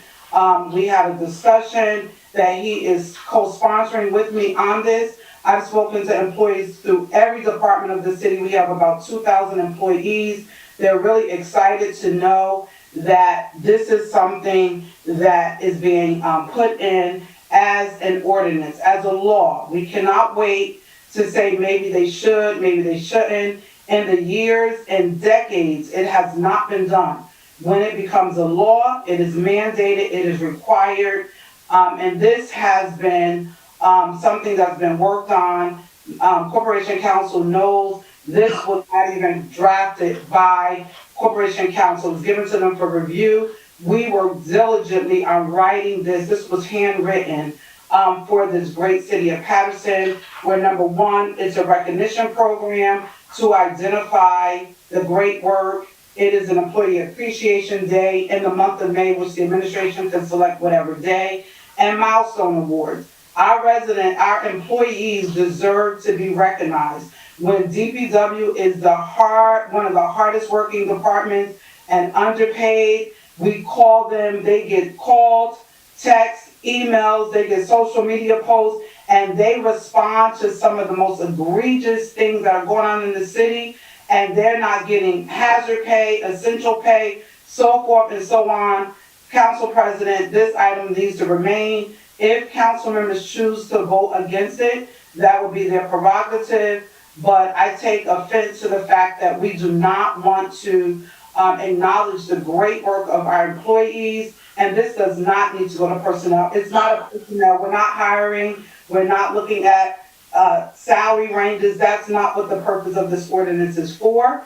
This is for the recognition of the great work that we have going on in the city of Paterson, those unsung heroes in the city that work hard every single day that never get recognized. A lady called me 2 weeks ago because she saw this, that it was being done, and she called me in tears. She said, I've worked for the city over 30 years and no one has ever recognized the work I've done. So on behalf of almost 2,000 employees, I will stand, if I have to stand alone, in defense of this ordinance. This ordinance needs to be put forward, and if whoever decides to vote for it, they can, and if they choose not to, that is within their purview as well. Council President. Hold on. I'm not done, Council President. So I'm asking that this item remains as first ordinance. Thank you, Council President. I just want to get in the middle of two great females here that are legislator and colleagues. Madam Chair from the Personnel Committee said it best. Madam Listening, you said it great. And you guys are right. Both of you guys are right. And let me say this. We cannot break the process of how we do things in the council. And I've been here for the past 4 years. You know, and other council members, and I sat in the council on the other side, and I see process. I cannot take a resolution or an ordinance and discuss it with the public and then present it then into the dais. Just, you know, I cannot take an idea and say, I'm going to draft this, an ordinance or resolution and discuss it with the public and then come and put it in agenda as the first reading when it was not discussed among us as a councilman. Your intention is good explained, Councilwoman Mintz. I see that as good. The city have been doing that every year, unless the mayor has been breaking the law, because every year he does a recognition breakfast for all the employees in the city of Paterson, and he do the party of Christmas, and he recognizes employees of the city of Paterson. And that's not only this mayor, the past mayor have done it too. And I recall mayors bringing employees to recognize them in the 5-year service, 10-year service, and they used to have a button from the city of Paterson saying the years that they have been serving. Now, if they stop doing it, probably because the city administration is busy doing other things that probably taking their time, that don't mean that it is not important. Now, my concern is, Dr. Lisa Mintz, and I see the body of the language of it. You know, ordinance is a law. I don't need to tell a director, listen, give me a list of employees that you want to recognize. Or mayor, give me a list of employees that you want to recognize. Or probably any law could be contradicting who works more, who works less, and you could probably, you know, throw out whatever it is. Now, if you're going to create a program, and we're going to talk about incentive to our employees. Listen, our employees deserve more than a recognition. Our employees deserve incentive. Why don't you give a button of 5 years and where's my salary increase? I give a 10 years button and where's my 10-year salaries being the same from 5 years before that 10 years. Oh, I got 10, 20 years on the city of Paterson and I still got the salary when I started a year, when I had a year. Nothing here said that we are compensating them. I will feel more comfortable bringing something that will compensate them monetary for the years of service they have been given in the city of Paterson. And saying that, I was reading the resolution, the ordinance that for me should be a resolution, because There's nothing that says that an ordinance that do not carry monetaries, and it's my, I don't know if you could, is it, we create ordinance that we could bring benefits of revenues, ordinance benefit of giving money to people or whatever that's pertain finance, but here it says Employee Appreciation Day, and if everybody read it, the mayor's doing that already. The Session Milestone Recognition Award, they used to get the button of 5 years, 10 years, 15 years. If they stop it, what we have to tell the administration, you know what? This is happening before. This is the administration thing. This is administration duty. They the one that's supposed to say, you know what? I'm grateful for my employees. I'm grateful, and once again, we have to stop doing ordinance to tell the administration what they have to do. They know what to do with their employees. They know how to embrace them, and they know, it's like the park things. We need now tell the administration what to do with the parks, what to go out there and do a study for this, and now we tell them to, hey, listen, mayors, you need to know that you got hardworking employees in the city of Paterson, and you forgot to recognize them that they already have 10 years, they have 15 years, they got 20 years. They know that. Every director knows their employees. They're the ones supposed to move forward the recognition. They're the ones that supposed to move forward how they want to do it. I believe, Madam Councilwoman Davila, we had the habit to recognize everybody outside the city and bring some people from from another state to recognize them here in our program. And Madam Davila say, we're going to stop this now, we're going to recognize employees of the city. But ready. Can we allow council members to speak? yeah, thank you, that's it. Councilwoman Talia, Councilman Jackson? Actually, Councilman Jackson, then I. Councilman Jackson. And Councilwoman Cotton had her hand up for a while. Okay, so Councilman Jackson, Councilwoman Cotton. No, I'm next. All right, listen, I'm calling who's next. Councilman Jackson.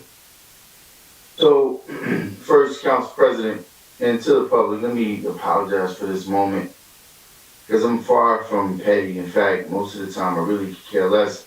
People kind of go on and talk all they want to, but Council President, I just have to make this acknowledgement. Councilwoman Mims spoke for 8 minutes and 57 seconds. Councilman Velez spoke for 4 minutes and 5 seconds. Just an acknowledgement that I was kicked, and it's no slight to, as I don't have an issue with any of my council colleagues speaking as long as they want to. I'm just trying to figure out where do I fit in when I'm getting interrupted at 1 minute and 38 seconds when I'm trying to address certain issues. So with that being said, I'll move on to the issue because I'm sure my time is almost up. First and foremost, Council President, I'm trying to understand how this item made it to the agenda when there's certain things that you actually put in place. I tried to get an item on the agenda before, it had to go to committee. What committee did this actually go through? I mean, I respect and appreciate the fact that however it was written and the intent it was written with, but who and how is where's the science of the process that's put in place? Who's allowed to mitigate the process, and who's the process enforced on? I mean, I would like to, come get some clarity and understanding on that. That's the first issue. Secondly, this is a disappointment. It's another feel-good, non-substantive initiative, and I'd much rather. I've been last week talking about, the pay of certain employees walking away with substantial paychecks while other employees can't even get, pay that they're entitled to, contractually entitled to. Their hazardous pay. People who have worked for years without getting pay increases and who receive discriminatory treatment and very poor unprofessional treatment from this administration. Those are some of the things that I think that we need to be concerned about. I mean, I get calls all the time, and when I'm sitting here yelling by myself without the support of other council members, as in the case when the zoning officer, Milton Robinson, was passed over. And, I had to work with him on evening hours, in obtaining an attorney to actually bring forward a lawsuit against this administration in order for him to get fair and equal treatment after he worked here for 25 plus years. So, I mean, it's another feel-good moment, I guess, if that's what we're doing here. I guess that's the objective. But I don't know where my time is, but I'll yield there. Councilwoman Khan? Thank you, Council President. And I know each of us probably get calls day in, day night, day in and day out about employees not being recognized, employees not making the right amount of money. And I always say to those employees, when it's budget time, your department head, when they come before us, to me, it seems like they should be the one trying to increase pays. And I remember sitting here when it went from 25,000 to 30,000.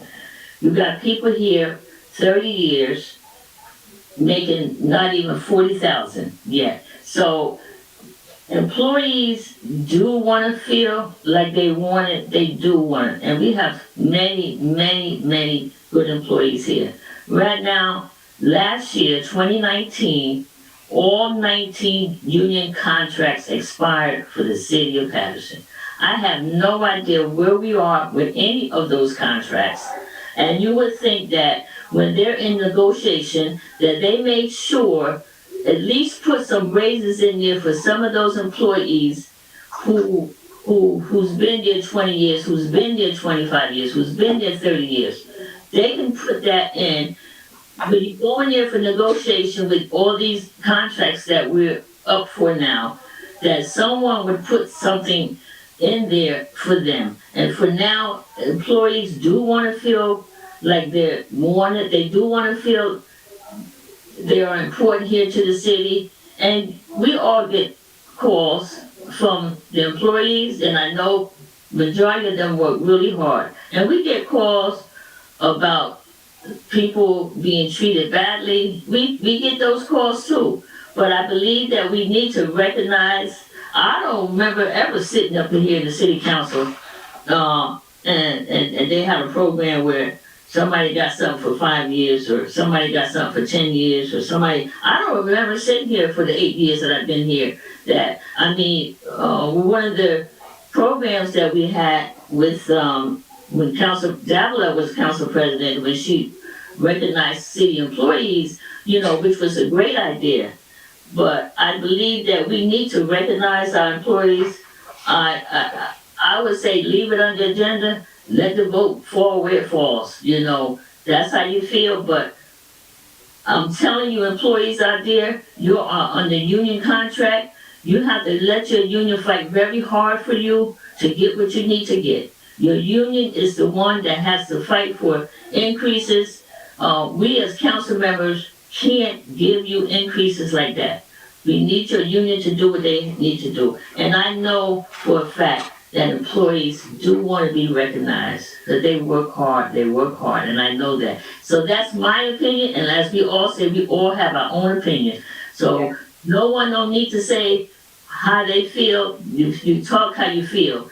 Employees call all of us all the time. Wait a minute, Councilman Al. So that's what, they need to be recognized. Like I said, I've been here 8 years. I don't remember no program giving nobody no award for 5 years, 10 years, 15 years, 20 years. I don't remember nobody doing that, And I've been here with 5 mayors. 5 mayors I sat here with. So I don't know who did it. But anyhow, leave it on the agenda. Let the ball fall where it falls. Let's continue the discussion. Councilwoman Davila, Councilman Abdelaziz, and then I haven't said anything on this item, so I want to speak, and then Councilwoman. No, but what I'd like to say, Council President, thank you very much for giving me the floor. First, I take 35 seconds. my colleagues to make a statement that we're not in approval, that we don't want to acknowledge city employees. Well, first and foremost, the last time I checked, we don't evaluate our employees. That is done by their department heads. All right, but that's not even what I want to say. I asked for consideration to pull this item so we can have further discussion. It should not go to a first reading. I have a lot of other things there's so many other things that we should be fighting for to put on a first reading, right? To have this right now and to make statements that I'm not in agreement with acknowledging city employees who have done a great job, who have worked for 20, 30, 40 years, okay? So I needed to put that on record, because to make those statements and to continue to say them and talk for 8 minutes to say, oh, well, if you don't agree with it, just vote it down. This is not what it's about. I think we should have further discussion, and that's what I wanted to say. Thank you, Councilman Delacies, then I'll call in Mims. Go ahead. So, Council President, I'm gonna be very brief because I know I'm being timed right now. I'm actually gonna leave the meeting. This has been a 30-minute discussion about, Councilman Jackson said, a very honorary, really no-teeth, feel-good morale booster. I have to be up real early for work tomorrow. You guys can continue discussing it. But I'm gonna just say I'm gonna leave. Councilman Jackson, I think that's less than a minute. Everyone have a good night. And thank you. Bye. So this is my take on this one. So I have some issues, to be honest, because now you're putting in a resolution that we have to provide complimentary breakfast. No, I'm not putting that in any ordinance. That's up to the mayor. Where are we going to pay it from? You're putting in we have to complimentary breakfast. Even with our current agreement that we have with the state, we cannot be buying food for employees. So that's one that will have to be amended. Two, I have a situation that right now we continuously tell administration they need to hold people accountable. They're not even evaluating their employees. So this might be a biased process. I know what you're doing because you're always grateful to the employees, Councilwoman Mims, and I'm not saying this would never come back. I want you to rethink it though, think about it. You don't want also, it will bring the morale down if you have employees busting their butts, working hard, but then the one that gets picked by a department head that does not do its due diligence to actually supervise their employees, that will actually bring the morale down. Put yourself in that situation if you're an employee. Two, Councilwoman, let me join you. How about we do this? Let's look at our finances and let's put a salary range for our employees in DPW. We often complain all the time that there is no money. We leave it up to the administration to make good for them. How about we do it ourselves? We often, every year, we do a 2% tax levy increase that's mandated by the state. How about instead of giving the administration the flexibility to put that money, this is something that also Al Abdelaziz brought up, that he wants to do something else with that money. How about we actually look at the salaries for DPW and increase and set some ranges for them, where the minimum salary is a certain amount. You have people in DPW working for 30 years and they're not making $40,000 yet. So you want to do something good? I'm okay with recognizing people and all of that, but let's make good by them. Let's not leave it up to the administration. We got nurses getting paid $28,000. Nurses and the health department. We could change the salary guidelines at any time. Councilwoman, we're all expressing ourselves. Okay. Frustrated. Already 25 to 30,000. Okay, but we're doing everything. We're not saying just DPW. I'm talking about in general. You want to bring the morale up? We did the whole city, not just DPW, the whole city salary change. Council President, I was next. When did you do it, Councilwoman? I'm next, Council President. It was about When did you do it, Councilwoman? 4 years ago, 5 years ago. What did you do? An increase for everybody? Yeah. No. You know everybody. No. 30,000. No.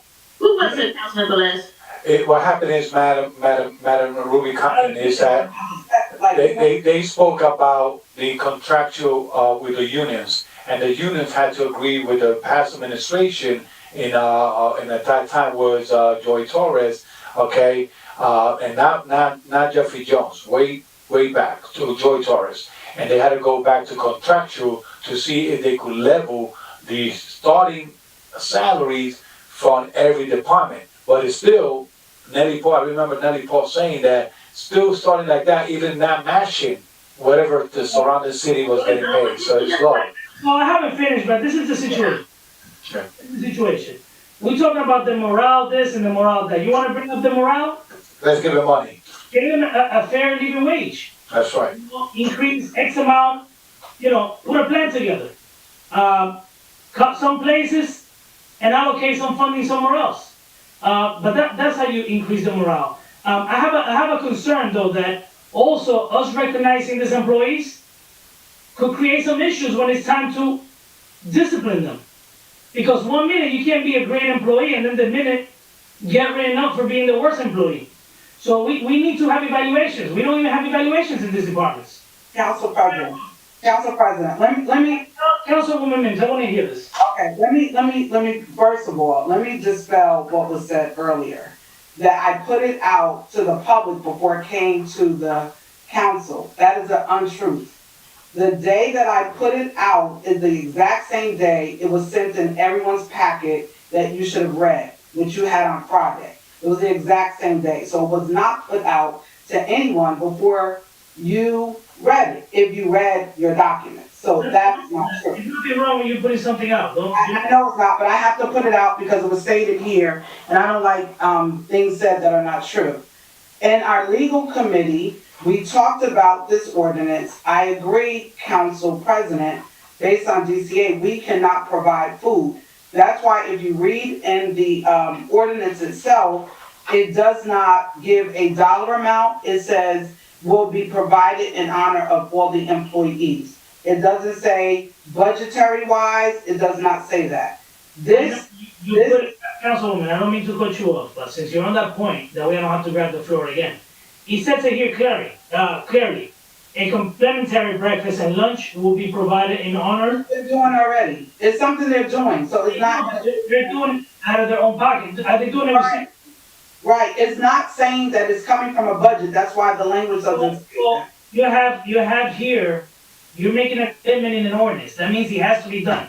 So if the mayor doesn't have money to do this out of his campaign account, or whatever funds he uses, who's gonna pick up the tab?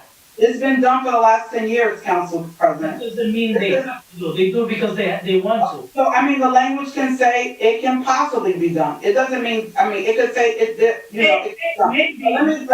Maybe provided, maybe, Say that, right? May be provided.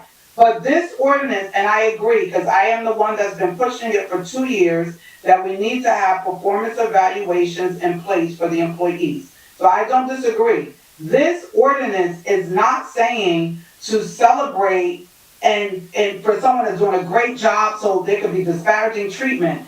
This is to make sure if someone is 5 years, 10 years, 2 years, those type of things, that they get recognized. That's what this ordinance is for. It's not anything. Legal committee, we discussed it. We worked with Corporation Counsel. I spoke to Madam VA. That's why what you stated about the lunch and all that was done in committee. There is a new committee in place, which I requested and is now implemented. It is legal committee because this is a part of legal. It's not personnel, it's not any of that. I'm not saying who does not agree. If we put it forward, Council President, and people choose to vote against it, it's fine. But I do not agree that it should be taken off. This has been worked on for a while. This is not something that just came out of the blue. We went through it in committee. We talked about it. We were back and forth with the council. Councilwoman, one last question before we go. Is this gonna be done monthly? No. In the month of May, there will be employee appreciation in the month of May. And so what happens in May, any employees that have 5 years of service, they will get a citation, and we do citations all the time, they will get that. If they have 10 years, 15 years, milestone years, it's not a monthly event. It's gonna be employee of each month though, because I'm looking at. Well, each month. Section 2. Oh, there's a few sections. So one is Employee Appreciation Day, right? There's separate sections. So Employee Appreciation Day is something in May where we celebrate milestones. Employee of the Month is in that one. Let's go through it. Section 2. This is, okay, for attendance and those, right, you're right, high level of service and performs normally assigned. Every month we have to do something for. Yeah, we don't do it, it's the department heads. Was that? That's the department heads, we don't do that, this is internal, it has nothing to do with the city council. So guys, let's look at this in a different way, right? So we can look at the pros and cons, but at least it's gonna force probably the department heads to do an evaluation because And to recognize their workers. it will be pretty messed up. Right now, I don't think they're doing that. I don't think they're doing that right now. And we keep fighting with them to get this done. Maybe something like this will force them to actually pay attention and appreciate the work of the workers. Evaluate their employees. Council President. Council President. All due respect. At the same time, Point of order, Council President, I requested. we're having a discussion. No, because I requested, We already, Councilwoman, we already spent half an hour in the item. I don't want half an hour to just go out of the window. So if somebody makes a strong point, I'm looking at the pros and cons. I pointed out the things that I see wrong with it. I also try to look at the benefit. But at the same time, it's gonna create more work now for the department heads, right? Now, what makes you think, what happens if they decide not to follow this? You wanna go after them for not recognizing their employees? We gotta look at this, all these pros and cons, and see how this is actually gonna work. They might choose not to, just like every ordinance we have here. They don't enforce the ordinances that we have in place. What makes you think that they wanna enforce this one? But Council President, they have the opportunity, this is a first reading, and the second reading won't be till, November, correct? If this is approved. Should not be an ordinance. Hold on. This is what I'm gonna say. If you cannot make a strong case, a strong valid case that this will bring any legal consequences, or why is this a bad idea, then we already spent 30 minutes on this item or more. Council President. You make a point of why on this. There has been a point on the floor, Councilwoman Davila says she wants to remove. Let's put it for vote. No. Shop, we don't vote anywhere. Council President, you just say that right now, Council President. Can I hear from my colleagues? Yeah. I wanna hear from you though. Correct. There's some things that here that could be tweaked. Yes. You gave me the courtesy to tweak the other resolution, right? All I'm saying is, if there's something here you don't like, let's tweak it, but if you can make a good, valid point, not your personal feelings of, just like, street naming, we got better things to do here than to start naming streets all the time, or to recognizing everybody, because every resolution, I see a whole bunch of recognition, right? It's important to many people, but you can also make the case that we have a lot of things here that we need to address. Right. So,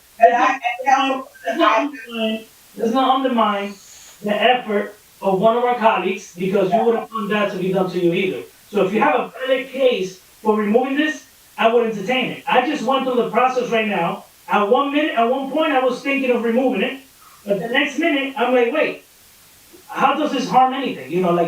Let's tweak it, let's make sure this doesn't give any. Nobody was saying that this was harming, that's not. I know that Council President means good in this question that you just made. No, this Council President made a good point on a question. He says, if you could prove your case, prove me if it's not going to harm somebody. And this is what I think what he's thinking is, let's make believe I'm an employee of the city of Paterson, and the city of Paterson forgot to recognize me today, and it's a law this year, recognize me, and I was chosen to be recognized, and they forgot to recognize me in public or whatever, and they passed again, and I'm perfect attendance, never call out, come in with my medicine on top of me, go sick to work, I'm a perfect employee, and they forgot to recognize me. You know what? If I got a good lawyer, I'm going to take the ordinance and say I'm going to sue the city because they discriminate me. Councilman, you made a great point, but you know what? This is not going to force the department heads to be on their toes. So you also look at the pros and cons. I see what you're saying. Correct. I've been asking for 2 years for our department heads to be held accountable. Correct. For supervising their employees. Now, Council President. Hold on a minute. I just posted something on Facebook where I initially called was someone told me, a neighbor told me before they view the cameras, they told me that they feel that the recycling took their garbage container, right? Or their container, for recycling container. And I call in the supervisor said, you know what? I don't think, and he's right, it's illegal, first of all, to do that. He just didn't think what employee would do such a thing. And also, the place where you dispose, where you bring the trucks to be empty, they would not accept the bin.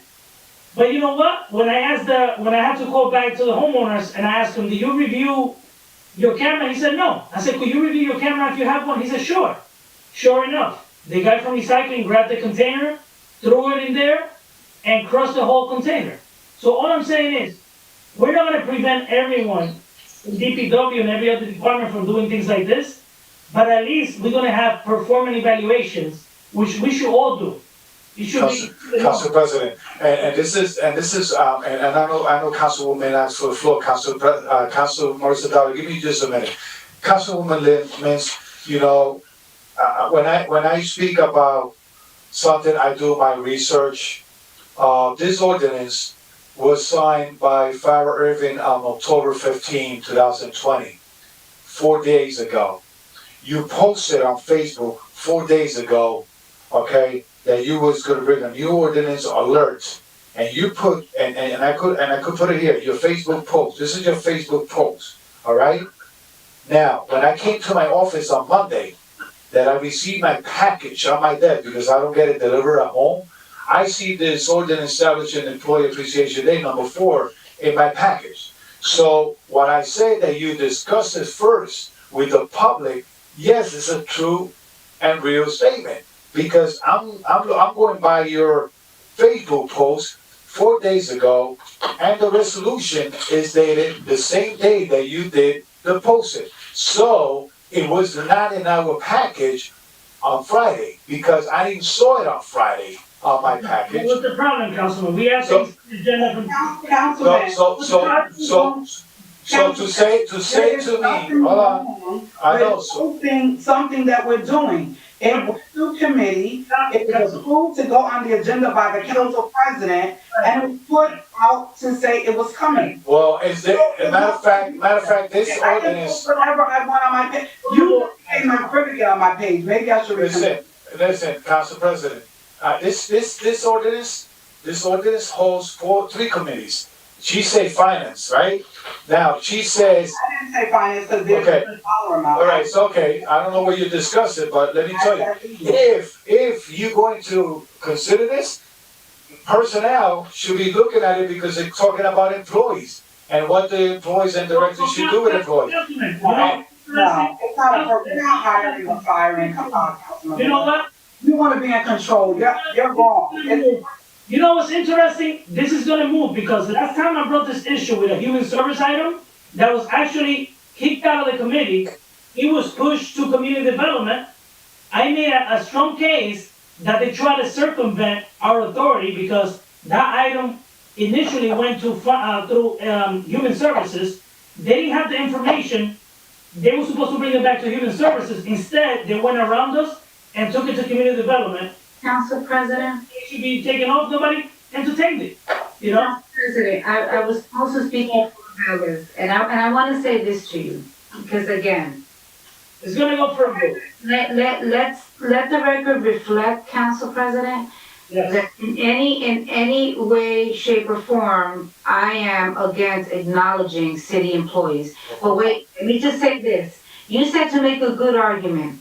Yeah. Just right now, we've been discussing the issues and the irregularities within the overtime and certain individuals getting all this amount of overtime. And Council President, you and I have had various conversations. We have to recognize anyone that we feel that was not deserving of to be recognized. But Council President, I don't think this should be an ordinance. It could be in a resolution, but an ordinance?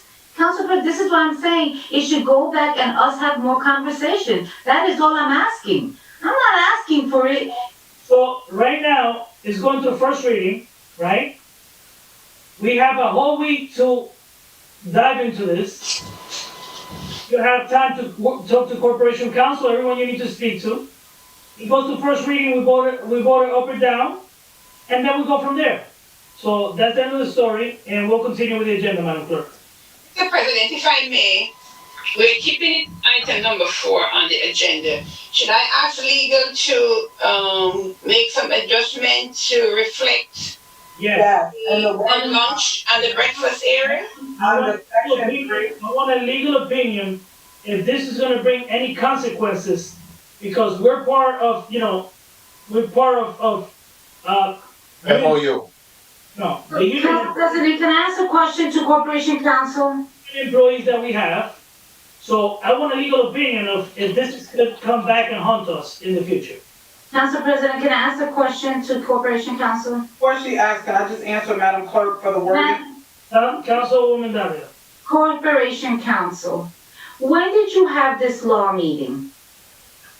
When was this law meeting, this committee when did it take place? New committees are always on the second or third Wednesday. I don't recall which one it was though. Who's sitting in the committee? Councilwoman Cotton, Councilwoman Mims, Dominic Stanhope is representing the legal department, and Ivy Ivy Rodriguez from my department also sits as well. I'm sorry, so Corporation Counsel, you say you don't recall when you had this meeting? I can give the exact date, I don't have it in front of me. I don't go to those meetings, actually Dominic goes to those meetings for a legal committee. I do go to those meetings. Okay, thank you. Council President, I got a question for you. Yes. Do you knew that this item was gonna be on first reading today? Did they request it formal to you? Yes. So what we discussing it then? What do you mean when you discussing it then? Council President. You've been here for 5 years, you still don't know the process? No, Council President.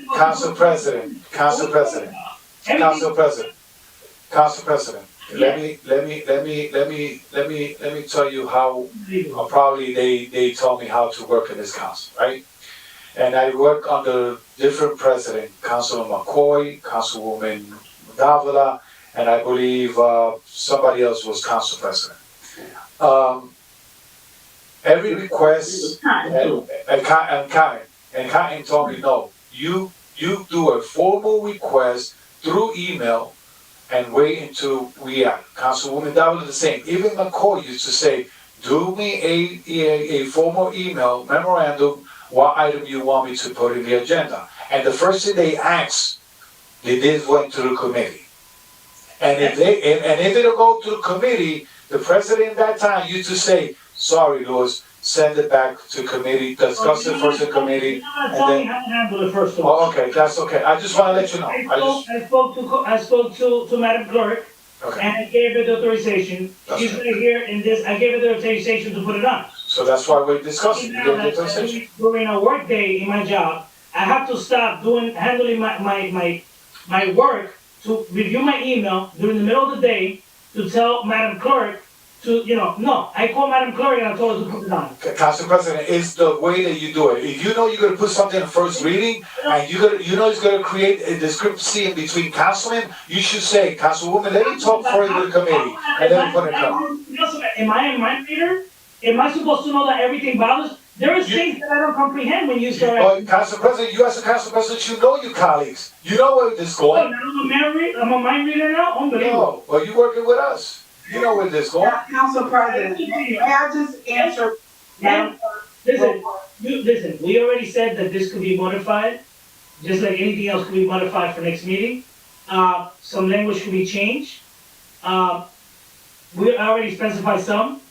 Yeah, she's just asking what it was, Council President. I just want to give her the wording. It's in section 3, second paragraph, where it says will be, just say maybe. Right, I have, yes. Yeah, okay. That's for the lunch or the breakfast, maybe. Yeah. Okay, I have it. So I put it in writing and have legal give me a revised ordinance. Okay, thank you.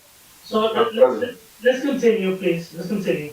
And we have $500 for a raise of what? Mr. President, I'm going to skip around a little bit. We're in the first reading ordinance. Is that Councilman Jackson? Yeah, let's continue. For the first reading ordinance, they always stop number 5, number 9, 10, and 11. So number 5 is an always stop. This is the Temple Street and North 9th. Number 10, all the way at intersection of 17th Avenue and East 19. And that's number 10, I'm sorry. And then number 9 is 17th Avenue and East 21st Street. And number 11 is the intersection of Hamilton Avenue and Carroll Street. All those are always stopped. Did we get an opinion from the traffic engineer? Correct, Council President, and behind of every resolution, you're gonna find the area in question, you're gonna see the opinion of the traffic engineer. We discussed it in committee, and according to the meeting that we had, and it's good to go. All the Was okay with all of these? yes, Is there a traffic study done? yes, it is. There is nothing attached to none of these items, so. There's an opinion, there's opinion regarding all the stop signs with a opinion from the traffic engineer Hong Chow on it, based on the multiple access in the area. But I'm just asking for the items, Council President, are the traffic studies attached to each item? I'm looking at the one number 6, there's a, let me see, I'm gonna tell you on the traffic, let me go 151. Okay, Councilman, may I speak, Mr. President? Yes. I brought it to at the meeting to the director that I have on these items from number 5 through 11 that there were some with picture and there were some with just diagram. He stated that was what was given. Some of these does not need a picture. So the ones I have, they have some type of diagram and some have pictures. All right, If anything else that the council wishes to have, let me know so I can put it in the request, please. for Council President. So hold on, I'm reading here from Hong Shao. It says here, please add these 3 ordinances to the next committee meeting agenda. Doesn't say to the next. We had a committee meeting. Where does it say that he was okay with all of this? Oh, what happened is that I had a great conversation with Hong Chow before he go on vacation, and he told me to report verbally about what happened with the stop signs. And also with the temple one of the first, number 5, that was discussed way back. We brought it back because it was. But he didn't have it for any of them? Council President. Council President. All right, Hong Chow, is in agreement with, items, all 3 of these items, these ordinances that they go together. He does approve it, the email thread, I just looked in it, the email thread didn't capture his, email approving this. I will send that to you guys in the morning. That's fine, which 3 he's okay with? Nothing on item number 5. The ones that go together, 5, no, not 5, I'm sorry, 6, 7, and 8. I didn't read those yet. Those were. No, I know, Madam Clerk, but we kind of jumped. One-way south, yes, one-way. Okay, so 6, 7, and 8. Okay. So before we continue, so we don't waste the time, Madam Clerk, what happened with the rest, Director? Is he okay with the rest? Yes, yes. Well, I don't understand. You just said that he's okay with the 3. So he's okay with all of them from 4 to 11? I said the 3 are considered together. The ordinances for Rose, Sealy, and Parkway. They're in the same area, just reversing the one-ways on some of the streets. So number 5, for example. 5 has no attachment, no. Which one? 5 is all control. Yeah, that's the one that's the one that Councilman Jackson spoke on the record a couple of times. He also spoke in committee about 2 times about it. What happened is that we skipped it and we forgot to put it in the agenda. President, I lived in that area for 21 years and I just moved. The amount of accidents in that area, Councilman Jackson, since he became a councilman, has been discussing that right there. You guys have to take a moment and just go to town. No, nobody's questioning that. What I find strange is that all of a sudden now, you said for 20 years it's been like this, right? No, I said I lived in that area for 20 years. You lived in that area, so let's say for 5 or 10 years, the place has been, a lot of accidents. All of a sudden now, the other time we had, it was like 6 of them in the same area, like, I'm talking about the same little area in the 5th Ward. Now we have, from 5 to 11, we're doing all this traffic stuff. And I just have a little concern that individually, I could sit here and bring 20 places, right? So just because, But it wasn't an individual thing. but just because you're a chair of a department doesn't mean that you can move it. We need an opinion from the expert in the area. Council President, just, and I'm talking on number 5, okay? Number 5. Okay? But it was not the chair, it wasn't the chair bringing this forward, just so you know. No. This has been something that's been going on for quite a few years, okay? And Director Rodriguez, you're there, you can actually speak on that as well. Yes, Hung Chao is in agreement with this ordinance. Well, why wasn't this done before is what I'm saying. Once again, and this is what I'm saying, I'm not the one bringing it forward. Councilman Jackson, remind me that he spoke about this a couple times, and I'm asking, Councilwoman just spoke, Nadia. I'm saying not just this item per se, but all of a sudden, we have the same streets in the city for who knows how many years. Same probably traffic situation. And what I'm saying is, and the reason I'm bringing this up is because we have brought things in the past, and they don't even entertain me. Can I tell you what happened, Council President? Can I tell you what happened, Council President? Okay, this is what happened, okay? Every meeting that I have with my committee, all right, I ask them what was left before that it was not entertained before July 1st, when I got the chair again. So Councilwoman says, listen, I got this from I don't know when. Councilwoman's men say, I got this from I don't know when. So Jackson say, Councilman, we was talking about this, and I say, bring it now to committee. All those things that we discussing are all items from previous committee. Councilman, let me ask you one question, and let's be honest. Yeah. We have traffic studies for all of this. That's my question. Mr. Hung Chao said that it's needed. Mr. Hung Chao said that he did a traffic study. Councilman, that's not the question. We have a traffic study for all of this is my question. According to Hung Chao, he did a traffic study in the intersection that they requested stop sign that they say he was needed. This is what I want to recommend because that is not attached here is another thing. Yes, we need to have things attached. Listen, these streets have been like this for a long time. I'm not saying that they're not going to get done, but you don't have anything attached to them. We don't have the traffic study. We said this last time that we would request traffic studies for the things. Well, one of the things that he stated is that most of these areas that are now stop signs, he already did the first initial thing, was to clear out the corners. Okay, the same recommendation that he been talking about way back. The recommendation that she gave Councilwoman Mins and Ruby Kine is already passed. That recommendation was way back about clearing out the corners and this and that. Now he's moving forward with the request of the public through the council people that they want the stop sign, four-way stop sign. That's how we support it. You can bring it back at another workshop. We're going to pull 5 through 11. 5 to what? No, why? There's no traffic studies. No, Councilman. We have a 7 and 8 have traffic studies, Councilman. 7 and 8 have it? 6, 7, 8? 6, 7, 8, he approved it. He approved. The rest we pull. No, hold on, Councilman, you can't do that. Council President. Council President. I mean, we've been waiting for this. That's what I'm saying. So this is the thing, Council President. What's the thing? Okay, the thing is, I became the chairperson of DPW. I have a committee.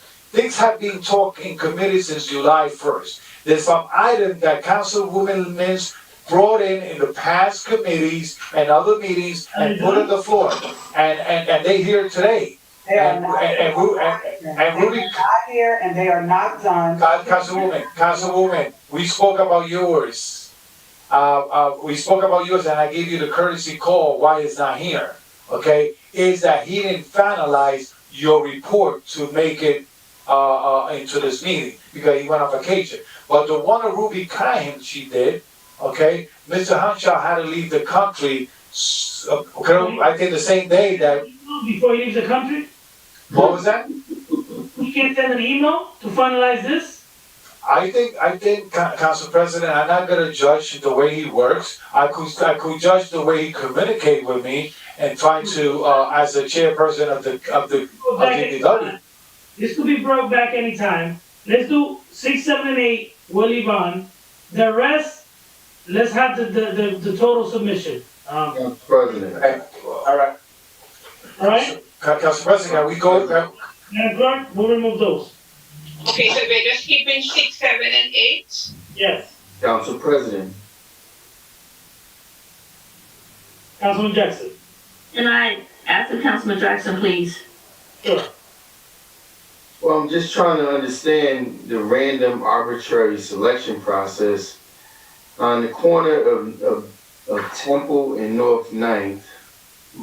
A matter of, and I'm gonna make sure I speak to the residents and I'll forward this video to them to let them know You're not gonna tell them. how their concerns. Why are you interrupting me when I'm talking, man? Shut up, man. Let me speak when it's my time to speak.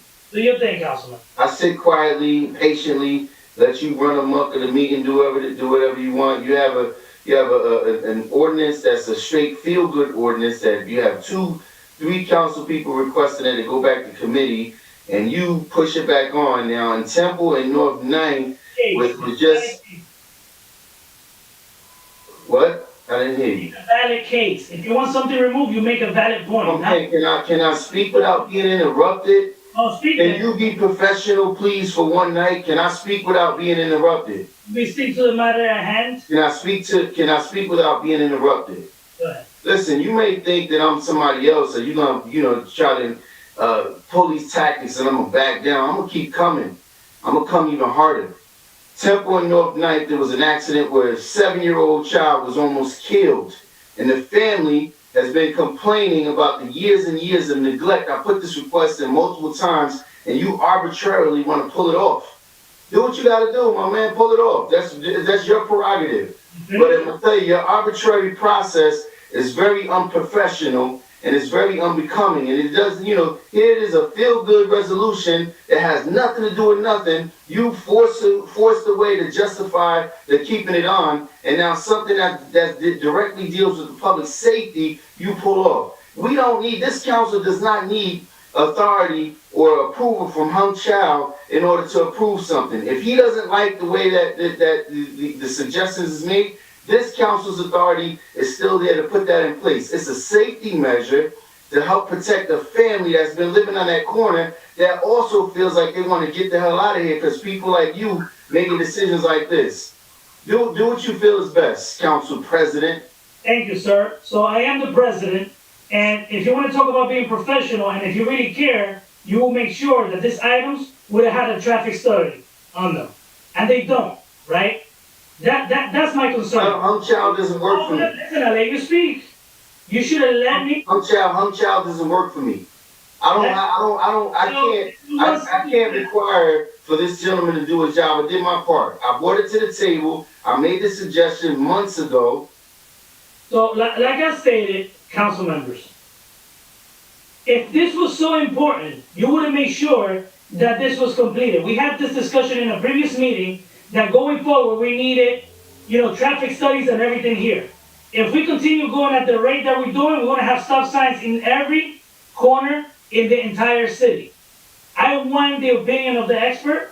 If this was so important, then you would have made sure that your traffic engineer would have done a traffic study. So if you want to blame anyone for not getting this done tonight, you should blame yourself. If this was so important to the constituent, you should have made sure that this would have been done. I would not vote on something that's not complete. That's all I gotta say. So, Madam Clerk, like I stated previously, this will be removed. Only leave the items that I stated, 6, 7, and 8. Can we move on to the other page? We have a couple. We have number 12 for city clerk. That's raffle. That's not any consent. Is that okay with the council? Yeah. Consent for 12. Then there's city council for 13, 14, and 15. These are, number 13 is honoring Ansar Ahmed for Councilman Gilman. and the other 2 are constable reappointments. 14 and 15. We should put 13 on regular, not on consent. 13. Council President. Agree. Council President, number 14, do we know how many, constables the mayor has? He's only entitled to 5. Yes. To answer that question, and you said you're keeping track of it? Yes, we're keeping track, and Jackie did email all the list for all the council members last week with a cover letter from me. I didn't get it. It was emailed, and I know Councilman Jackson read it because he sent an email and a question who prepared and the document, and I think Jackie responded and said the clerk's office. But the mayor has 4 to date. All right. Yeah, the clerk's office, we're keeping a track of all the appointments. It does not exceed 5. I believe that is right? How would the council like to proceed with 14 and 15? Put them on regular. 14 and 15 on regular. Yes. Okay. 14, 15, and number 13 as well. I think that's complete the agenda. I don't think there's any other item, Mr. President. So that's complete all the items on the agenda. Well, Madam Clerk, we have a motion to close the meeting. Yes, sir. There a motion on the floor? Councilwoman Cotton. Thank you, Council President. I can't, you got me muted. I can't. You want to add something? Yeah, I'm off yet. You're breaking. I think you're breaking. Mute yourself, Councilwoman. Okay, thank you. I just have 2 items that I need to do before we close out the workshop. I'm asking the chairperson of the DPW committee to start working on it. If you want to work with me, putting a resolution together about people keeping garbage cans in front of their house. Council President, DPW chair, it has become a major problem here in this city. So we need to look at that. My next thing is for Madam BA. We had requested with Councilwoman Davila and Councilwoman Mims a meeting with Straight and Narrow and all these agencies that have addiction programs here in this city. Madam BA, I need that meeting set up as soon as possible because it has literally gotten worse. Each day go by, you see people walking down the street with suitcases and everything. So I need that meeting because I know Councilman Davila and Councilwoman Mims have requested that with the Health and Human Services lady that we wanted to meet, and I'm wanting you to make sure that we do this as soon as possible because this is a very important issue that's going on, and every day I see it getting worse and worse. And we have a bad situation with another young lady, Straight Street and Broadway. They have gone there, I don't know how many times. I have gone there myself. She's in a wheelchair. And it's every day that they go there, and I don't know what can be done, but something needs to be done. So those are the 2 things that, Madam BA, I need you to set that meeting up as soon as possible because I'm to the point now with them is that, you know, if they can't help us with their situation, they don't need to be funded. And I need that as soon as possible. And Councilman Velez, please look into that for me. Because there's trash in the city, and if you ride through there, we need those inspectors on the weekends, we need those inspectors on Sundays, we need those inspectors because people are just literally breaking the rules. Thank you, Councilwoman. Madam Clerk, can we just send a motion to close the workshop? So move. Second. Is that moved by Councilman Davila? Yes, second by me. And then by Council President. Okay, roll call to close the workshop session of October 20, 2020. Councilman Chahardy? Thank you. I just want to say quickly again, thank you to the Clerk's Office Secretaries, the IT Department, and DPW. We have an event happening on Saturday, October 24th, my apologies, from 10 a.m. to 1 p.m. We're going to be working with the venerable Vietnam veteran Tony Venturi. We're going to be cleaning Union Avenue, the Vietnam Veterans Park, and then a section of Paterson Avenue again. We welcome any volunteers that would like to participate. We are requiring mask wearing, and we'll have hand sanitizers and gloves to make sure everyone is practicing good hand hygiene. Again, it's going to be Saturday, October 24th, from 10 a.m. to 1 p.m. at the Vietnam Veterans Park on Union Avenue, and my vote is yes. Thank you. Councilwoman Khan? Thank you, Madam Clerk. I just want to let the audience know that on Saturday, the 24th, we're going to be, they're going to be honoring Trudy Harrell at Public School number 13. Can you hear me? Yes. At Public School number 13. This will be at 12 o'clock afternoon. If you can come out, please. He's been a long time resident. He was an athlete here in the city, so if you can. I just want to say, too, that now we can see what happens with the Supreme Court. The census, the Supreme Court decided that the census did not have to be extended to October 30th, and within one day they shut it down as of October 15th, that this country did not have to, no, the administration, which is the President of the United States, did not have to extend the census to October 30th, and it was shut down October 15th, Hawaiian time, which I have no idea what Hawaiian time is, but this is what happens if you sometimes get the wrong people sitting on that U.S. Supreme Court, what things can happen, because they didn't even consider that we were in this pandemic and they could not do some of the things they needed to do, but they shut the census down as of October 15th and not extend it to October 3rd. October 30th. So with that being said, to you all out there,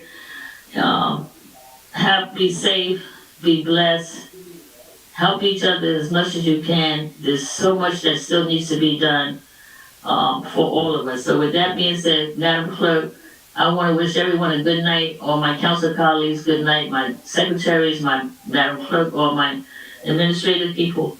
Have a good night. Madam Clerk, my vote is yes. Thank you, Councilwoman. Councilwoman Davila?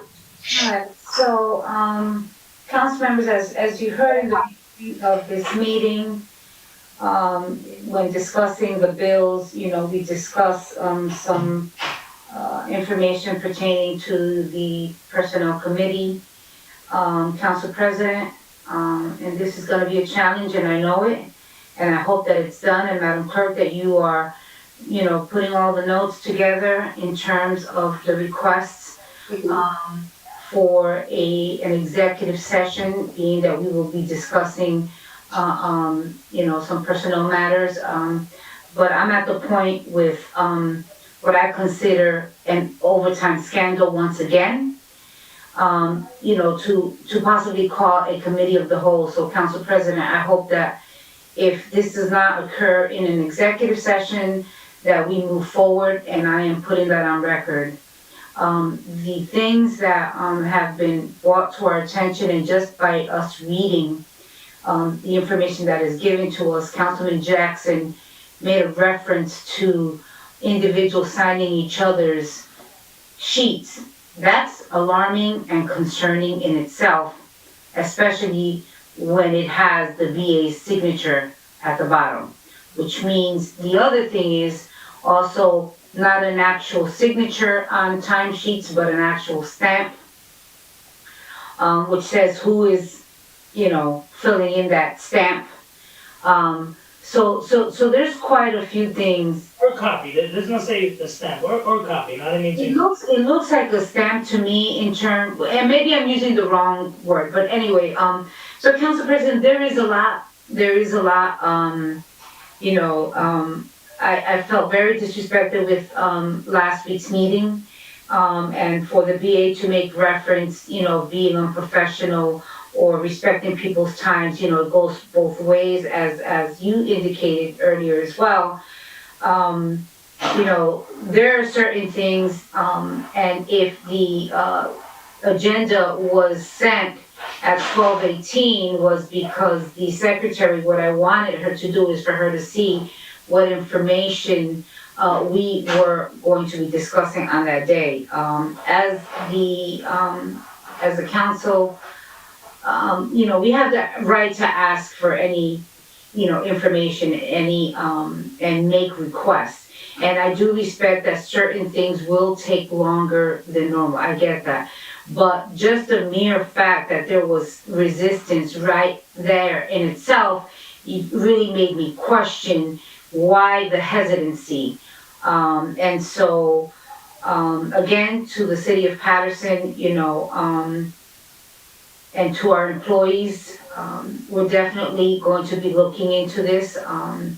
It is unfair, it isn't right, and I can't say that it's okay on one hand and then it not be on another. This is why, and I say it again, that when I was saying to remove item number 4 for first reading was to have further discussion, because that in itself, if already people are getting special treatment, okay, I could just imagine what something that is a feel-good ordinance for someone's, another feather in their hat, you could say it that way. It clearly, I just, today is a day that I can tell you that I normally don't speak a lot at the end, but I'm very, very upset. And you all are seeing it, so that's the good thing. It's all here, it's all visible to everyone, and it's on YouTube, so you can look it up. Finally, I want to thank, and this is why I have a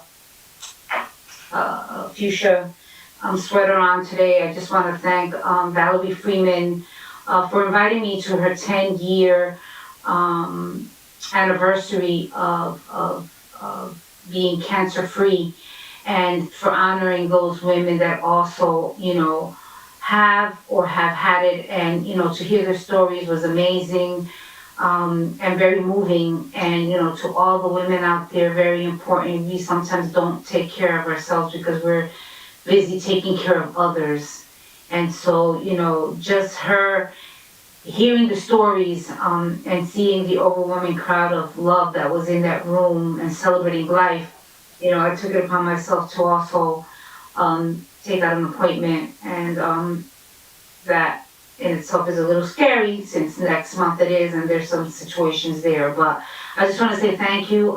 Thank you to the city of Paterson, to Councilman Chaudhry, this weekend when we laid Answer By to rest. It was moving. It was moving to see the outpour of love from so many that came from all over. And so, once again, rest in peace to the family, to the daughters. Thank you for keeping me informed. And thank you for that last phone call with Answer By, in FaceTime. I took a screenshot of it, and I'll, cherish that forever. So, Madam Clerk, and to all my council colleagues, my vote is yes. Good night. Thank you, Councilwoman. Councilman Jackson? Thank you, Madam Clerk. You're welcome, sir. I really appreciate you. A couple years back, had a person who from the neighborhood who was actually helping or working at my establishment, and they broke into my office, and actually it was a break-in. I think I mistakenly left my door open, and my firearm was stolen. I was able to go into, some of the toughest parts of our community and recover my firearm within a half hour. And it was not a strong arm. I mean, I take pride in being able to walk in any community in the city, unlike some of my counterparts that I shared the seat with. But it was because of the level of respect that I offer to members of the community. It has nothing to do with me being a 4th degree black belt or being able to defend myself, but it has everything to do with the level of respect. I watch so much disrespect, that takes place here. Certain members of this council, when they got elected, they came in with this sense of entitlement and barking commands and demands and being disrespectful in the tone of language they chose to distribute along to many of the underpaid, underappreciated employees of this city, and particularly of the clerk's office, and you know, things like that, they resonate. You know, so when you watch things, you know, that take place on this council with a certain level of disrespect, it's a laughable experience. But, you know, I want to remind some of you, and particularly the council president, this is not a third world country. It's not a dictatorship. This is America. And you know what? Everyone has the right to, you know, to do what they want, as you do have the right to be selective. And I don't really, you know, I don't take time out to take personal shots, but today we're gonna keep it absolutely straight. And you know, I don't want to address the situation in its entirety because Councilman Abdelaziz is not here, but we're gonna talk about the respect level. You never know who you're disrespecting. So I'm gonna just put out this message to let you know. You don't know whose family member you're disrespecting. There's a lot of people, including, based on, you know, some of the commentary that Councilman Davila talked about, the level of disrespect that we receive from this administration on a daily basis, that's actually fed and perpetuated by this council president, is ridiculous. Then you want to take it on when it's directed at you. The means and the true method is to distribute equally and fair respect to everyone. This BA and her conduct, the way she carries herself throughout this administration, throughout the city, and walking through different departments, barking orders, and then it's disseminated through those subordinates in that office, because then the secretaries believe that they can walk into other people's offices and talk to people who have licenses, who have college degrees and study for their crafts, and talk down to people as if they understand, they know how to do their job better than them. Well, guess what? There is a certain level of respect that's demanded. I'm going to demand it. I'm not these other council people. You can kick me out of a meeting all you want. I'm going to tuck my tail and begin to run. I'm going to come harder. And let me explain something to you. I just received a text message from one of my constituents, because I had no idea. I don't care about what you do in your personal life. But one of my constituents, their frustration was so high, and said, oh, considering he's a convicted DUI offender, maybe he should be more considerate of these traffic stops.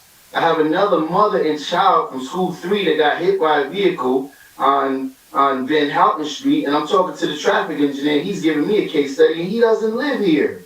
But you pull off the agenda, an item that could possibly save someone's life, and sat here and made a 30-minute argument for a feel-good ordinance because it went against the people that you used to be on the same team with.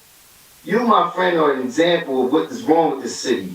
The weasels, the lowest of the low examples of what poor leadership is. That's what I'm gonna say. So you can sit here and talk all this, take these personal shots. Why wouldn't I sit here and talk about the facts of what's wrong with the community? The poor treatment of certain employees, the mismanagement of the finances within the community. Certain people taking an $8,000 paycheck in one pay period. You don't want to question that. But then you come here and say, I'm disgruntled because I didn't get the council presidency. That's the furthest thing from the truth. I don't wear a title. I don't care about a title. I show everybody respect on every single level. And to the members of the public, if you don't believe the things that I'm talking about are true, just call the clerk's office and ask one of the clerks to have coffee with you and ask them the kind of treatment that they receive from this incoming council president, and ask them how Councilman Jackson treats them on a day-to-day basis. Because I don't look at who's there. It can be anyone, color, title, whatever the case might be. The level of respect that I pass on to someone's mother is always at the utmost, is at the highest level. But when men want to really be men, they don't have to sit here and hide behind, this tough guy appearances. They can go out into the community in areas that they're actually scared to travel through and act like a tough guy out there.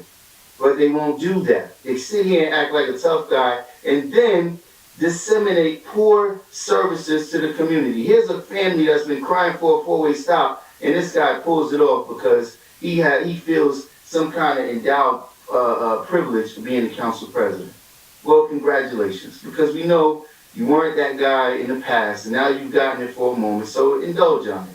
But I'm gonna tell you what, man, you know, if something happens to somebody on that corner, I'm coming to see you. My vote is yes, Madam Clerk.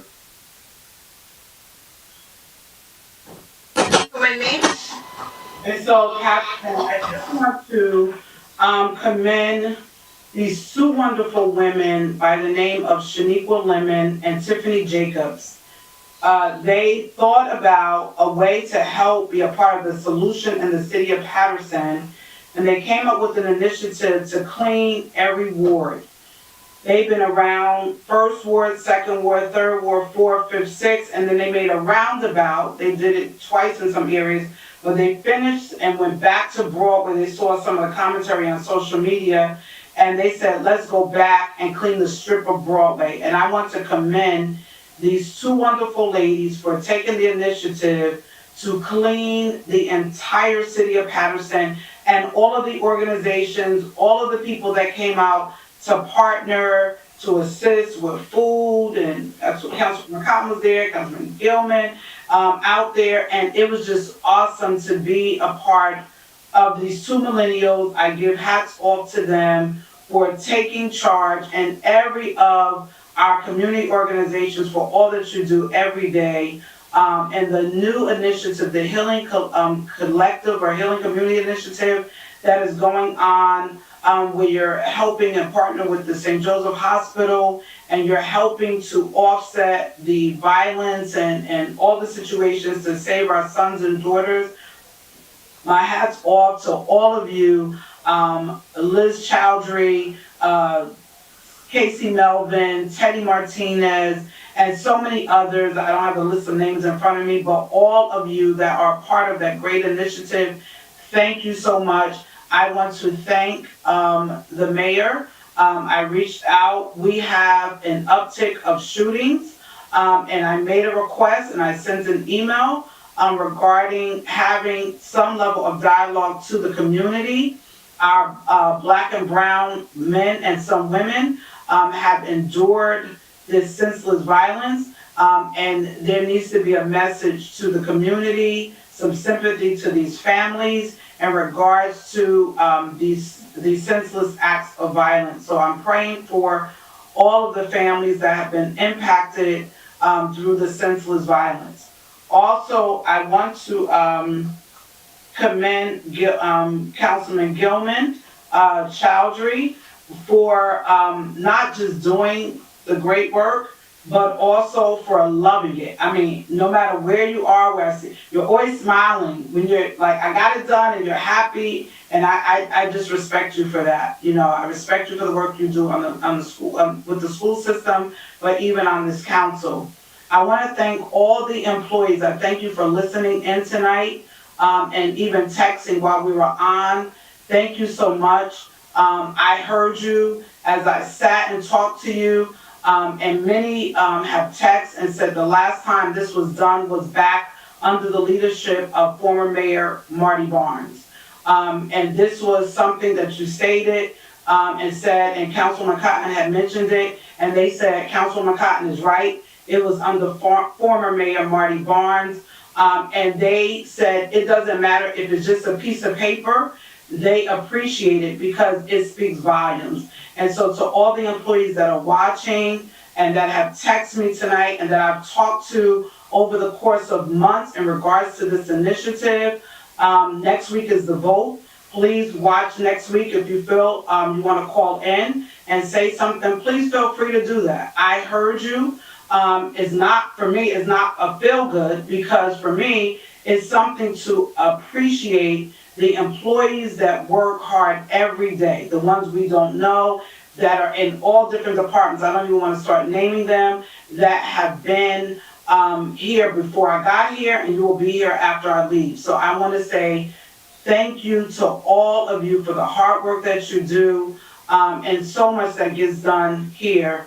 on the city council. There are items that Hung Chow was on vacation, and I know I mentioned it last week, and I have spoke to Councilman Velez, who he knows Hung Chow is working on them. So I spoke to Councilman Velez, who's the DPW chair, and Mr. Hung Chow, and awaiting the information for those items. They will be ready for our next workshop. So I'm looking forward to those items as we go forth. And closing before I vote, Madam Clerk, I want to say Bear Track is not track. We found out today that it's Bear Track, like you're running a track. Bear Track Park is progressing very nicely. Some of the mulch was delivered today, and there will be 2 more loads of mulch that is coming tomorrow.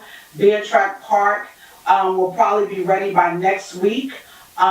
Just grateful, the community, even today, to see people and their children and people walking their dogs and coming and stopping and standing in amazement of the work that is being done there at Bear Track Park is amazing. So I want to thank, with adopting the parks, Mr. Shari Bug, who helped from the very beginning. I want to, I'm almost done, Council President, thank all of the organizations that helped, Scaleri Arnold Funeral Home, who donated that park to the city for $1, and Bronze Heat, who has adopted and will work very diligently in this park. So I commend all of you, and I'm looking forward to the finished product by next week of the revitalization for our residents and especially for our children.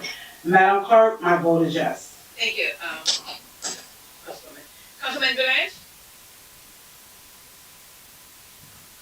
Councilman Jackson, can I have the time that you spoke and Councilwoman Mintz to see if I could beat that? I don't know if 8, 5, 4. He was keeping the time all day. So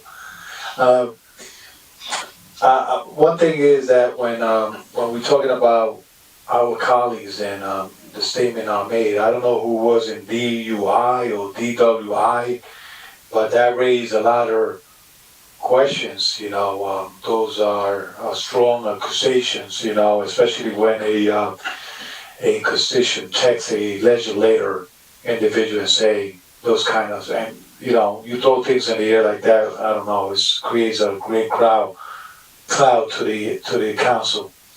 But one thing I have to say is, Council President, I know that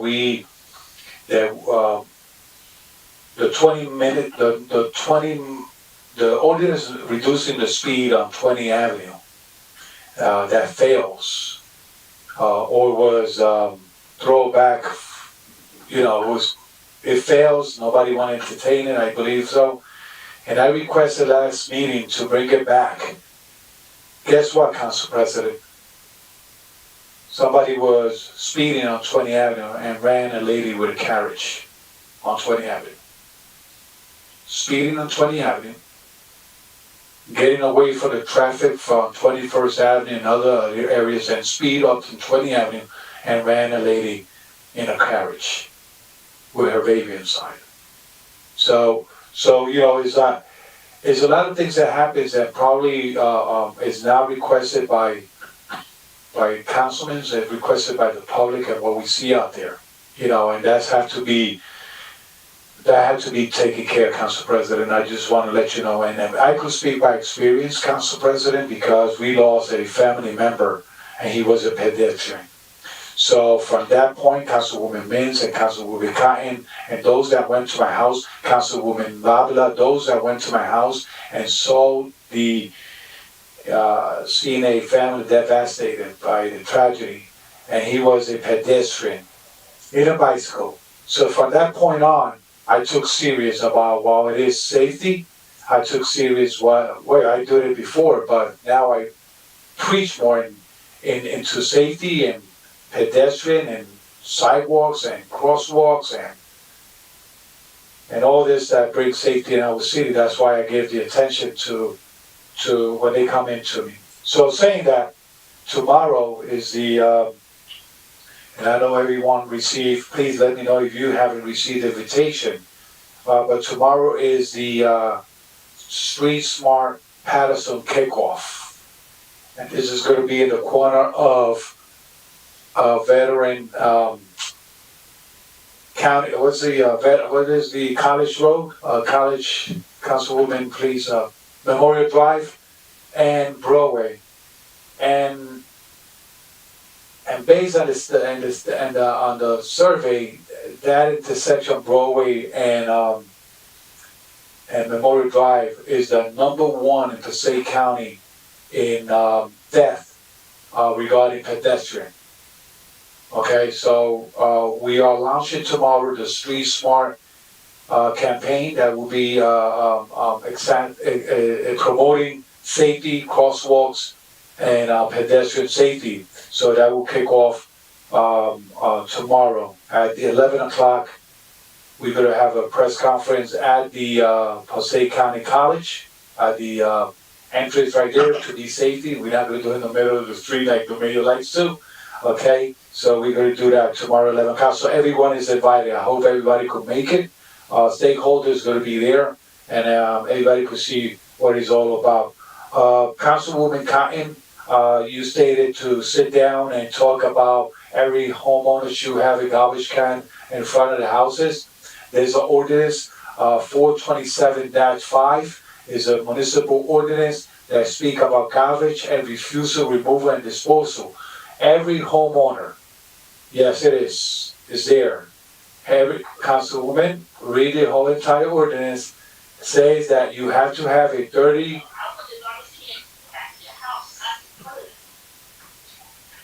That was a commercial from Ruby Kine that came into my studio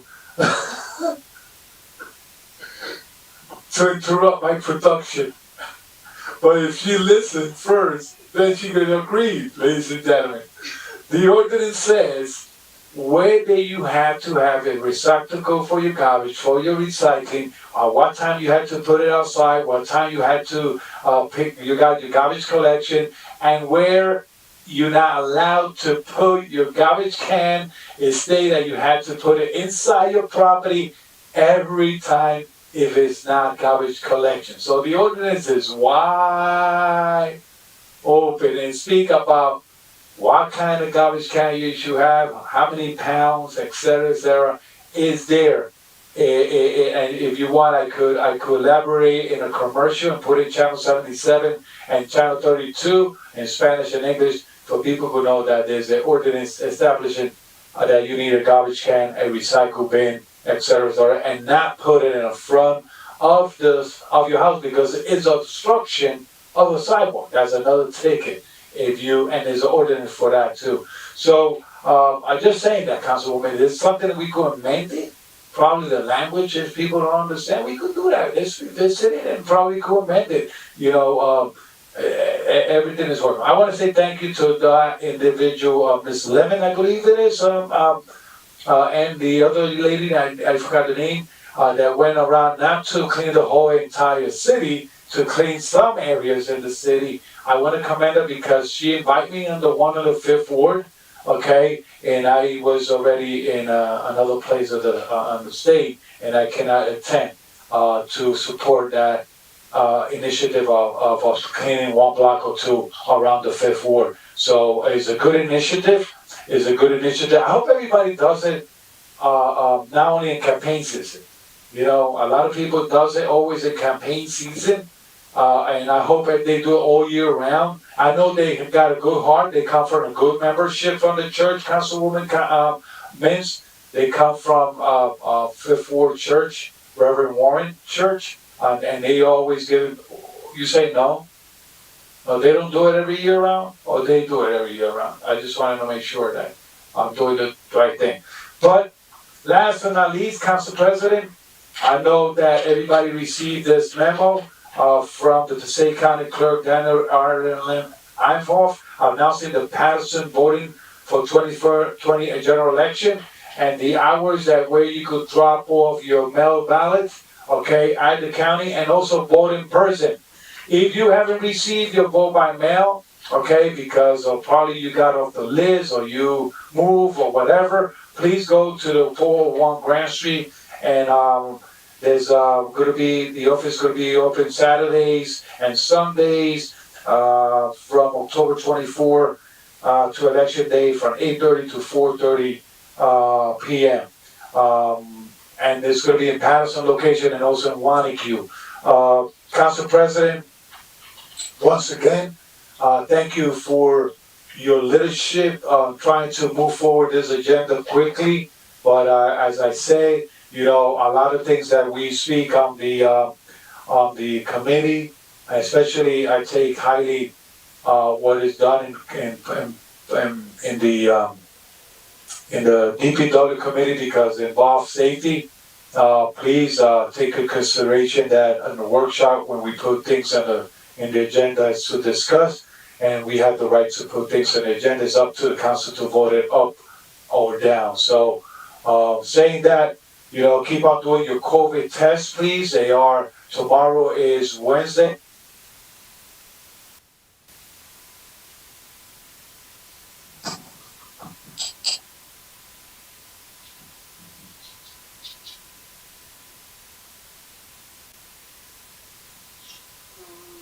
Madam Clerk, we have 5 people in the meeting right now, so what I'm gonna say, Madam Clerk, is that it's funny, I have never disrespected any of the secretaries. I actually will spend a whole month sometimes without even talking to my secretary. I have never disrespected them, so you know what I hate most? People that use this platform to lie about others, and that I could never accept. If I'm gonna say something, I will say the truth. Those who know me, they know that I will never disrespect anyone. The only points I try to make is that when some council members try to go after us, when we're trying to get some of the aides, all I said is, look, at the time I felt that I would get more benefit from having an aide than from having a secretary here. That was all. But I never disrespected them. That's one. You know what? Councilman Jackson is acting very unprofessionally, and you know what? His behavior is very unbecoming of an elected official. Councilman Jackson have proposed crazy things to me that I still don't comprehend how an elected official with that mindset will still be out there serving the public. So I ask myself, why is Councilman Jackson so mad at me? Let's start with the presidency, that's one. But you know what's something else that I want to share? This guy wants to start playing games. He approached me one time, he tried me as the finance chair, do something about his loan that he owes the PRC. So I put him in the finance department, I put him in the finance committee, and he actually said, look, I don't want to be in the finance committee. Could you help me do this? I was like, no. Mike, you know that's not legal, I can't do that. 2, he also, and I think this was brought up in some committees, he also wanted to talk about, there's a property, I think it's called Parsley Street or Bursley, where they destroyed, the chicken store that they have. I think it's owned by a church. There's a big property there that's contaminated. He wanted to find a way to get that to some of his friends. I was like, you don't do that either, Councilman Jackson. If you want to put it out there, put it in auction. So I'm pretty upset that this guy has the nerve, a guy who always have a suspended license. I didn't know I would go up this low to respond to this gentleman, but I'm sick of his games already. He's not there to try to do what's best for the community. All he does is talk. He's talk. But he never brings any solution. I'm getting sick of it already. Sick of it. I don't mind people attacking me at all. But, the thing that got to me was the part of the secretary. That got to me. Telling me that I disrespected the secretaries. I have never disrespected any of the secretaries here. I'm never here during the day. When would I disrespect the secretaries if I'm at work during the day? We have the same working schedule, the secretaries and myself. They work from 8:30 to 4:30. So for him to pass that comment to the public, that's what got to me. And I was going to never repeat these things, but, he got some nerve. A person that's always driving with a suspended license everywhere. But I leave it at that. This is not about Councilman Jackson. We have so many issues in this city to address. And you have people like Councilman Jackson, instead of looking for solutions like I am all the time, and I'm proposing them. I just proposed another one today. He's been complaining for 2 years now, or a year and a half, about how those credits got awarded. He never has time to find solutions. All he does is complain. When he don't get his way, he goes after people. That's what he does. And guess what? I'm not entertaining any of this nonsense. So we have business here to take care of, and that's all I have to say My vote is yes at this time. Oh, and Councilman Velez, if you were so concerned about your streets being done, we want to work with you. We want all these things done. But there is a process, Councilman. So now you want to grab everything that happens throughout the city and you want to blame me because I've asked you to follow the process. That's what we ask. We asked you to, last time we had all the stop signs put in place, we asked you that we needed to have a study done. We can't just continue to just fill the whole city with stop signs and everything else. It's gotta be, I've been asking for 8th Avenue for a long time. I even used to live there. You don't see a stop sign there because I've been waiting for the process to go through. If something happens on 8th Avenue, I'm not gonna go blame you as the chair of DPW. I'm not gonna blame, the engineers or the traffic study. I'm not gonna blame anyone. The process needs to be followed. Those streets, why wasn't this submitted 2 years ago, 3 years ago, 4 years ago, 5 years ago? So I'm getting sick of, some of my colleagues here not working on solutions, are always talking about problems. I apologize to the residents that I have to go to that level to basically point out the messed up things that some of my colleagues contemplate on doing. But it's a shame that I have to deal with this. Instead of working for the betterment of the community, I have to deal with this type of colleagues in my council. My vote is yes, Madam Clerk. Okay, thank you, Mr. President. I did not get Councilman Velez's vote. Can I get your vote, Councilman? I don't know what happened. The system went down. Right now, he's sitting on Councilwoman Cotton's desk, so he's not at the meeting. Councilman, I asked him several times, Madam Clerk, to wrap up. He was very disrespectful, and we can't be having this here.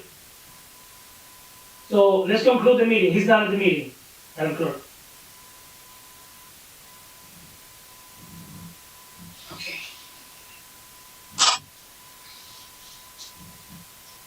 So the vote is 6 in favor, 2 absent. Yeah, 2 absent. Let the record reflect the third ward is vacant. The workshop session of October 20th, 2020 is hereby adjourned. Good night, everyone. Thank you.